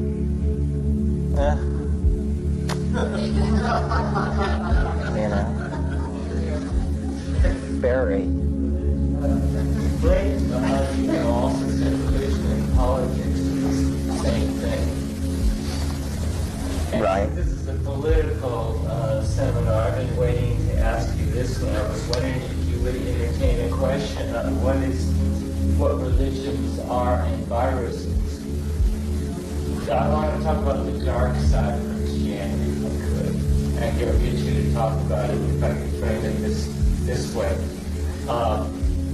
On psychedelics, with books, Christianity, or I think a better word is Christianism, as a spiritual ideology, looks like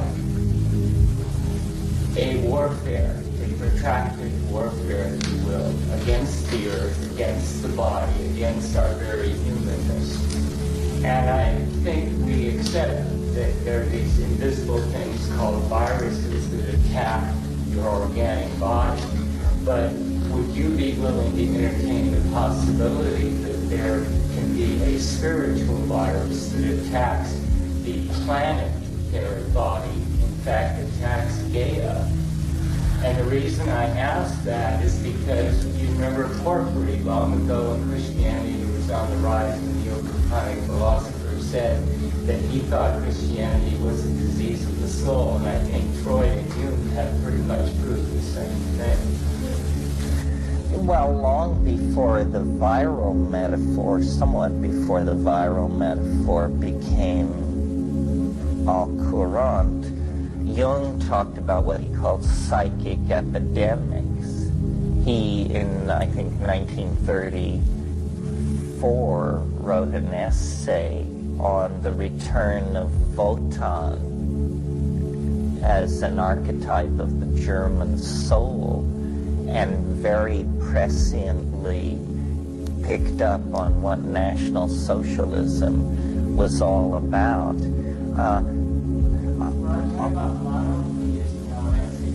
Well, now that's an interesting... And monotheism and Christianism as the apotheosis, I get to use that word too. In Western history, Western society, Christianity or Christianism being the apotheosis of the patriarchy. Well, I'm on one level not keen about monotheism. I think it gives a distorted map for the psyche to emulate. But I also see Christianity as a pretty radical betrayal of the monotheistic agenda. Monotheism, whatever its social consequences, makes sense. It's a drive toward philosophical economy. And so you get down to the idea, well, not many gods, but one God, and it works like this. Christianity is a Gnostic cult of physical redemptionism grafted on to this Jewish theology by Alexandrian controversialists who had a very curious notion of what they wanted to do. I see Islam as a reclaiming of the pure intent of Judaism to conduct a philosophical discussion of the consequences of monotheism, and that all becomes really murky with the mystery of the Trinity and the nature of the Father and the Son. Christianity is an incredibly exotic religion. I mean, other religions are just absolutely straight ahead. They're metaphysical systems with moral consequences. Christianity is about the absolute worship of the irrational and the incredible. You know, Origen, who was one of the great patristic writers, great Christian fathers, they said, your religion is absurd. It's preposterous. And he said, credo te absurdum.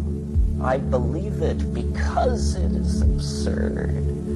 That's the foundation of the Western mind. All this mumbo-jumbo about reason and evidence, I mean, when you strip it away, you know, it's ultimately a faith in the absolutely, incontrovertibly incredible, the resurrection, you know?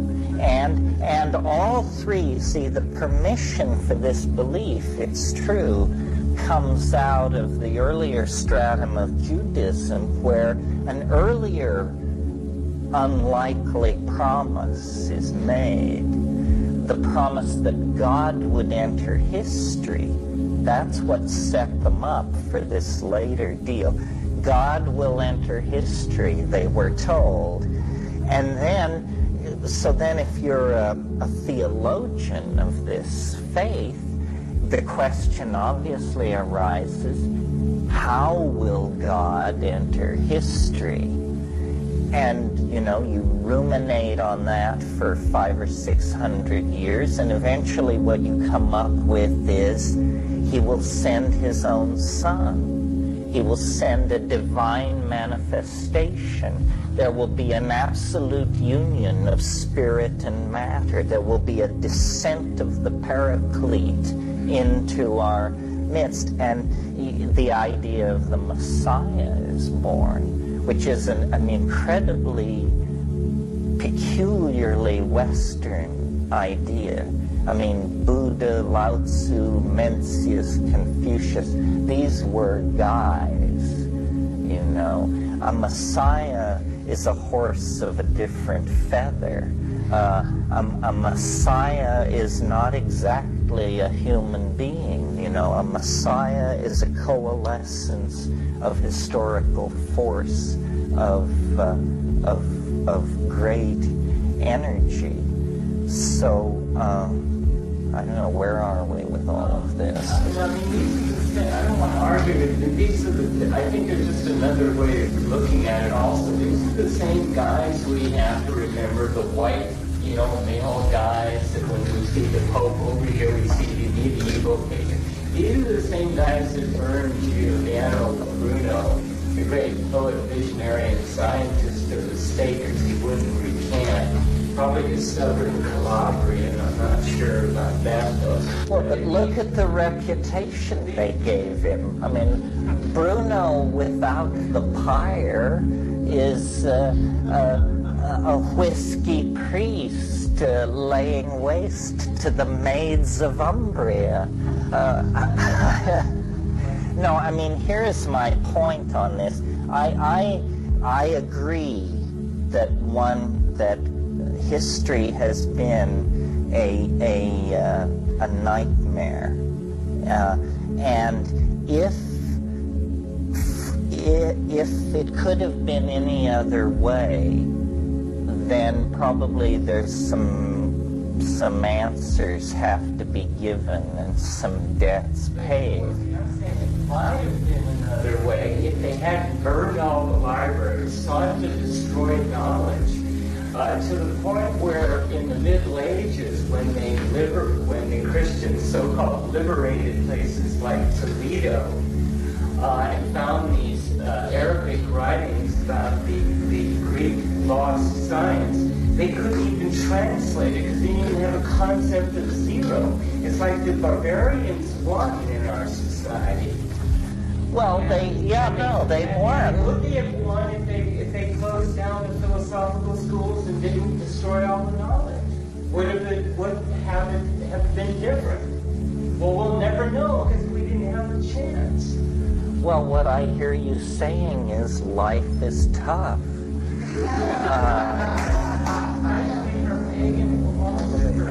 Yes, you know, you have to make your career choices carefully here.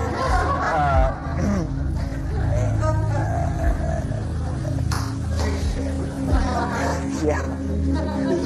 Is your belief in this one dwell point to which history is moving a form of monotheism?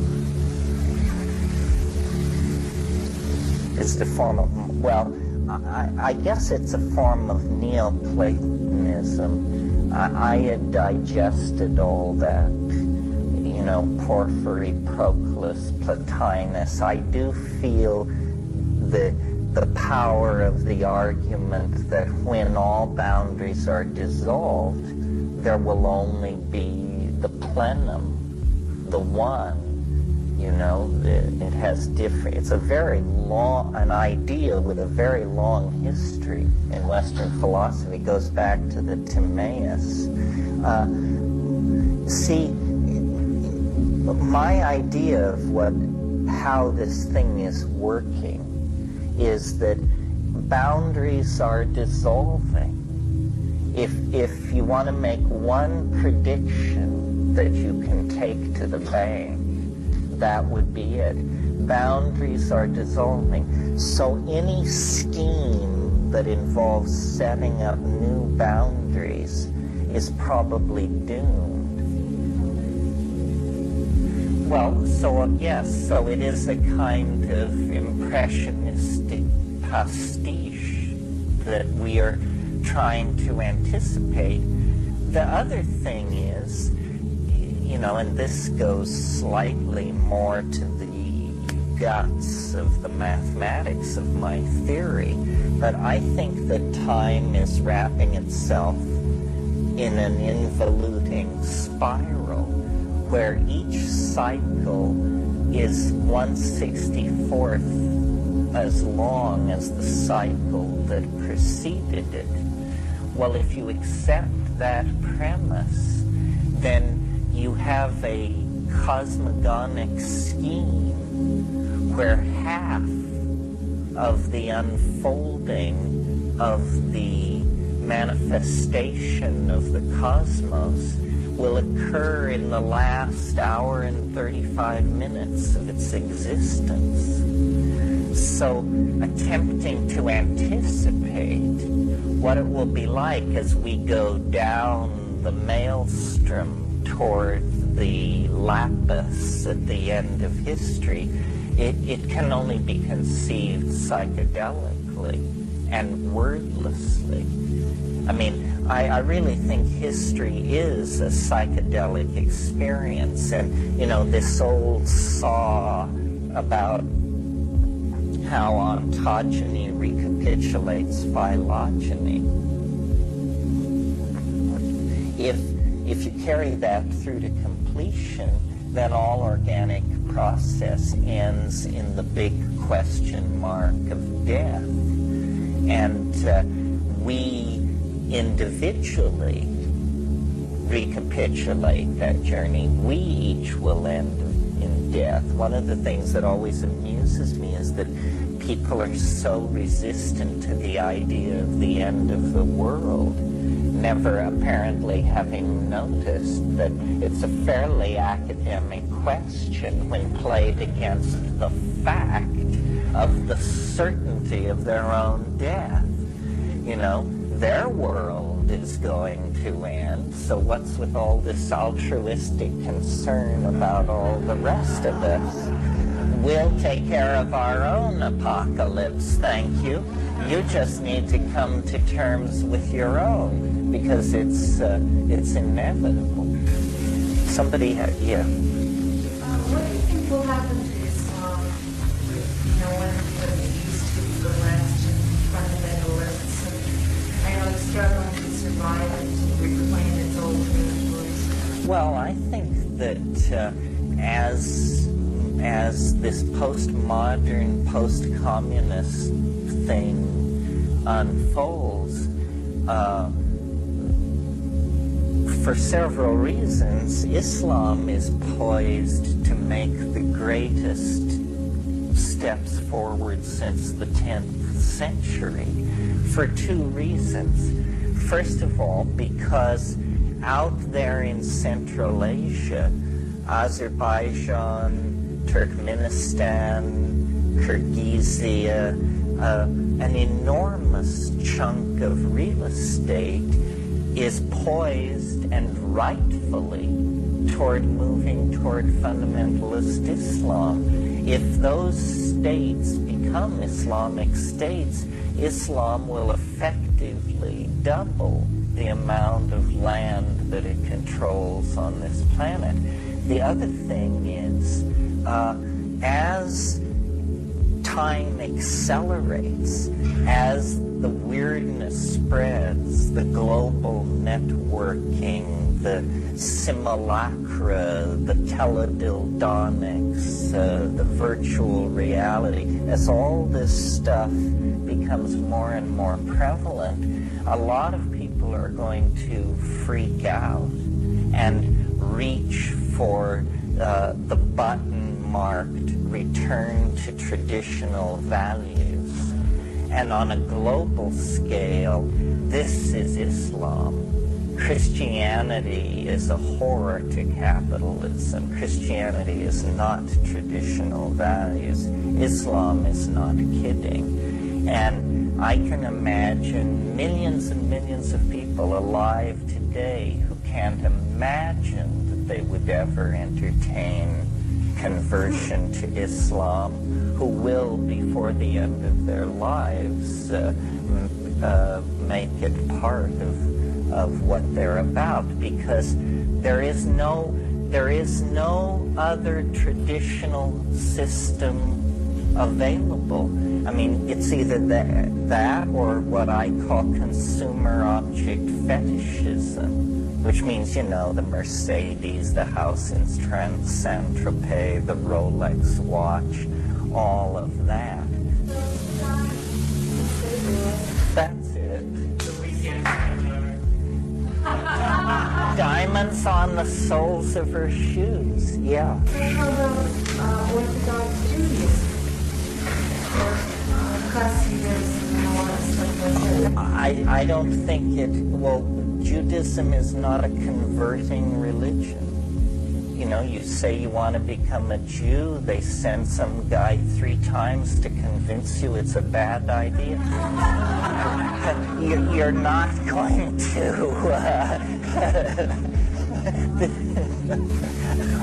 Yes. In between, you have the Islam and you have Christianity, but in a society it doesn't seem there's like much words of what you call like the word of truth coming out of the music or out of the society. There's like bits and pieces and fragments, but there's no basic word of it's like I call hope or truth. You mean out of popular culture? Right, there's nothing really.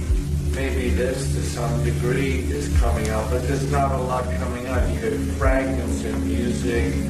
Well, I mean, this is why why I associate myself with rave culture and house and ambient music and all that, because that, you all know what this is, right? Well, see, that's part of the problem.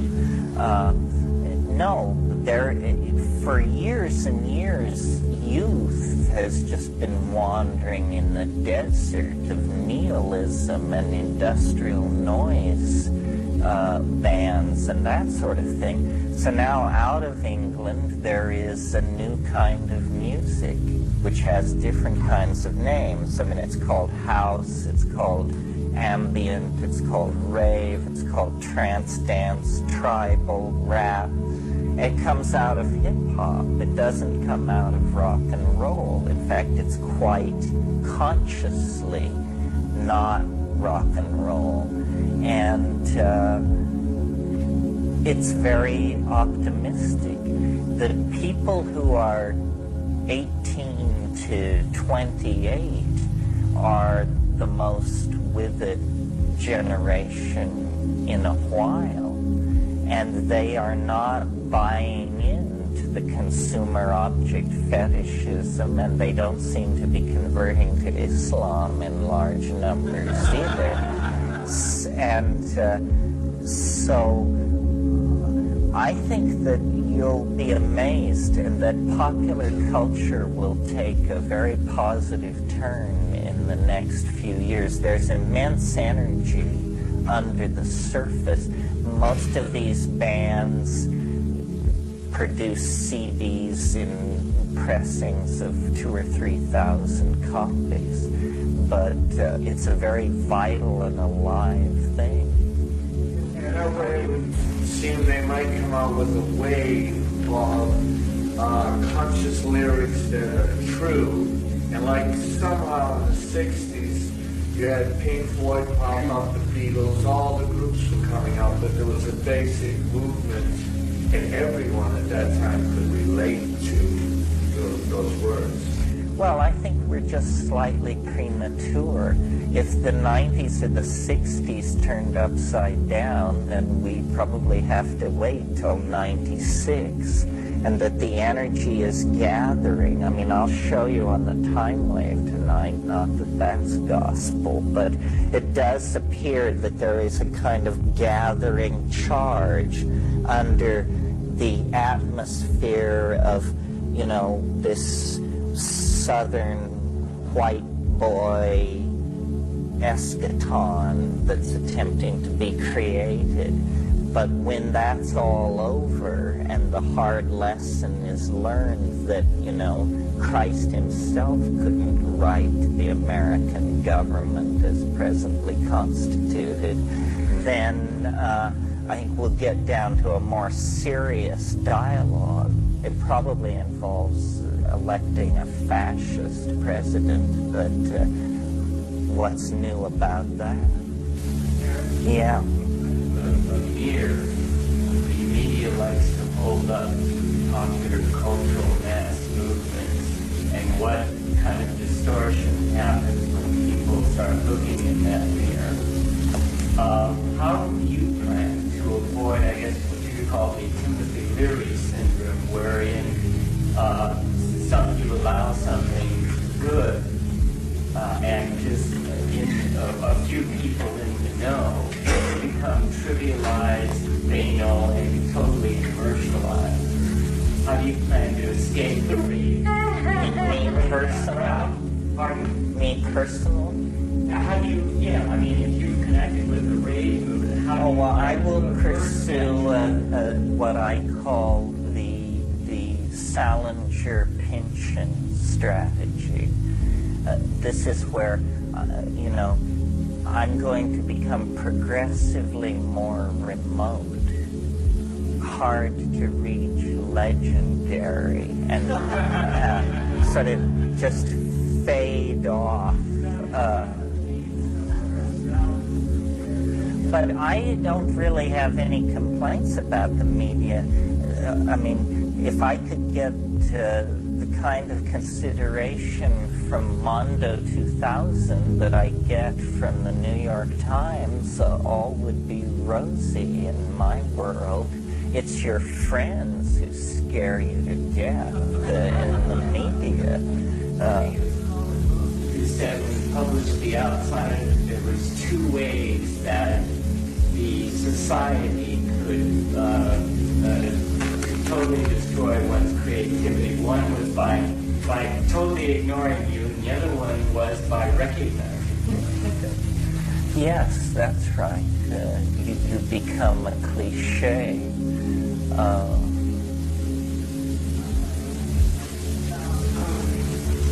The 18 to 28. My concern is how, what's going to happen to them? You know, and that's where politics come into it. Well, you know, what's going to happen to all of us? We're all in the same... For them, so that what happened in the 60s doesn't happen, where there's just like this incredible, or being particularly aware of the incredible kind of resistance and running. Well, I don't think we want to get into a wrangle with the establishment over some life or death issue like the Vietnam War. That permitted an incredible penetration of the underground. The great middle class, who was maybe not interested in the war, but also not interested in tearing their clothes off and smoking pot in the panhandle, they were willing to stand by and watch while the establishment really did a job. I think also a stealth strategy is best. You know, you don't want to manufacture 10 million hits of LSD in the dormitory on the weekend and then go for the jugular of society. Obviously, this alarms ordinary people, and they get... I mean, remember when Ken Kesey used to tour the country with the bus further? Well, they had a big banner which was on the front of it, which said, "We have come for your daughters." Now, this is great for a laugh, but it doesn't reassure the folks out there in Baboon Wazoo when you roll into town.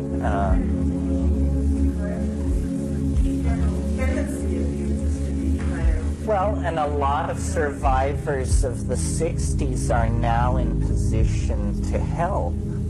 A fifth column within, you know, all the years of guilt you've built up over how you betrayed the revolution could be redeemed in a single moment down the road a few years, because you can intervene at some crucial point. Stoning Bob Dole, dosing Dole. No, I think the Republicans, their only hope of survival is to nominate Perot, which they probably will do. Yeah. I wish I believed in your writing off of fundamental Christianity, but I kind of see it as a strong irrational force that I'm really worried about, and I'm wondering why you think it's... Well, again, when we look at the time wave tonight, you'll see that we're in a period which it has a very strong resonance with the Dark Ages. You've probably noticed anyway. So I think that fundamentalist Christianity is rising in its power, but that power doesn't extend much beyond the turn of the century, that there is going to be a last gasp and a final bubble in their attempt to influence the political agenda. But in a sense, their grip is already broken. But there are enormous battles which lie ahead. By the turn of the century, I don't see it as particularly a problem. It's only, in America that this horrible business goes on. Europe is a truly secular society. I mean, they are just absolutely baffled that our political agenda can be influenced so strongly by what they perceive as crazy people.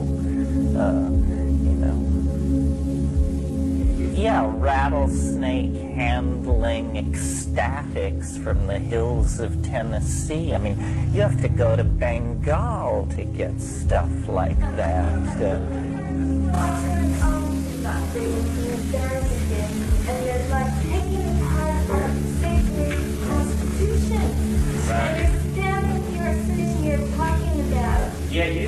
crypto-fascism in the brochure, but there's also wouldn't you admit there's also Christo-fascism, and we need to be worried about that just as much?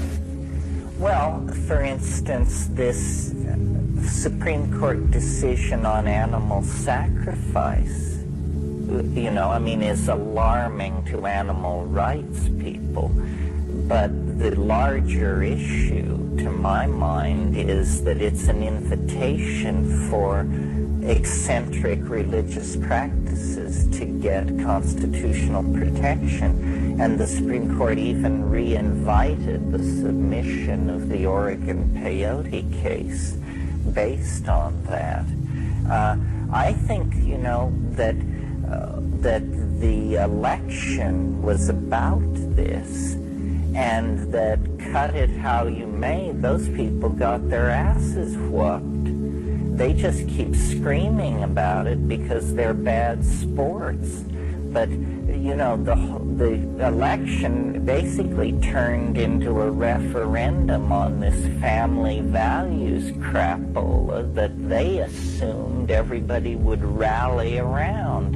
And instead, that was the final evisceration. So I think they are very poor sports, but they are not controlling the political agenda of this country. Of course, give the Democratic Party enough rope, and I'm sure they can sufficiently fumble the ball to probably get Herman Goering elected. What you hear is that it is as much disbelief as I am that in the anti-papist country of Thomas Jefferson, the Pope would come here and draw a crowd that looks like the Beatle visit of the 1960s. And, in the stadium full of all these people crying and tearing at him. This is supposed to be a secular society. Why does this guy get this kind of reaction from the American populace? Doesn't that disturb you? Well, what disturbed me about the papal visit is I could see that some very, very sly public relations people are going for the same demographic I'm interested in. The way in which it was presented as an outreach to youth, and how, he's in the hood, he's our guy, he's my man, the Pope, my man. I just thought, this is bizarre, but also a measure of desperation. I just think, this too will pass away. Let's check the time wave. I think it has something more to do with the the captivity at Avignon than the politics of Denver, I think. Help me out here, somebody. Where are we? Yes.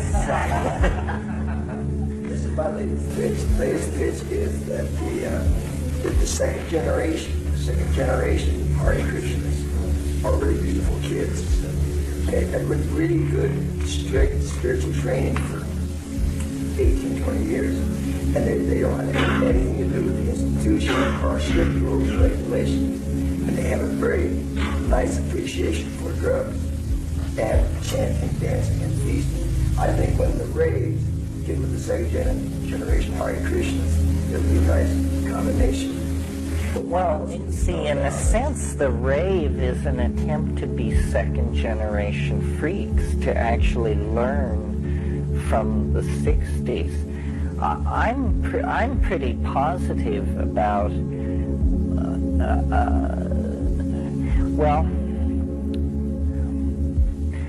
it's just going to be a smorgasbord. The evidence is going to come in faster and faster, supporting all positions. Things are going to get a lot worse and a lot better, and it's all going to happen simultaneously. I really believe that since from 1945 to 2012, we are reliving in a compressed form about 4,300 years of human history. Very literally, this is not a metaphor. And if you take that seriously, then we have reached 765 AD. You know, that's as far as we've come from 1945.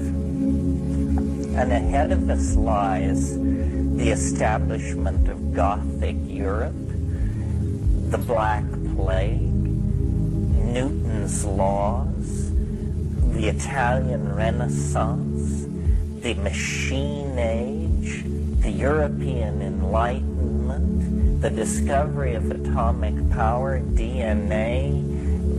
I mean, all that lies beyond the turn of the century. So when people are frustrated by the fact that we can't see what the transcendental object at the end of time is going to look like, I can't say, here's what it'll be like on the great day when it comes. It's because it lies literally below the horizon of rational apprehension.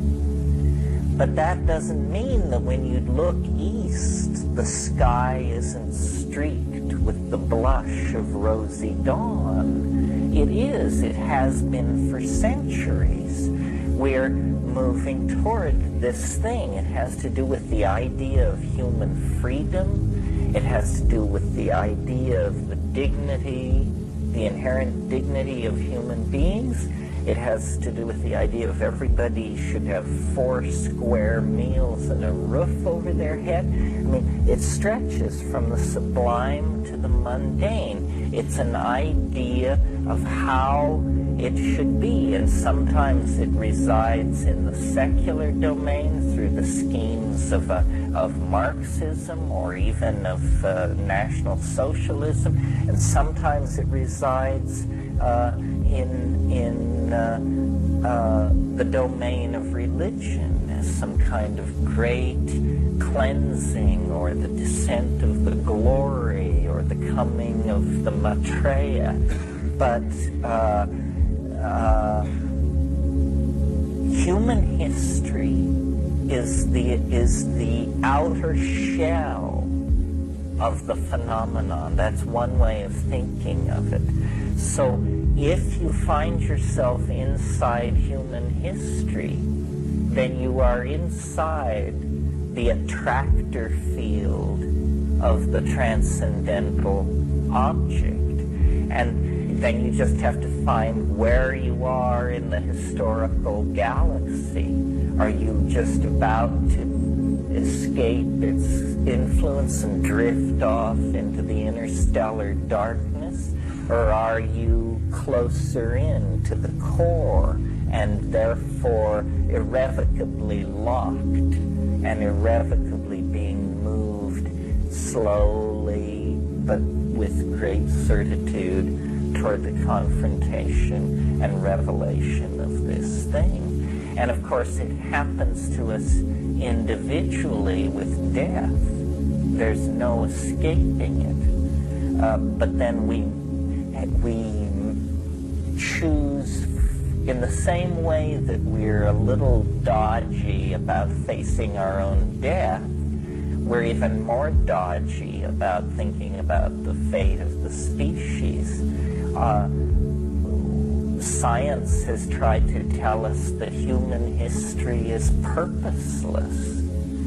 Well, this is a very odd contention, because if it is purposeless, it's the only purposeless and disordered process that's ever been observed.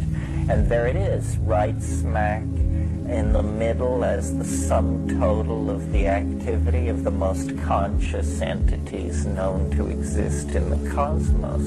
A strange place for purposelessness to crop up with such a vengeance. Yeah. You talk about how the psilocybin mushroom is responsible for that big cranial leap from the proto-hominids to the Homo sapiens. So do you think it's possible that again, the psilocybin mushroom can play a role for the next evolutionary leap from some people may not be physical, but... Yeah, well, that's a good question. I don't think I've talked too much about this because it has a sort of funny vibration to it, but sort of following Isaac Asimov's style of writing Foundation and Empire, Second Foundation. If you haven't read these books, these are huge science fiction histories of the future. It seems to me you could make a case that there is something called the Stroperiad. It's great that this Latin word works out this way. And the first Stroperiad was established on Earth 500,000 years ago and lasted until 12,000 years ago. And then it ended. Then there was the historical era, the imperial era, the era of ego, kingship, phonetic alphabets, exteriorized technologies, standing armies, urbanism, architecture, hierarchical structure, forced social role-playing, so forth and so on. And then, beginning in 1953, that would be the year zero of the second Stroperiad, that when the Abraham and Sarah of the New Order, Gordon and Valentina Wasson, discover the mushrooms in the mountains of Mexico. And then, of course, in the 70s, the brothers McKenna propagate the method for cultivation, which turns it from a rare tropical endemic into a denizen of every attic and cellar from Nome to Calcutta. And the symbiosis between human beings and the fungi is reestablished. And it's a symbiosis that leads directly back to a connection into the Gaian mind of the planet. It would be great. I mean, it's a little grandiose for me to claim it, but it would be wonderful if technology would miniaturize itself, if sexuality would generalize itself, if nomadism, electronically sustained through universal issuance of power books and fax modems, were to come into vogue, and an entirely new social, isn't that what it says on the dollar bill? A new social order for the ages would be born, and we could all become an eye floating above our own pyramidal database of uniquely sculpted, virtually real, personal bric-a-brac. I think that the mushroom has an immense role to play in the human drama. We give it hands. It has no power to manipulate the environment. It touches the environment as lightly as a... The intelligent thing that needs expression through human mind and body? Well, that's one idea that I have entertained, that it's some kind of thing that blew in here a long, long time ago. And it, as I was saying earlier this morning, we will come to live in the imagination. If you look at the mushroom, it looks like an organism that engineered itself that way and said, you know, let's de-emphasize our bodies, let's reproduce by spores, let's be primary decomposers, let's get out of the food chain, let's spread ourselves as lightly as cobwebs through the ecosystems we inhabit, but and see who eats us first. But it seems to have like a database of intelligence that is transplanetary. And we don't know what kind of a barrier space represents to the drift of life.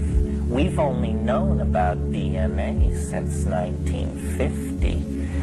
Presumably, any civilization with a full understanding of DNA could design itself and create a karmaless body, an eternal style, an enormous telepathic capacity.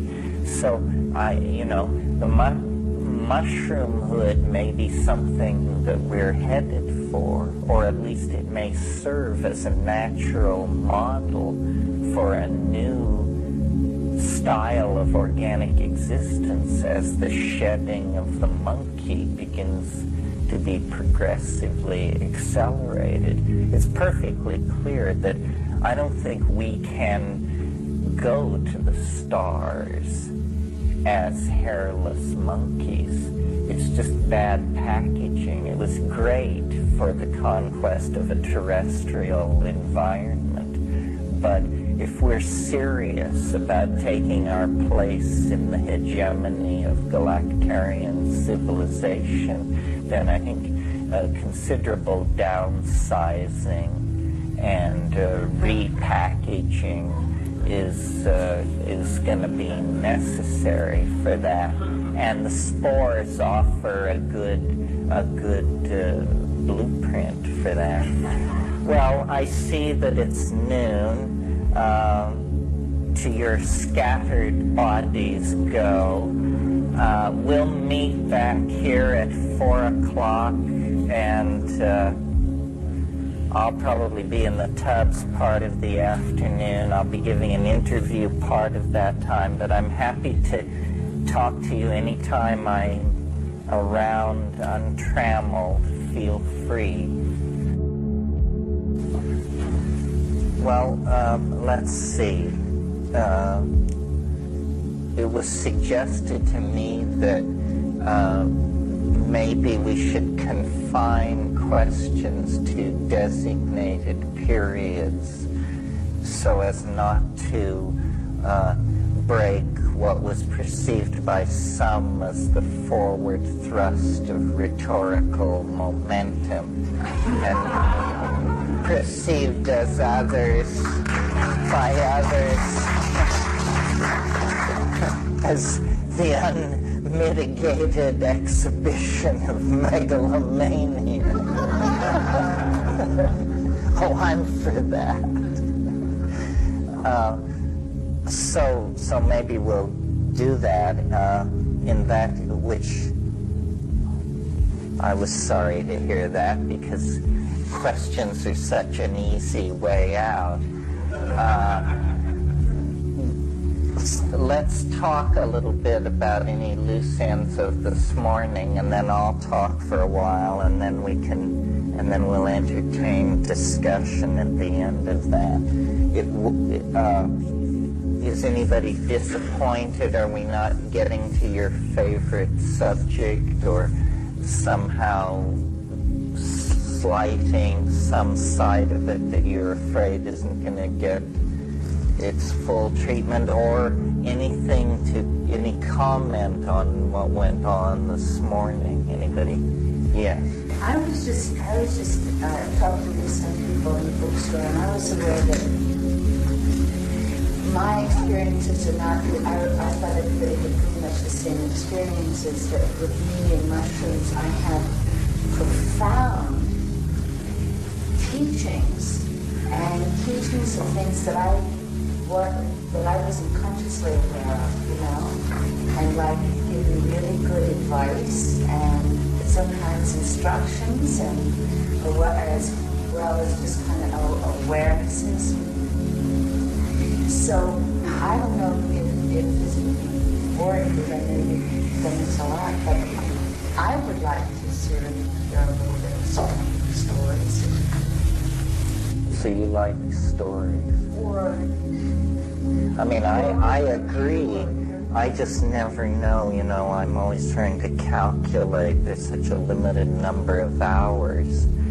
So is it okay to swap stories and never mention the Paleolithic, or what gets sacrificed for what? But I agree. I think stories are great, and I certainly don't discourage them.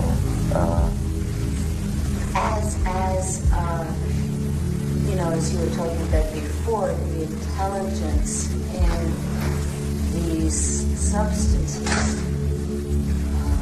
the intelligence that's in these substances, So that's what interests you. Yeah. Well, yeah, it's what interests me. What I keep going back to is how confounding it is. How confounding it is to rational expectation that a plant can, exactly as you say, I mean, it gives you specific advice. It can color coordinate your wardrobe if this is a major concern of yours.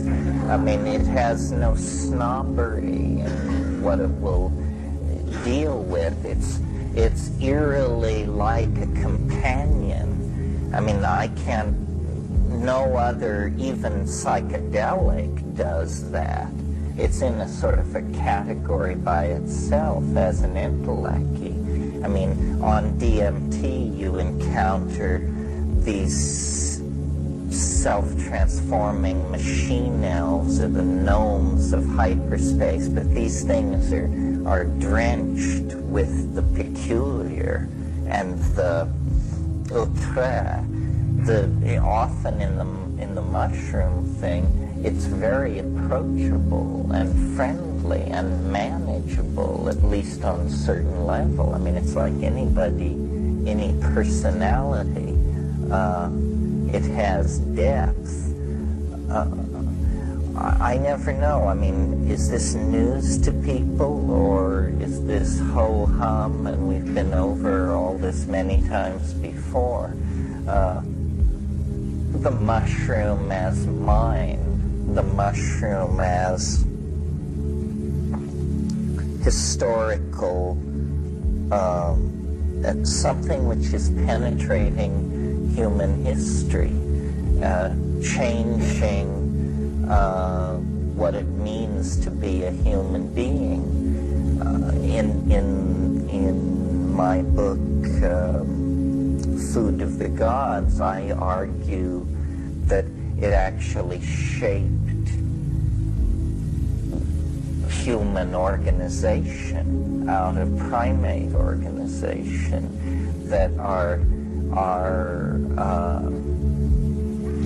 bizarre situation in nature, that of being half primate and half archangel, is explainable only if you assume some extraordinary catalytic agent coming into our environment around the time when we were descending from the trees and becoming omnivorous and switching over to becoming nomadic grassland animals. And you know, the human brain size doubled in 2 million years.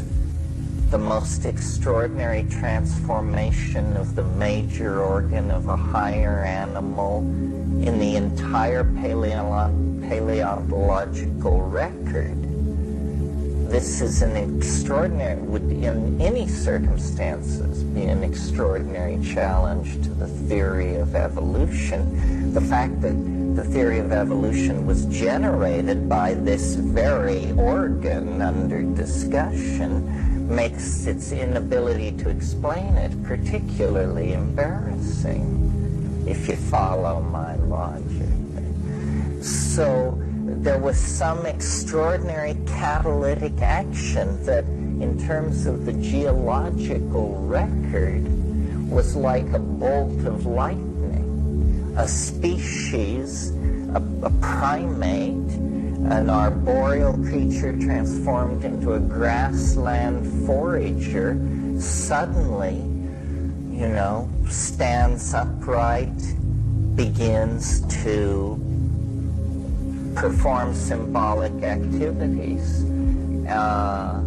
Our peculiar relationship to our sexuality and to dominance hierarchies, I believe, has to do with the fact that as primates, we are genetically scripted to have male dominance hierarchies.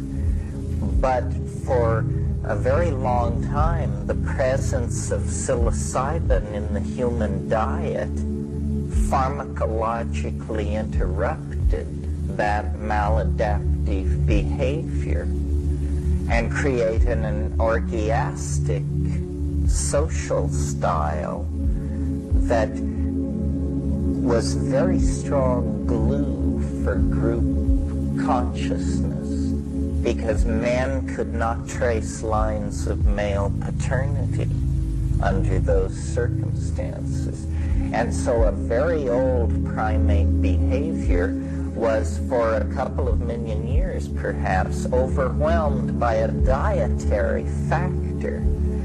Then, fairly recently, with the drying of the African continent, the mushroom religion and the society that had gathered around it and the social and sexual style that had gathered around it collapsed.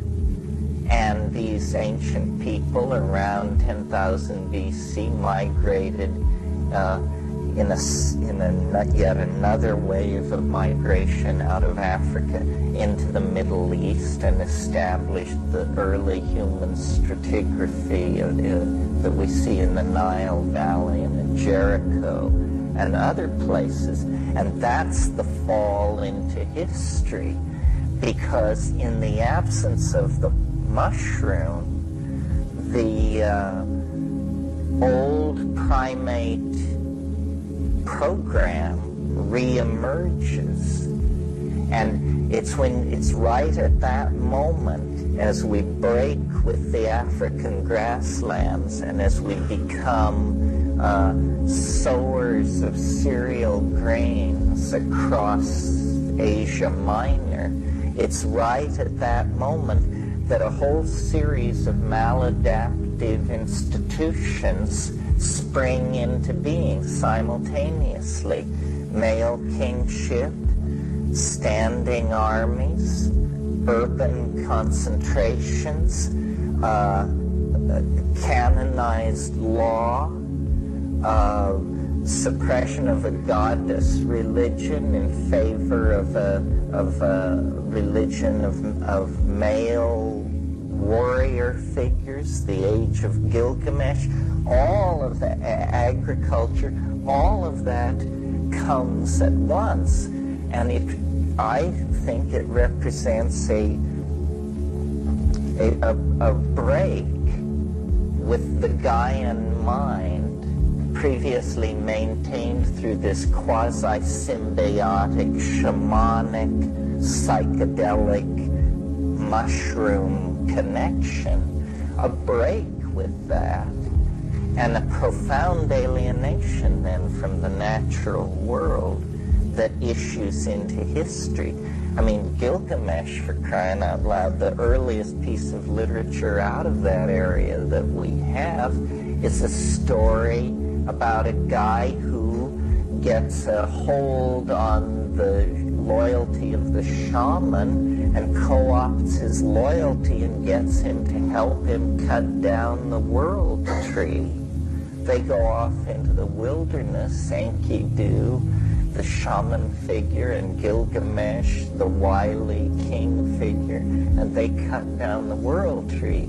This is the earliest piece of literature out of that area. So, And, you know, just to leave no stern untone,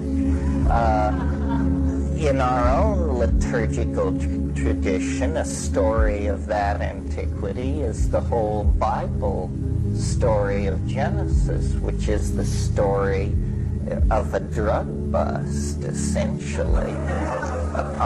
A whole hassle about a forbidden plant, a plant that conveys knowledge, that is, the owner of the garden has decided this knowledge is not for the human beings, and then the woman, the gatherer, the one who represents the old religious strata, that now being suppressed heretical fungal connection, the woman eats of the plant, then she corrupts her roommate, the landlord goes berserk, the lease is canceled, and in the final fade on that story, what we get is, and God set an angel at the eastern gate of Eden with a flaming sword that they might not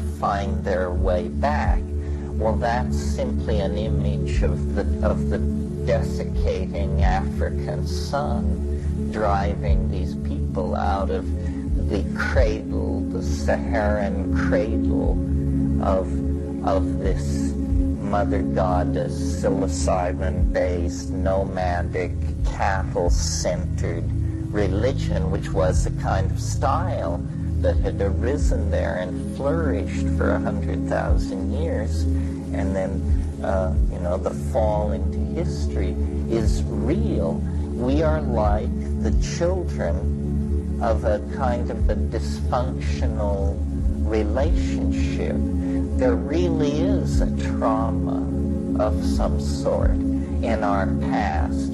History really is a kind of pathological bereavement because, you know, we were dropped on our heads 12,000 years ago, and we've been like trying to sort it out ever since. It explains to my mind our fascination with drugs. Why, you know, it is true that many animals, yes, you know, elephants trample down fences to get to rotting papaya, and butterflies hang out at dishes of sugar until their little legs are clawing the air.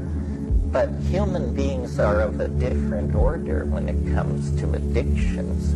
I mean, we physically addict to several dozen substances, psychologically addict to dozens more, addict to behaviors, political ideologies, each other, artworks, you name it. I mean, people go bananas in some cases if deprived of any of these things, and show all the symptoms of heroin withdrawal. You know, insomnia, palpitating heart, irritability, irrational decision-making, delusion, so forth and so on. This is because what our, you know, the extraordinary confluence of events necessary to call us into being as a thinking species was this kind of quasi-symbiotic relationship that evolved between us, cattle, and fungi, where the fungi became, or is, for some mysterious reason still to be discovered, a pipeline into a mind, an entelechy, which we can only image as feminine and can only associate somehow to the environment, to the ecosystem. This is the Gaian mind. This is what the goddess really is. I mean, the goddess is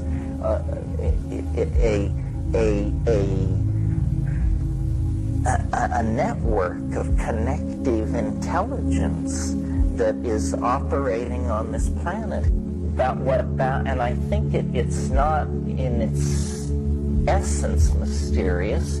It's simply that what the psychedelic does is it dissolves boundaries. And one of the boundaries that it dissolves is the boundary between community, which is a behavioral boundary maintained by the convention of language, and therefore not as set in concrete as you might wish to be congealed. Between that boundary and nature, there comes, a dissolution. And then there is, lo and behold, not the barren howling atoms of democracy and materialism, but instead nature, pulsating, minded, alive, caring, threaded into the human enterprise, willing to advise you on your fashion choices and investments. And it's an astonishing thing. And we were the great celebrants of that in this Paleolithic world. We were its chief acolytes, if you will, because our glory was the neocortex, the language processing capacity that we brought into the game because we had been primates in the canopy of trees, with a pack signaling repertoire at the level of dogs or something like that. And then under the stimulation of the glossolalias brought on by ecstatic doses of psilocybin in this context of orgiastic boundary-dissolving sexuality, this mystery was connected with. And it is exactly the same mystery that you hit at 5 grams in silent darkness. And it's still mysterious, Thomas Aquinas, Heidegger, they don't really shed much light on this. We haven't, in 25,000 years, learned anything that makes this trivial or dismissible. It still raises the hair on the back of your neck. It still feels like the true indwelling of a metaphysical essence. It turns out that all the careful deconstruction of living nature by materialism was in vain. I mean, nature is alive and minded. I don't know what this means. I myself, as I sit here, not loaded particularly, cannot grasp the implication of a minded nature. It means that we're living in a world much closer to the spirit of early Greek mythology than the spirit of our own materialist philosophies. And I suppose that's why there's an argument for being courant in your philosophical biases, because from places in our cultural canon like quantum physics and chaos mathematics, places which are very like early Greek philosophy. I mean, Heraclitus speaks for chaos, and I suppose Parmenides or Thales speaks for some of these other points of view, quantum physics, the discrete nature of the world. these things, if you can assimilate them, are very close to what is perceived with psychedelics, but very, very far from the models that are being inherited from the past. And at the very center, you put your finger on it to bring it back around to that at the most confounding center of this mystery is the presence, the voice, the companion, the ally. I mean, it's crazy. It literally is impossible within the context of the cultural expectation, and yet it's real. I mean, this was what got me on to all this years and years ago, because somehow I had friends early on who said, these plants talk to you. And I just thought, my God, they're losing their marbles. And I would take LSD and smoke cannabis and do these things, but it never, and have all kinds of strange experiences, but I never got what this thing was about how the plants talk to you until I got to psilocybin. And then it's just like, but you have to invoke it. You have to speak to it. It doesn't speak until spoken to. They're shy. They're like fairies. Hell, they may be fairies, who knows? But you have to coax it out, and then it will just come forward. It's the damnedest thing. I mean, as I sit here, a man of 46, earning a living by telling people how you coax fairies out from under invisible bushes, I wonder myself at what the cultural crisis has come to. Nevertheless, it's true. It's as true as anything, and it's more confounding than most things. I mean, I don't know what it means. I've been through the possible explanations, Jung, autonomous psychic entities escaped from the controlling influence of the superego, yes. But when you're talking to a gnome, saying that to them is absurd as suggesting to a Javanese person that they're an autonomous portion of the psyche that has escaped from the control of the ego. It doesn't wash. I think that somehow we, unlike shamans, we haven't taken these worlds seriously enough, because we have a materialist basis.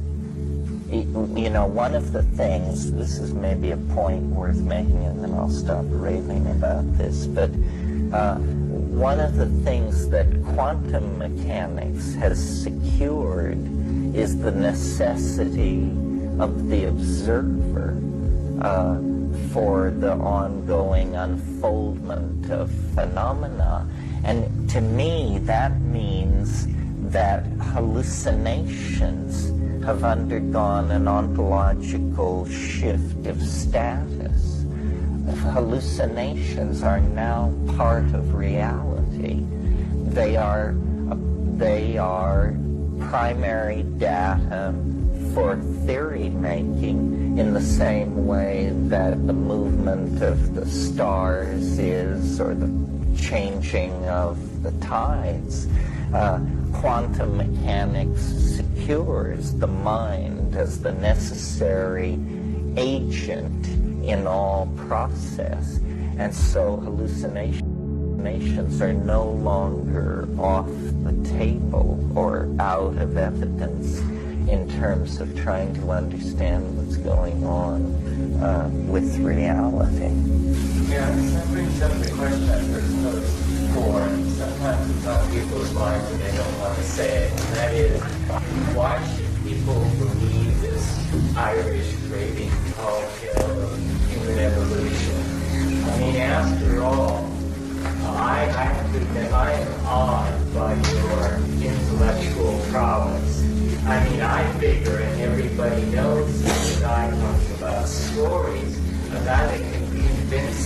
girlfriend to bring his lover on a trip down to Putumayo could talk a whole generation into anything.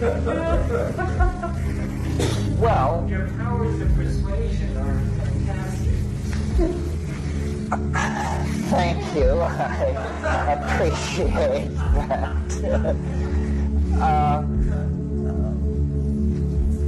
Are you saying, what is your question? I mean, I agree. I think the best idea will win. In a sense, you're right. The person who can tell the best story, that story will win. But best story is a complex concept. It also means, best formal mathematical underpinning. You get high points for that. Most people come up rather short in that department. I come out of the Berkeley tradition of all-night conversations. I think often in arguments you don't make progress till the 9th hour. And I'm willing to debate all this stuff. As far as my theory of evolution is concerned, first of all, you might suppose there is a large and established body of theory that has to be exploded. What the straight people say about how we doubled our brain size and got culture and mathematics. It turns out, no, they haven't got a clue. There is no big theory which has to be blown up. The best shot the straight people can give it is they say that we were puny and small in a world of the large and the lumbering, and so we learned to throw rocks with great precision and accuracy. They would essentially make the big league baseball player the pinnacle of human evolutionary development, and then say, and then once we'd done that, we had so much brain capacity left over that the plays of Shakespeare and modern mathematics were no problem. Well, this seems, I say, this is hokum, and that obviously they've done these experiments where they raise identical rats in environments which are very rich in experience and then poor in experience, and the ones raised in the rich environment, when, hang on folks, sacrificed, exhibit in the brain slices a much more complex arborization than the ones that were in the learning poor environment. So I think, that one way of thinking about these psychedelics, and especially the psilocybin family coming out of these mushrooms, is that they were catalysts for the human imagination. They catalyze cognitive activity, whatever it is, counting your toes, painting on your friend, playing around in anthills, making funny noises in your off hours, arranging the roots you've collected in different categories. I mean, it just promotes cognitive activity, which you then take back into the group, yeah. Well, is there a different effect, catalytic effect? The fresh mushroom, let's say the total house, it takes the heat right off, no patties, and the dried mushroom. I don't think particularly. I think you mean like, is the spiritual intelligence present in the dried stuff? Well, the fresh ones definitely are kickaroo, just simply because the psilocybin isn't bound up in dried cellulose matrix. It dissolves much quicker. That's probably what that's about. One of the things that I think happened, I've spent a lot of time trying to understand this scenario of transition from what I call the mushroom partnership paradise to the historical bummer that came down when all that blew up. And I can imagine, as Africa grew drier, it became, the mushroom would have perhaps over millennia slowly faded in availability. It would have, instead of being all the time everywhere, it would go to being seasonal and then to be only in the rain shadows of mountains and stuff like that.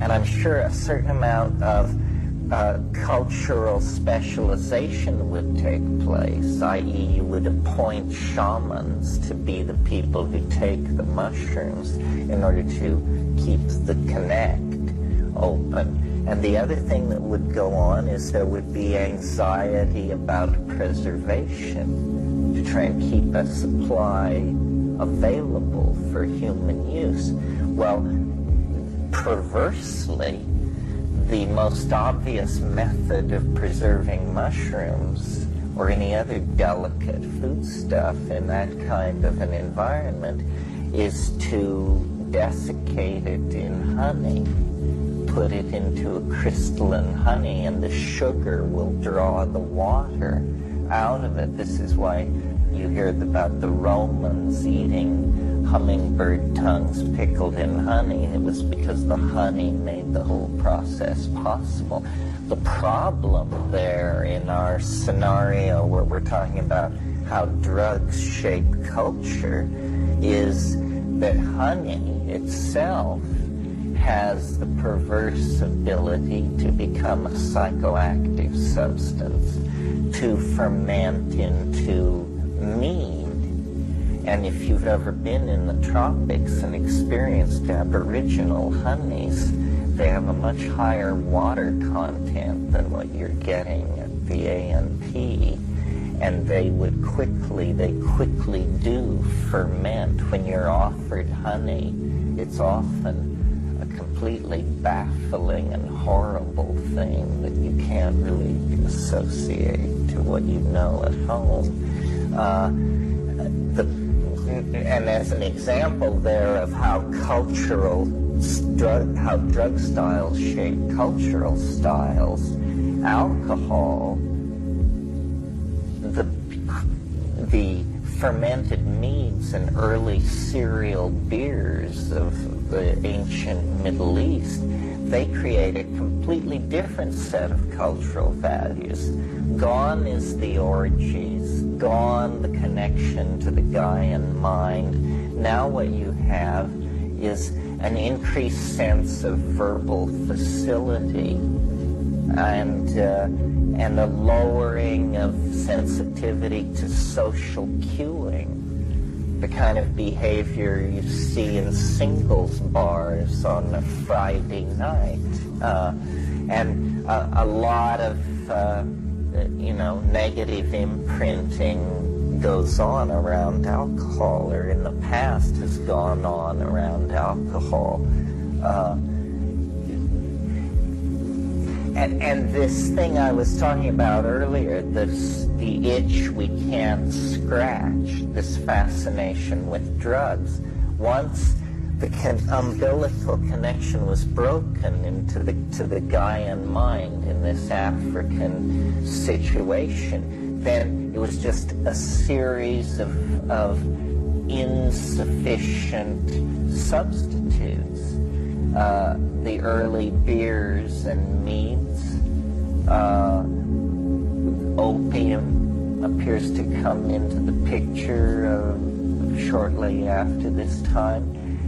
Cannabis, we have no idea how old it is.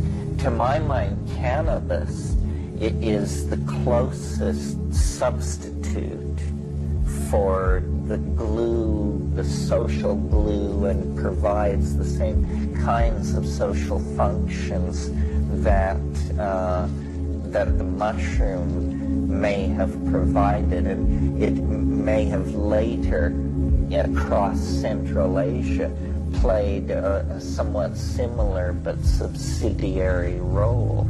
And then, the vast, we have explored nature frantically in search of intoxicants of all kinds. This continues to this day.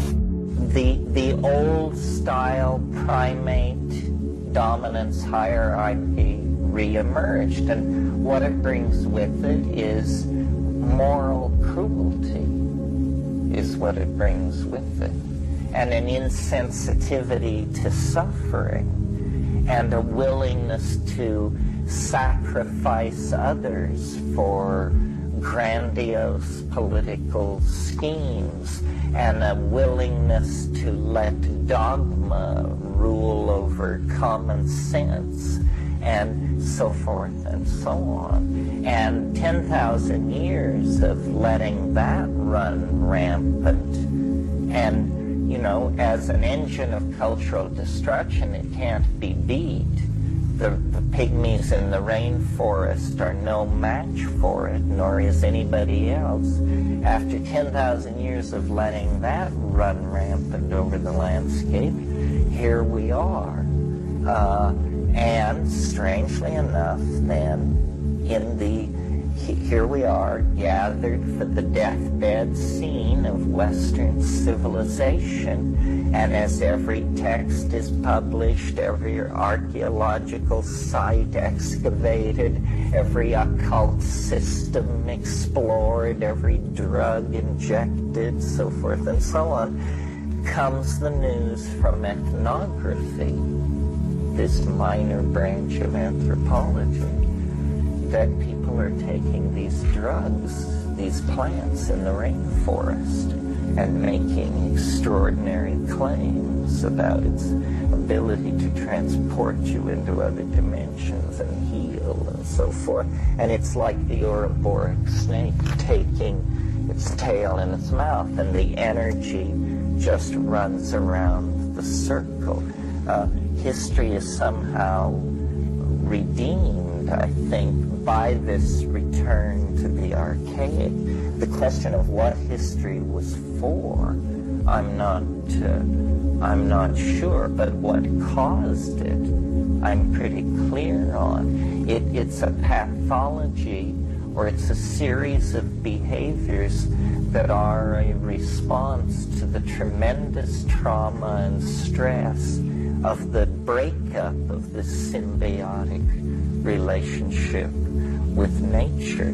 It's like a crisis of adolescence, or a temporary psychosis, or something like that. And now, strangely enough, we have gained through the peregrination of history a vast knowledge about forbidden and dark subjects, the control of matter, the control of the genetic units of life itself, the building of instrumentalities that can survive flight to the stars, so forth and so on. But to this point, this has all been in the service of some weird Faustian conqueror complex. Now all these tools have to be put at the service of a kind of ethos of planetary caregiving and ecological maintenance. It has all fallen into our responsibility. In a sense, we have come of age, child of the earth. Now here is the inheritance. And, there are a few dents in the Ferrari from some of the little episodes we took before we settled down, but it's all ours to make of what we will. And then behind that, this, what is it that Andrew Marvell says in his poem, always at my, the grave's a lovely, quiet place, but none do there, I think, embrace.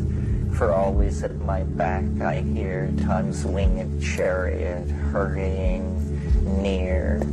And of course, behind this level I'm talking about is time's chariot hurrying near. The fact that rising over our world is the black sun of the incomprehensible event of our cultural transformation that has been built into our cultural mythology, since Abraham hesitated to slay his son. I mean, this is our thing, the finite apotheosis of the world, and we've now all these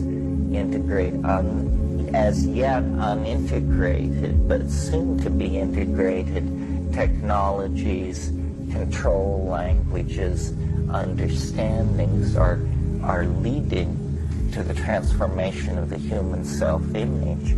And really, the psychedelic experience is just inoculating yourself for the onslaught of transformation that is going to be rolling toward you through 3D. It's not going to come entirely through drugs, it's going to come through the culture. It already is. It's batshit weird out there, You don't have to have a bone through your nose to pick up on that. Did you have a question? I've read a theory that primates rose from 4 legs to 2. Exactly why I don't remember, but once up in this higher air, the brain enlarged and prospered more rapidly, and the number of neurons in the brain increased, so that we now have 100 billion neurons, and that was the real origin of civilization. The complexification. No mushrooms. Oh, I see what you're saying.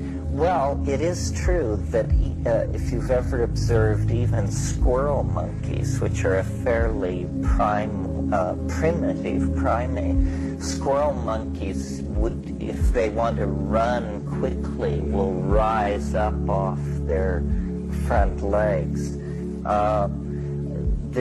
There's a lot of question about bipedalism and when it came in. Some people think it didn't come in until we leave the trees. We were a complex animal. There's no doubt about it when we were in the arboreal canopy. But we were probably no more complex than the prosimians that exist in the world today.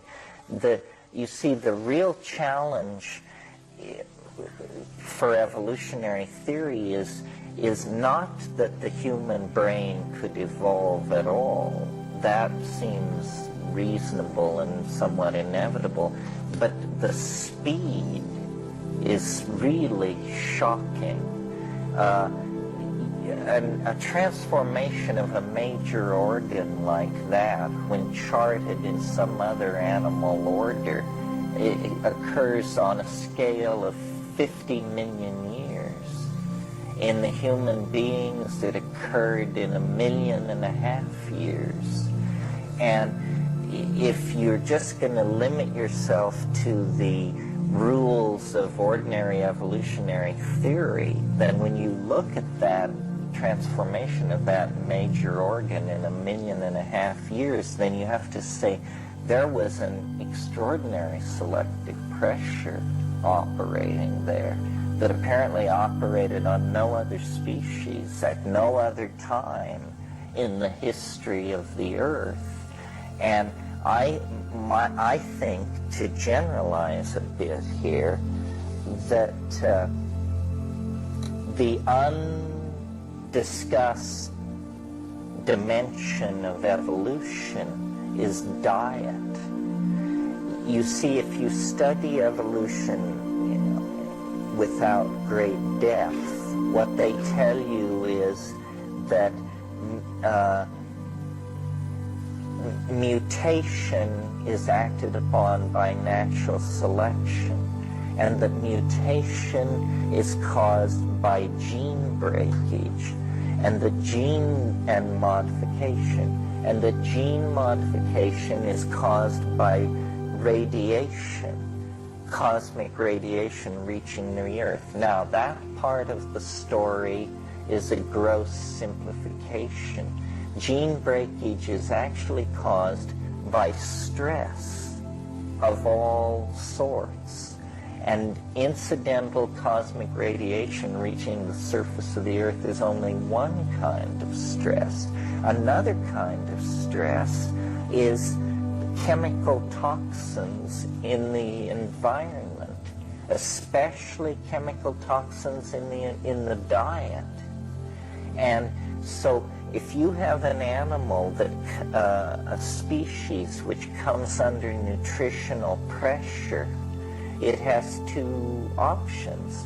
It can either go extinct, or it can begin experimenting with its diet.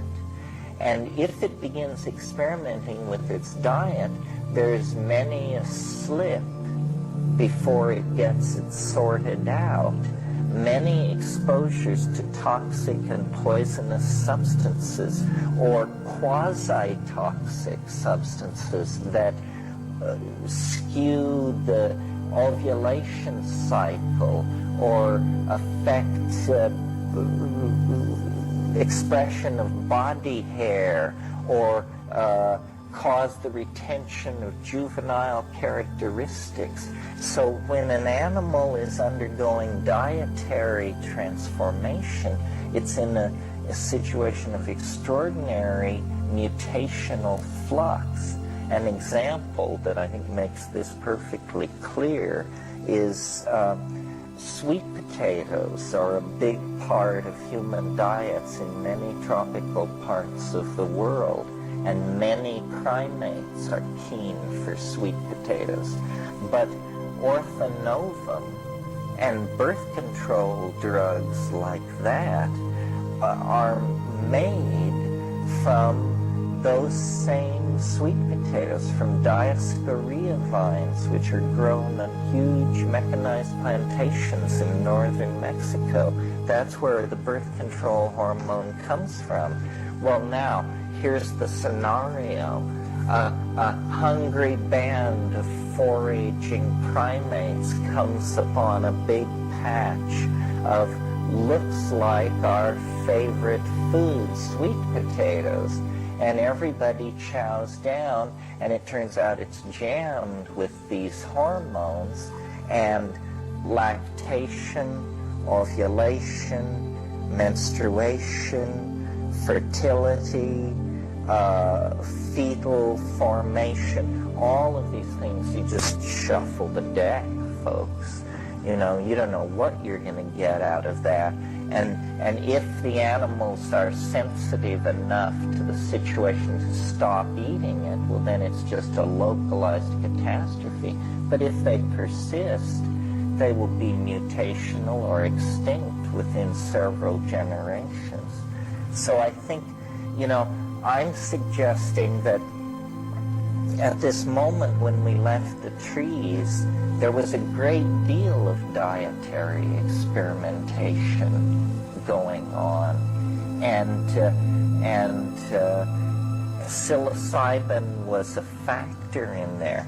You know, looking at us and trying to understand our relationship to the other primates, one of the things that evolutionary primatologists have always noted is that human beings exhibit what is called neoteny.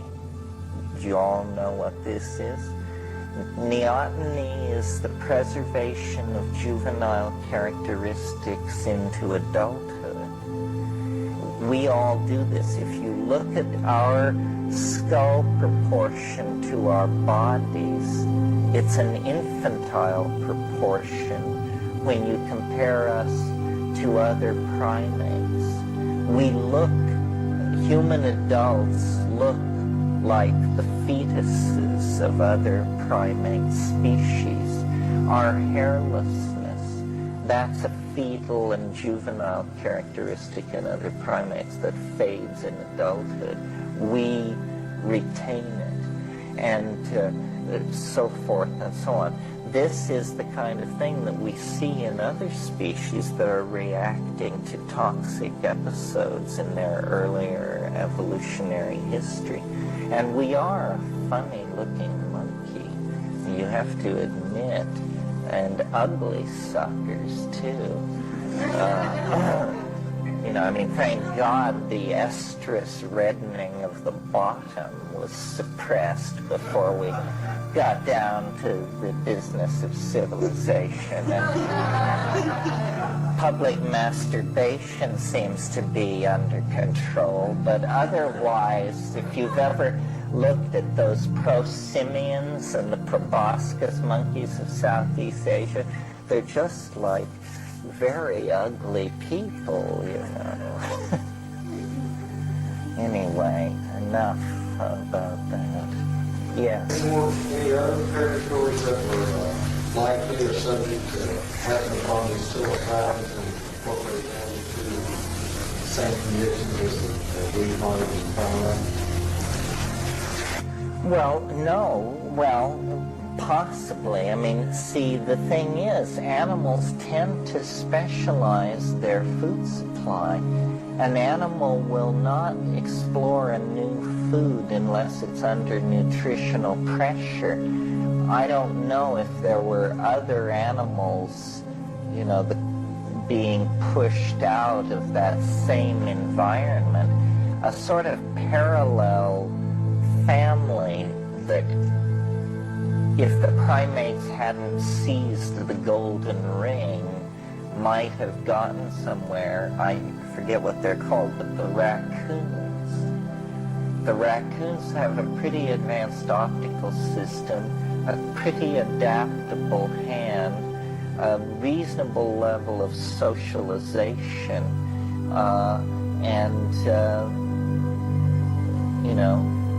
would make a cute movie, I suppose. What? Bears also have been suggested as one of the lines from which an intelligent species might emerge, yeah. What's the natural history of these mushrooms in the wild? Can they just decompose eventually, or insects decompose? Well, they persist. They are not the kind of mushrooms that auto-digest. Some kinds of mushrooms just turn into slime. Most of the psilocybin mushrooms, especially the more palatable ones, persist. And, you should understand the mushroom that you see, which mycologists call a carpophore, is just a small part of what a mushroom is. A mushroom is really a very fine network of spider-like material, cobwebby material that's under the soil.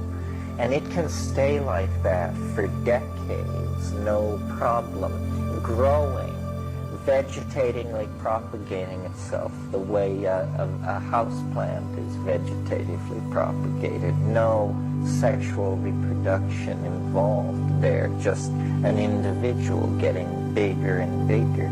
Last year, you may recall, they reported some of these mushroom clones that were acres in size and weighed more than a sperm whale, and were in fact the world's largest organisms, were these enormous fungal individuals sleeping in the Oregon forest for uncounted eons, dreaming, nightmarish dreams that were, or, no, I'm sorry.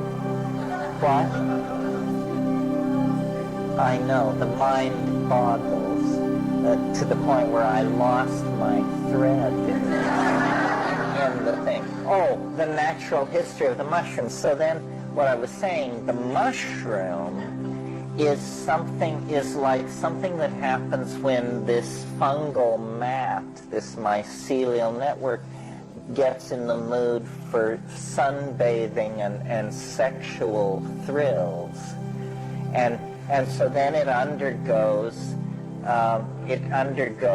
dikaryotic self-expression. The genetics of fungi are somewhat complex to the point where I never really have understood it myself. They're not like you and me, let's just put it like that. And then it fruits. That's what the carpophore is. It's also called a fruiting body. And in a Stropharia cubensis mushroom, a single mushroom can shed up to 3 million spores a minute for 6 weeks. And so, it's a truly astonishing deal. And they're at the bottom of the food chain. They're primary decomposers. If you were a Buddhist with a hyper degree in molecular biology, you were trying to design a karma-free body, you would have to become a fungus, because they are the only blameless members of the food chain, because they exist on dead matter. They don't destroy anything. They don't live off living material. And the spore is this tiny microscopic capsule of genetic material that is surrounded by an organic layer of material that's as electron dense as many metals. And I maintain that these spores, in fact, percolate through space, that they can survive the conditions of extraterrestrial environments. If you want to store mushroom spores, you essentially store them in liquid nitrogen. It's about as outer space-ish as it gets.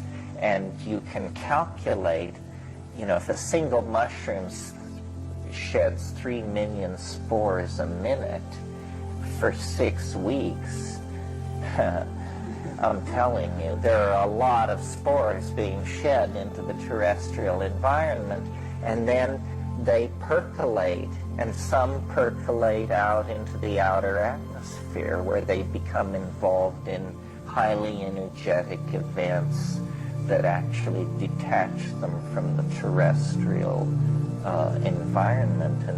And I think one of the easy predictions you can make, it's like a knockoff, and yet it would be the cover of Time magazine. It's perfectly obvious that space is no barrier to certain viruses and spores, and that one of the future revolutions of biology will be, this will somehow be proven. It's always puzzled me, and some of you have heard me talk about it, that psilocybin is an indole which is phosphorylated in the 4 position. This is chemist talk, but the important thing for our discussion is it is the only 4-substituted phosphorylation of an indole on this planet. And that's very weird. Why? the way it would expect chemical evolution to work is if you have molecule A, then you should find molecule sort of A, and nearly A, and A plus 1, and A plus 2. But here's a molecule just boing. It has no near relatives. I think, one kind of mentality looks for extraterrestrial life by sifting for radio signals with a telescope. I think one way to look for an extraterrestrial thumbprint would be to search and make a thorough molecular category of the categorizing of the molecules on this planet to see if there's anything that looks like it blew in from somewhere else.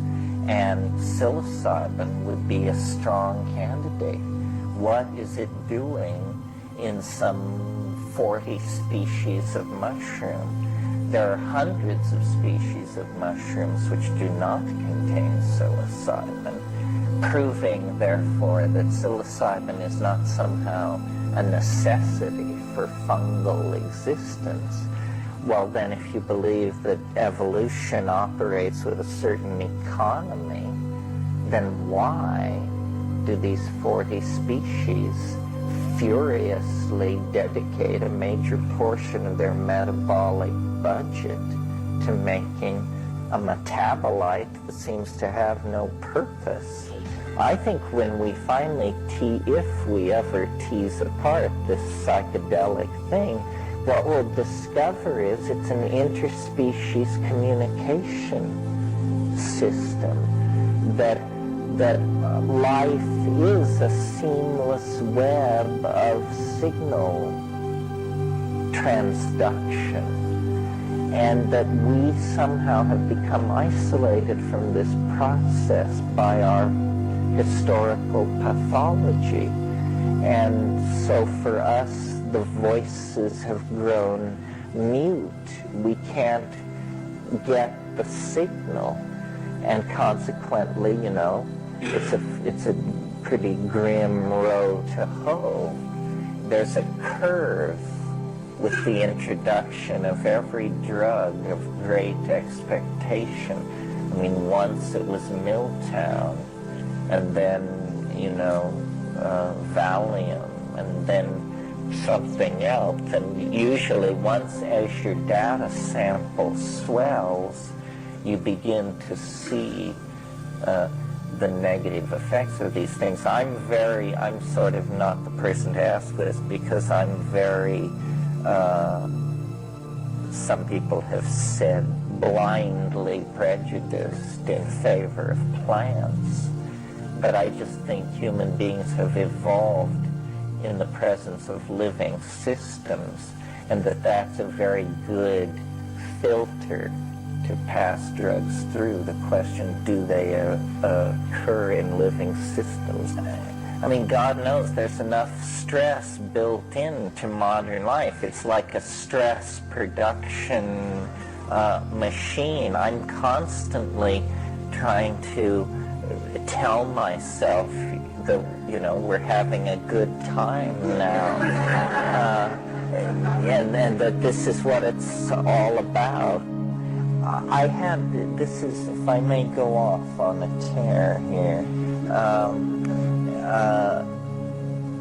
I followed with interest the crop circle phenomenon in England, and recently a book has been written by an American called Around in Circles, and it basically buries the crop circle phenomenon. If your metaphysic was hanging on this, you better head for cover in a hurry.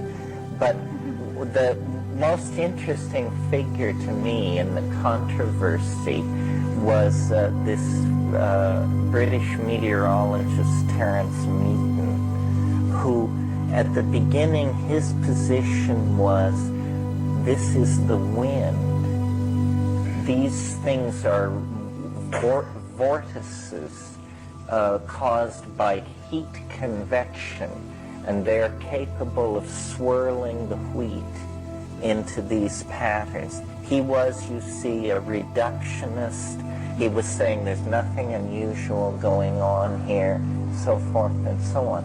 Well then, as the phenomenon got rolling, the circles became more and more elaborate.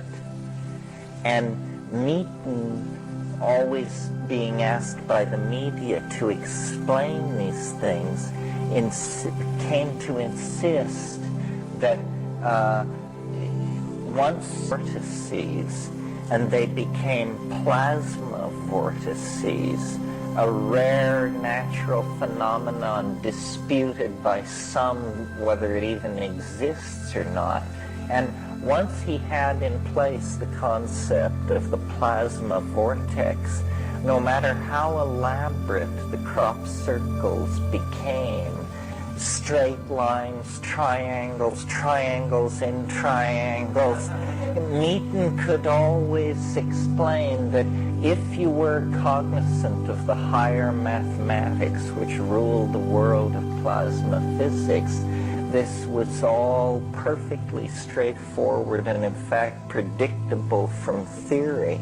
And this went on until the BBC made a crop circle and then took him out to it and got him to certify it as genuine and to lecture on the various features which made it impossible for human beings to create such a structure, and then revealed to him that it was in fact artificial.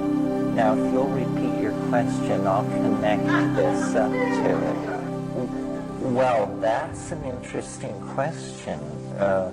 So far, we've had this cheerful little scenario where the monkey descends to the bottom of the tree empty of tummy, and lo and behold, here is this mushroom. And I called it, I think, an extraordinary confluence of events, or some weasel term like that. What I was skirting around is the issue of, was this simply a wonderfully fortuitous confluence of events, or was this a thickening of the plot? Was this a bringing together of two elements that had been designed to meet each other in the councils of the Galactarians eons before, somewhere else? I don't know. It does appear to be a viral catalyst for technological civilization. You know, you give it to a monkey, and 15,000 years later, they're landing instruments on their nearest planetary neighbor. I had a professor in college who said what he thought it was all about was that someday flying saucers would visit the Earth and they would take all the fissionable material away, and they would just then explain that human history was a project to concentrate fissionable material for their purposes. And now, thank you very much, you know, and you people can go back to, you know, picking fleas and beating each other's brains out as far as we're concerned. You know, we do that. There's a technique for extracting gold out of very low-grade gold ore, where what you do is you crush the gold into a watery slurry, and then you infect this muddy gold-laden water with a kind of bacterium that concentrates gold in its body tissues. And then you stir this up and cook it up, and then you just skim off the bacteria and harvest the gold out of their body tissues. So, you know, Yeah, I actually lost the thread of that. My point was that if you're committed enough to a hypothesis, no matter how the data can twist and turn, you can fit it to the hypothesis. I find it possible to entertain the idea that the mushroom actually is some kind of extraterrestrial thing. I mean, after all, we don't really know what the nature of the cosmic situation is. We don't know whether life arises wherever conditions are okay. We don't know how chaotic the universe is. Like, do most planets get 100 million year shots at stability where they can get higher animals together before some comet or geomagnetic reversal or something flips it over? I do think that if if you were an extraterrestrial and you had an ethos of non-invasiveness and you wanted to have a very low-key interaction with an intelligent species, the way to do it would be to come at it through an intoxication. You know, you don't appear with trillion-ton beryllium ships over major cities. You know, we have been studying you for 50,000 years. I don't think it's done like that. I think it's more like you find a dimension in the cultural world of the species you're trying to study where weirdness is sanctioned. And then you set up your lemonade stand in that world. In this case, the world of psychedelic intoxication. Yeah. Well, I'm not sure it's all about their purpose. You know, like everybody assumes their purpose is to communicate with us. It seems to me if their purpose is to communicate with us, they could have just communicated with us. Their purpose appears to be to influence or to observe. My purpose is to tell all secrets. I'm at war with the keepers of the secrets. It's one way of looking at it. I don't think they've done it to another species. It seems that, you know, what they are is they're mean traders on one level. And they've blown in here, and they have this intentionality to communicate. The content of the DMT experience is where this contact becomes much more explicit, more puzzling, more alien, and more strange. What's happening with psilocybin usually is a voice, and a voice you can handle, because if it doesn't speak in English, you can't understand it. So it must operate within a certain narrow band of rational apprehendability, or you lose it and it makes no sense. On the other hand, a visual input can go off the beam of rational apprehendability and you're still looking at it, you know, as it loses coherency and tentacles sprout and chelicerae snap and hexagonal eyeballs roll by, and then it gets its fix back on. So, oh, excuse me for a moment, I nearly lost my face, as it were. The content of the DMT thing is really puzzling. I mean, one of the motivations for my career is to get other people to check it out, because here is truly confounding data that you don't have to make an expedition to the heart of the Amazon or battle your way through hours of waves of nausea in dark spaces chanting your mantra obsessively. I mean, when you smoke DMT, 30 seconds later, you're in the presence of the unspeakable and the show is going full blast. I mean, these type-like, self-transforming machine elf things that rush forward to exhibit their rhetorical skills in a three-dimensional language that you look at rather than hear, and they offer you, you know, the technological artifactory of another dimension, Fabergé eggs and Ming Dynasty orreries and just the most amazing fabricated objects which they make out of language. They demonstrate language in another dimension. That's why I really think that part of what we're moving toward is technological, only in the most fundamental sense.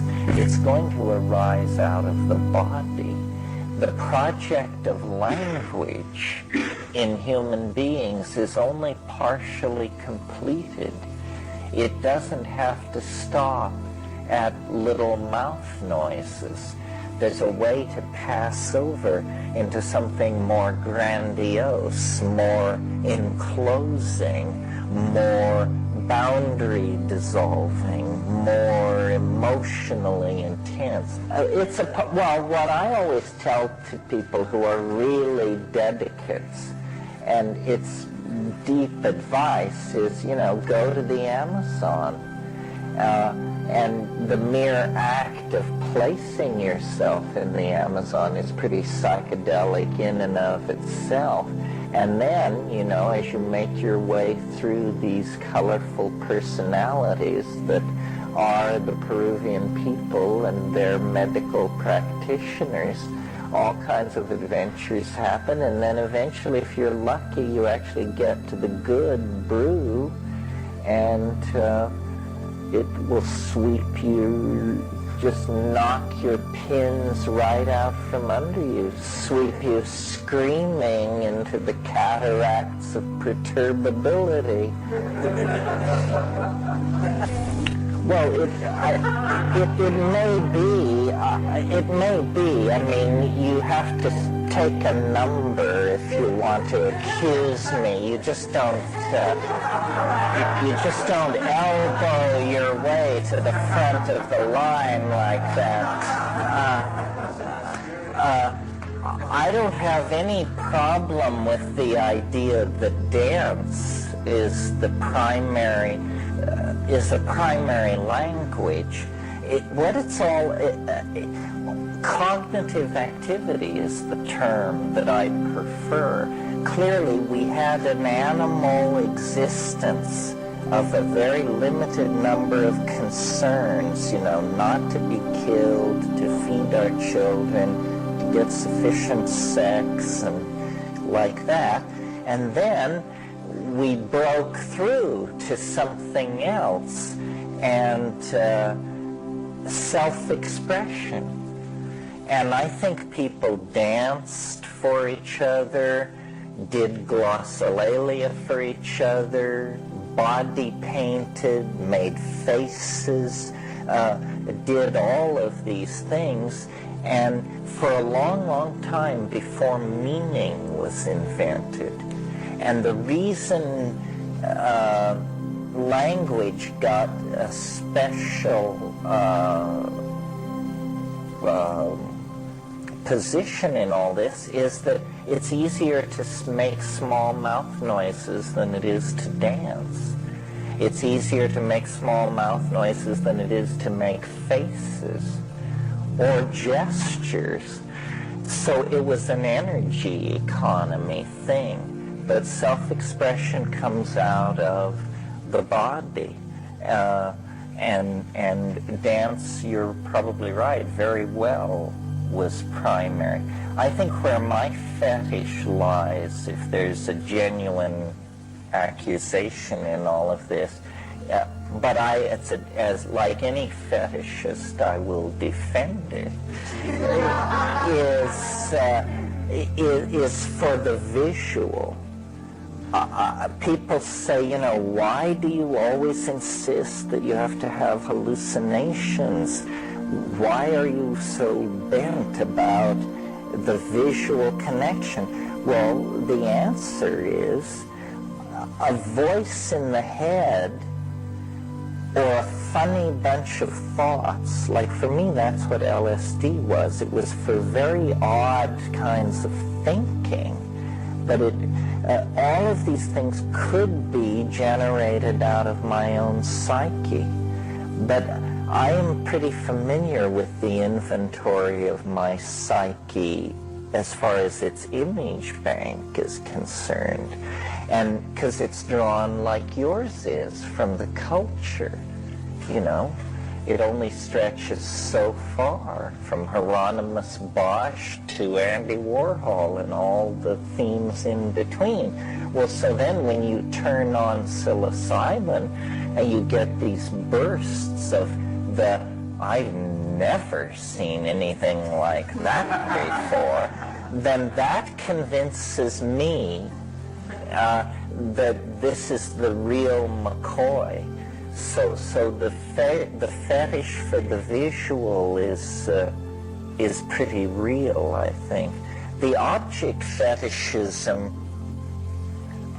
these things aren't exactly objects. You have to understand that we download through many levels of compression in order to sit in this room and talk about such outlandish things.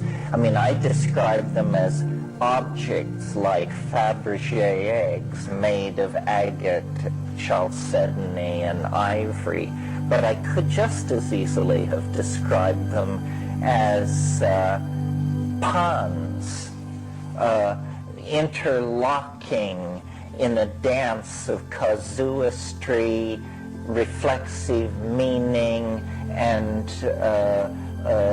teleological entendre of great satisfying depth.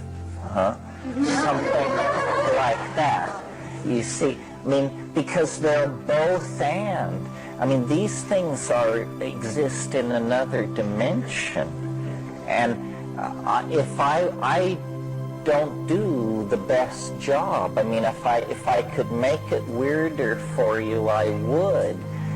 People say, you evoke images very well. Sometimes that's the defeat of rhetoric, because what we're really talking about is, in fact, so hard to invoke.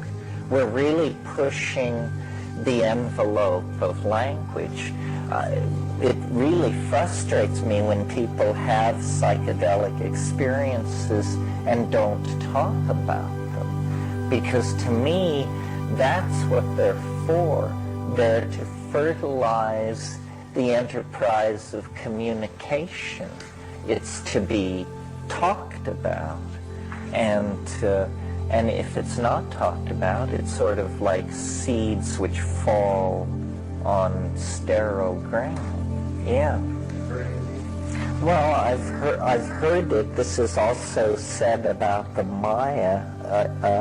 It was said even about the dinosaurs, which doesn't mean it can't happen. I don't know if I believe it ever has happened. Obviously, I believe in principle it can happen. I believe, it has always seemed to me that this used to be the motivation for my LSD taking. It seemed to me that you could sit down in a room with someone and begin to, this is maybe what I'm trying to do with you, but we never get there. Sit down in a room with someone and begin to have a conversation that would take it apart, and leave nothing there. You know, at the end, no guru, no method, no teacher, and no nothing else either. I think that the world is held together by a misunderstanding, and that if you could overcome that misunderstanding, it would just fold up and deconstruct, and that in a sense this is what the concept of enlightenment is. I think it's a series of insights or thoughts or revelations, one which projects forward into another, which leads you to just say, oh, it's not this, and it's not that, and it's not this, and yeah. Well, I guess the mundane plane is the misunderstanding. And I guess then if we analyze the mundane plane, we see what constitutes the misunderstanding. A belief in three-dimensional space and time, a belief in the finite life of the organism, and then the rupture of the mundane plane leads to this kind of Platonic superspace where there seems then to rest incontrovertible truths. They are not truths approached by logic and argument. They are self-evidently true. So they're either true for you or they're not true. And shamanism then sort of views all this very optimistically, takes the existence of this transmundane world as a higher world, a world in which healing can be done and the community can be made to cohere. And the shaman is essentially a technician, wiring and repairing and moving behind the board of culture, keeping all these lines open and together. Is that where your interest lies? Well, yes, I see. So apparently, it seems to me that it looks like mind is something that, if we were to make an analogy, it's somewhat like sulfur, in that sulfur has this weird quality of having two melting points.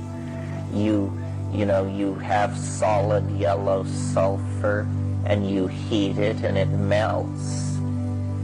But then you keep heating it and it turns back into a solid. And you continue heating it and it melts again. This is a curious property of sulfur, but not magical. The human mind seems to me to be like that. It's something that in the mundane plane, it has collapsed down into a tool for threat detection and social account keeping, basically.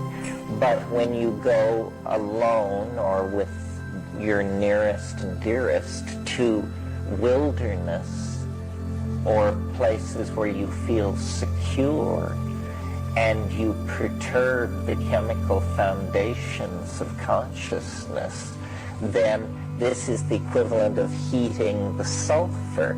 And lo and behold, a new geometry is cast out of the fluid mercury of the psychedelicized mind. And I think I said this morning, I really favor a geometric model. I think that the shaman's power comes from the fact that the shamans really are seeing things from a higher dimensional perspective, that that's not a metaphor or an analogy, that that's the voice of mathematics speaking. And because as I analyze, the history of biology and higher animals and culture and so forth, what I see as a continuous theme from the very beginning is the conquest of dimensionality. Life conquers dimensions. Life begins as a fixed slime in one place with no eyes, no ears, no nothing, and it evolves tactile awareness. Then it slowly becomes, through the sequestering of pigment-sensitive cells onto its surface, it acquires the notion of a gradient of light and darkness. And then through the formation of lenses, it's able to stabilize an impression of the exterior world. It evolves progressively more advanced forms of locomotion. Eventually it evolves memory and complex cognitive interior maps for anticipating the future. This is a description of a strategy for the conquest of dimensionality. And I think really the shamans are the people among us who represent the next evolutionary level. They're people who have learned to do what we can't do, to come and go from hyperspace, whatever it is, an informational superspace that exists inside the psychology of the individual and the group that we can't even see because we're materialists fixated on the topological surfaces of the three-dimensional manifold, which is only one level in the onion of reality. These shamans have moved over to another level, but I think they are the paradigm for a new authentication of the human experience. And it's all about experience. This is what we clearly have wandered too far from. We are too in our heads. The consequences of a phonetic alphabet, monotheism, modern science, Greek aesthetics, yada, yada, yada, is just to move us too far from experience. And so then this compensating thing is coming back in, and the shaman is the paradigmatic figure. And when you analyze what shamanism is, the psychedelic experience is revealed to be the sine qua non of this lifestyle. I've fiddled with screenplays. My objection to most visions of extraterrestrials is people don't understand. Extraterrestrials are not mundane. You know, they don't want our beautiful women. And they don't have a fascination with our gross industrial output. The real trick with an extraterrestrial is to know when you're in the presence of one, because it is going to be so strange and of such a different order of magnitude in many parameters that the trick is recognition, I think. I mean, eventually we may come to see that many life forms that we are not all to be traced back to one blob of germplasm, that, you know, the warm pond theory. I think the warm pond theory is in for serious revision. I think interesting genes have blown in here every once in a while over the millennia as the Earth has ground forward. And of course, those genes get embedded in living systems. The mitochondria, which power the animal cell, were originally free-swimming bacteria that got into a symbiotic relationship with some kind of membrane-like matrix, and before they knew it, they had been incorporated as subcellular organelles of a larger system. Mind that this doesn't happen to you.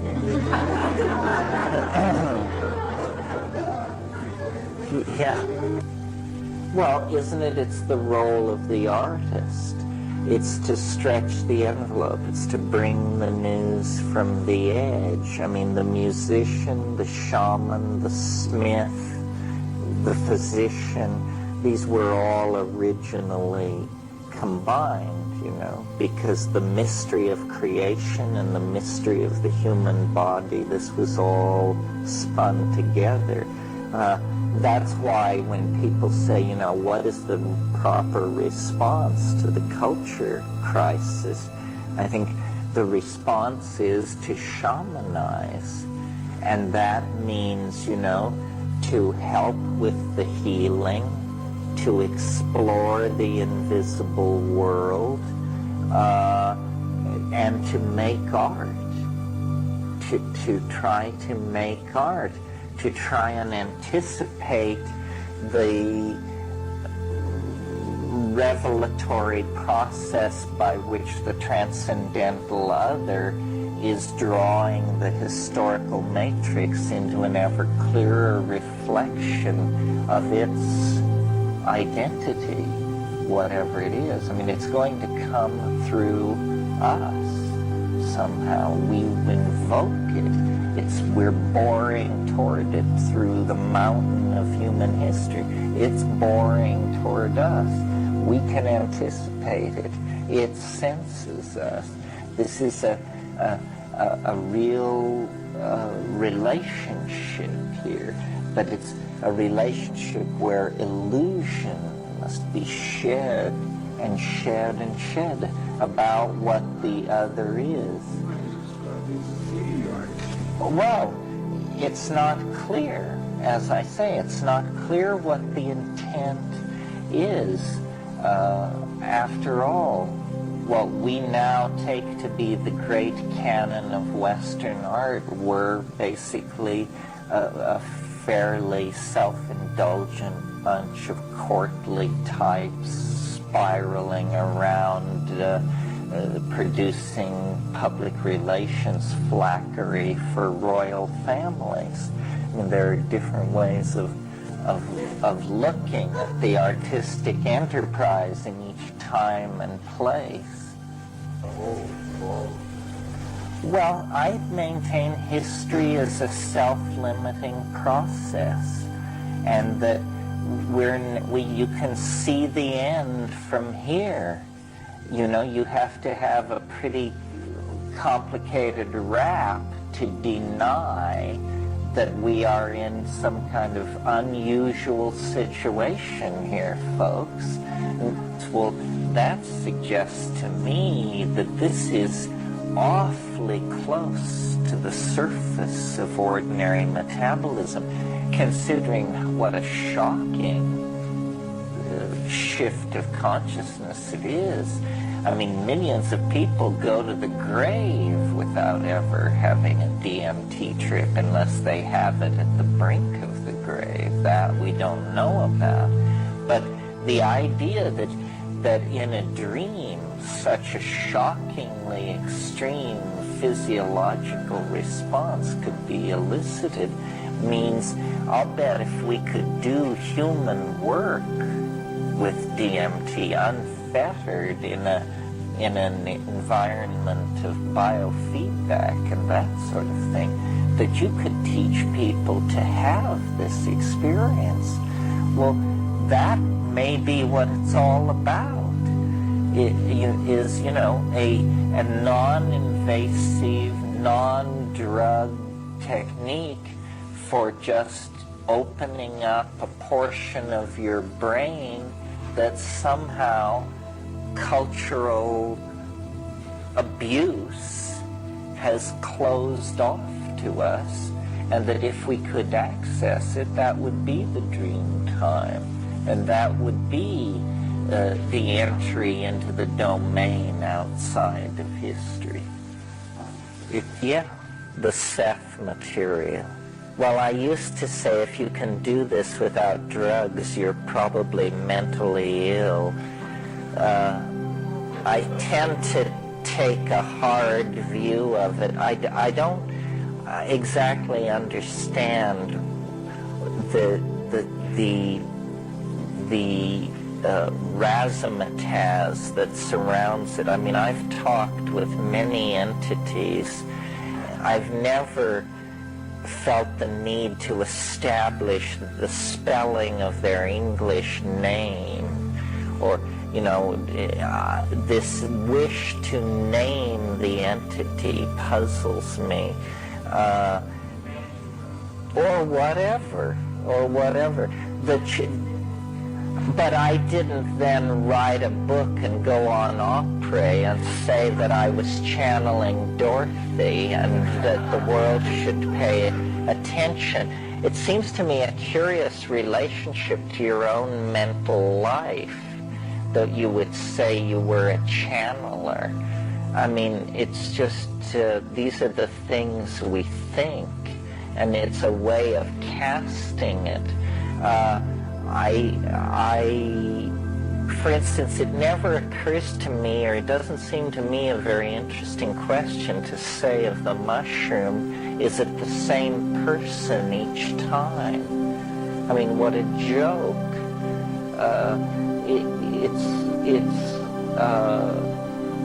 some kind of enormous intellectual agency. It's not a human being. That's the thing. The channeling, I guess my take on channeling is, and it will come out maybe tonight when we talk about the time wave, is that the real skinny is that you have a connection to everybody who ever lived. And there's a way of tuning your internal machinery in such a way that, you know, here comes Marie Antoinette, or here comes Beethoven. But it isn't that Beethoven is a relative of yours, or still less that you were Beethoven. I mean, how likely is that, for crying out loud? It's simply that they're all there in some cultural superspace and can be reached and called down. I mean, they're an idea. Beethoven is an idea. You know, his grumpiness, the hands behind the back, the da-da-da-da, we know Beethoven. And so he lives in some kind of superspace. And I think people are just much too literal. I have this trouble with channeling and with flying saucer people and with the fans of Great Atlantis and the people who believe that, you know, lantern-jawed Neanderthal visages 10 miles high are gracing the deserts of Mars. All of this, the attraction of this kind of thing completely puzzles me because it's so hokey. And if you want the real thing, you know, it's just 5 dried grams away. The real thing. I mean, so that, you know, you will have done with anecdotes by the denizens of trailer camps in Florida about, all of this other stuff. I mean, it's not that the woo-woo isn't out there. It's that it's so much more woo-woo than the beady-eyed peddlers of it assume, that they just have no idea of what they're playing with. The New Age generally, I find, is somewhat obnoxious because it's a flight from the psychedelic experience. I mean, what you can safely say about the New Age is if a technique doesn't work, they'll proclaim it.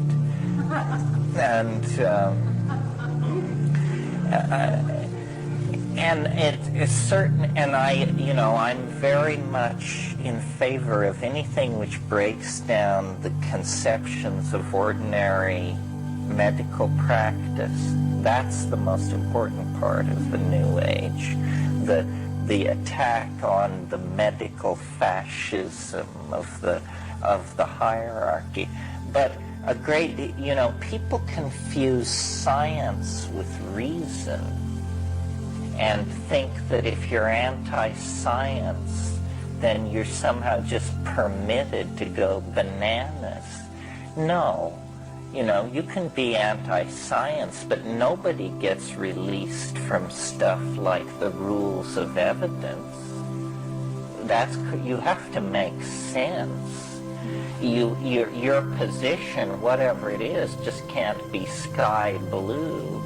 And you should then expect to be treated with the same respect as somebody who's gotten themselves epistemologically together and ontologically oriented. I mean, there are flaky ideas in this world, and that people associate me with the New Age because that was the only place where I was originally tolerated. But I really want my ideas to be tested in the ordinary way, by the ordinary methods. I mean, I offer a mathematical formalism and then surrounding that a bunch of arm-waving verbal exegesis. The core thing is the mathematical algorithm to be tested by the ordinary rules of evidence and falsification, and you can read Karl Popper to figure out what all that's about. I love science. I just think it's incredibly pretentious and has claimed too much.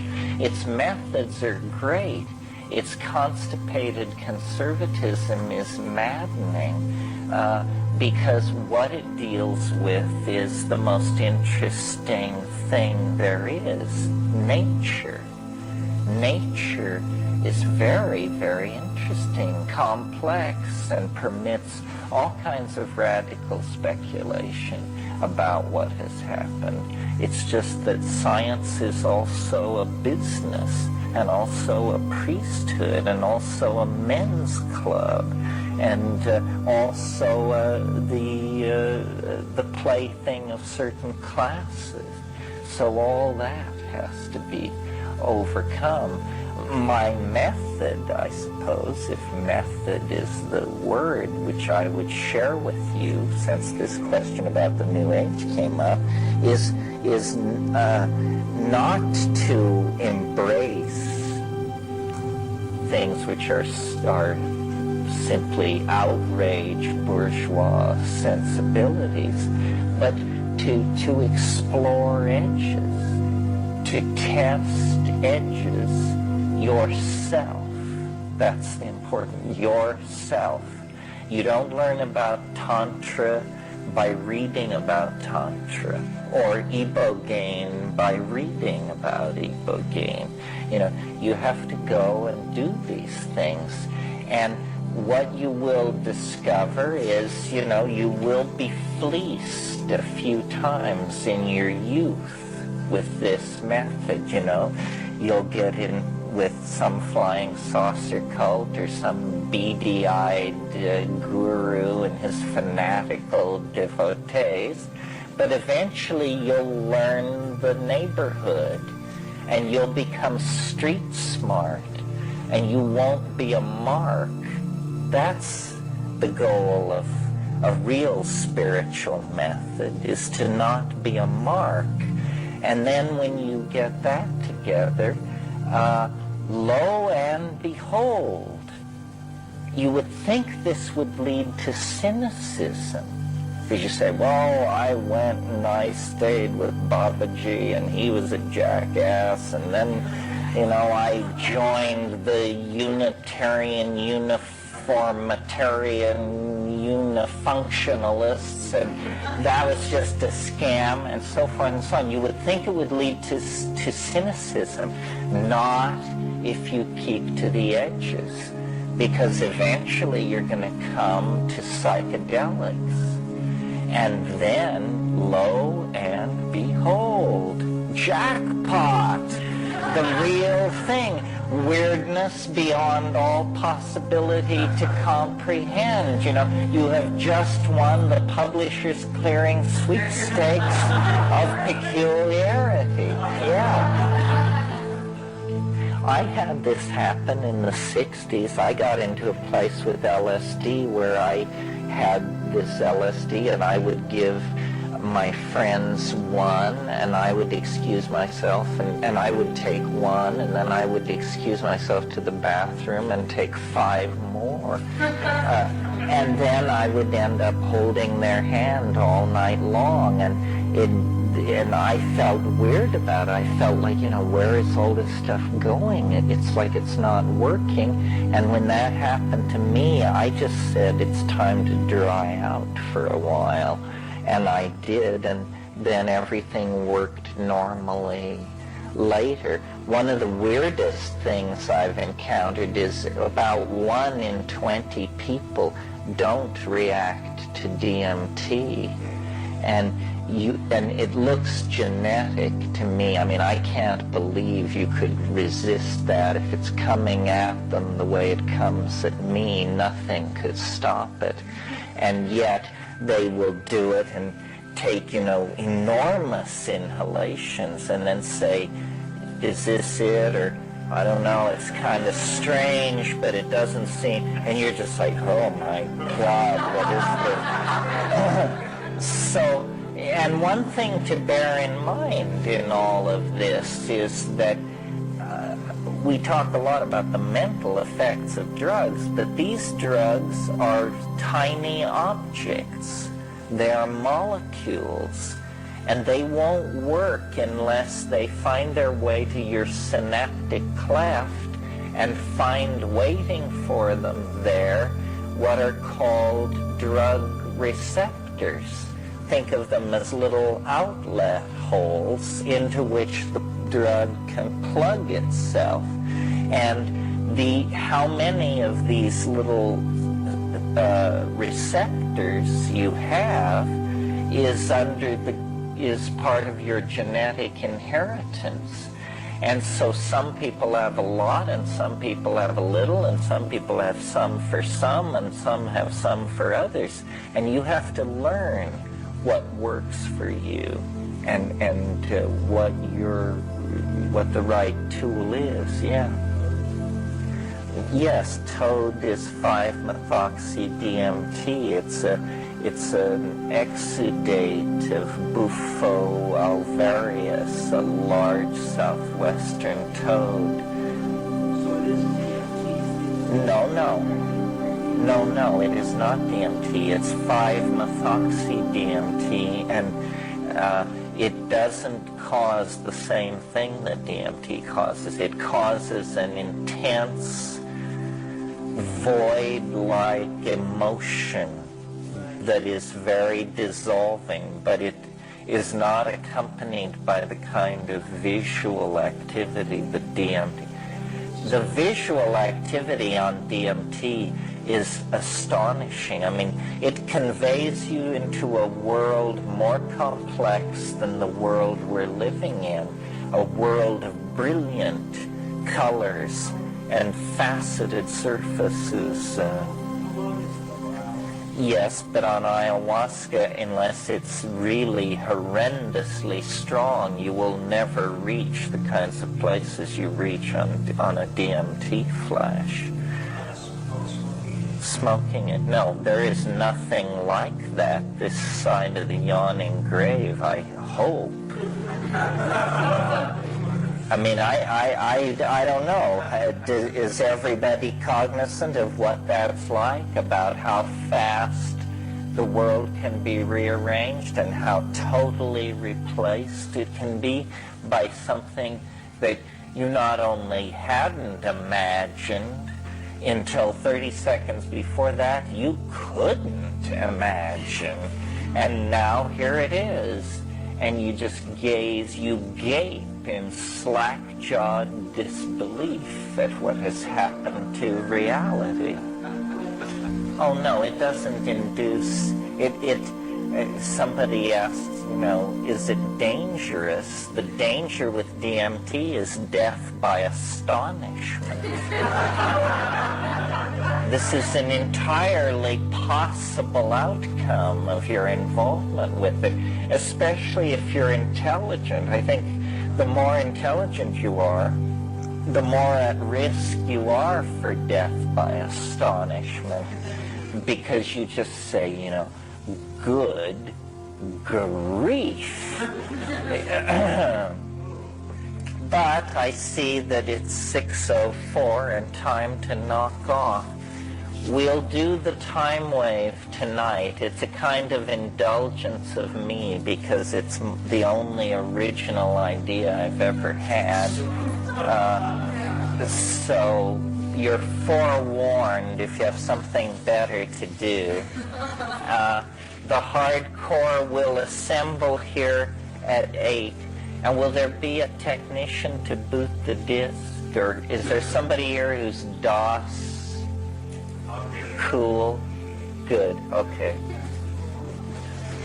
Well, I'm pro-virtual reality just in the sense that I don't think it should be made illegal and stamped out. I think it should be a legitimate area of research. I certainly don't think most people should plan on decamping to virtual reality land for the rest of much of their lives. That wouldn't be a good idea. I see it primarily as a tool for studying language and communication. You never know where a technology is going to lead. When Edison invented the phonograph record, his sincere belief was that its major application would be in the making of wills. Because you would have an incontrovertible record of the person's voice speaking, and so it wouldn't be legally contestable in court. Well, I don't know if anybody has ever made a will on a phonograph record, It clearly had an entirely different use and application. So, here we've arrived at Sunday morning. This is basically loose ends, complaints, resolution, that whole bit. So let's work our way into it, and then if need be, I'll harangue. So anybody have anything they want to, I like understanding. I think, Whitehead said that understanding is the apperception of pattern as such. That's all, as such. And so you can look at any situation and see different patterns. I mean, like in this room, if we were sociologists, we could analyze where the women are and where the men are, and that would be a pattern, and we could talk about that. Then we could switch our field of interest and talk about where the men and women over 40 are and the men and women under 40, an entirely different pattern. Where the people wearing socks are and the barefoot people. And you realize that in any assemblage of objects, there's an infinite number of patterns of connection. And the more of them you see, the more you have this feeling which we call understanding. And it's a feeling of having assimilated the object to yourself. And the great mysterious assemblage,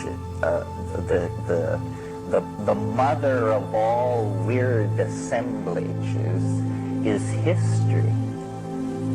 You know, the peregrinations of our species through time, and the detritus of that journey. I have a friend in London who's a rare book dealer, and when I'm in London, I'm usually able to contrive a situation where he has to have some errand out. And so then I'm left alone for hours with the books inside these multiple concentric circles of security.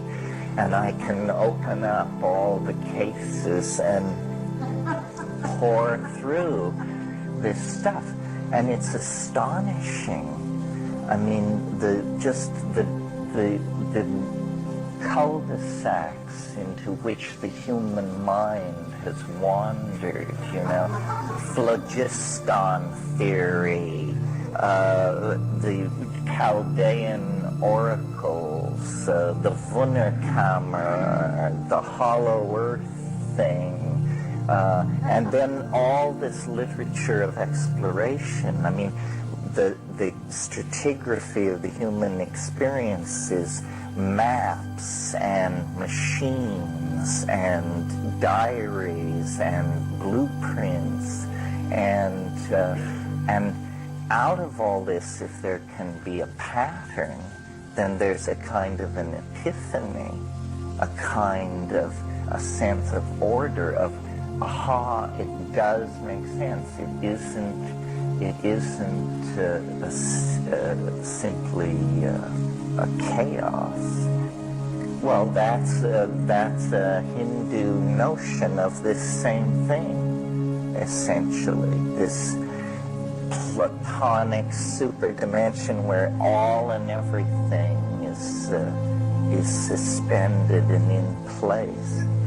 If you ever want to have a very bizarre sub-psychedelic experience when you're in Oxford, go to the Pitt Rivers Museum. Everybody goes to the Ashmolean, and of course you should, to see the Uccellos and all that.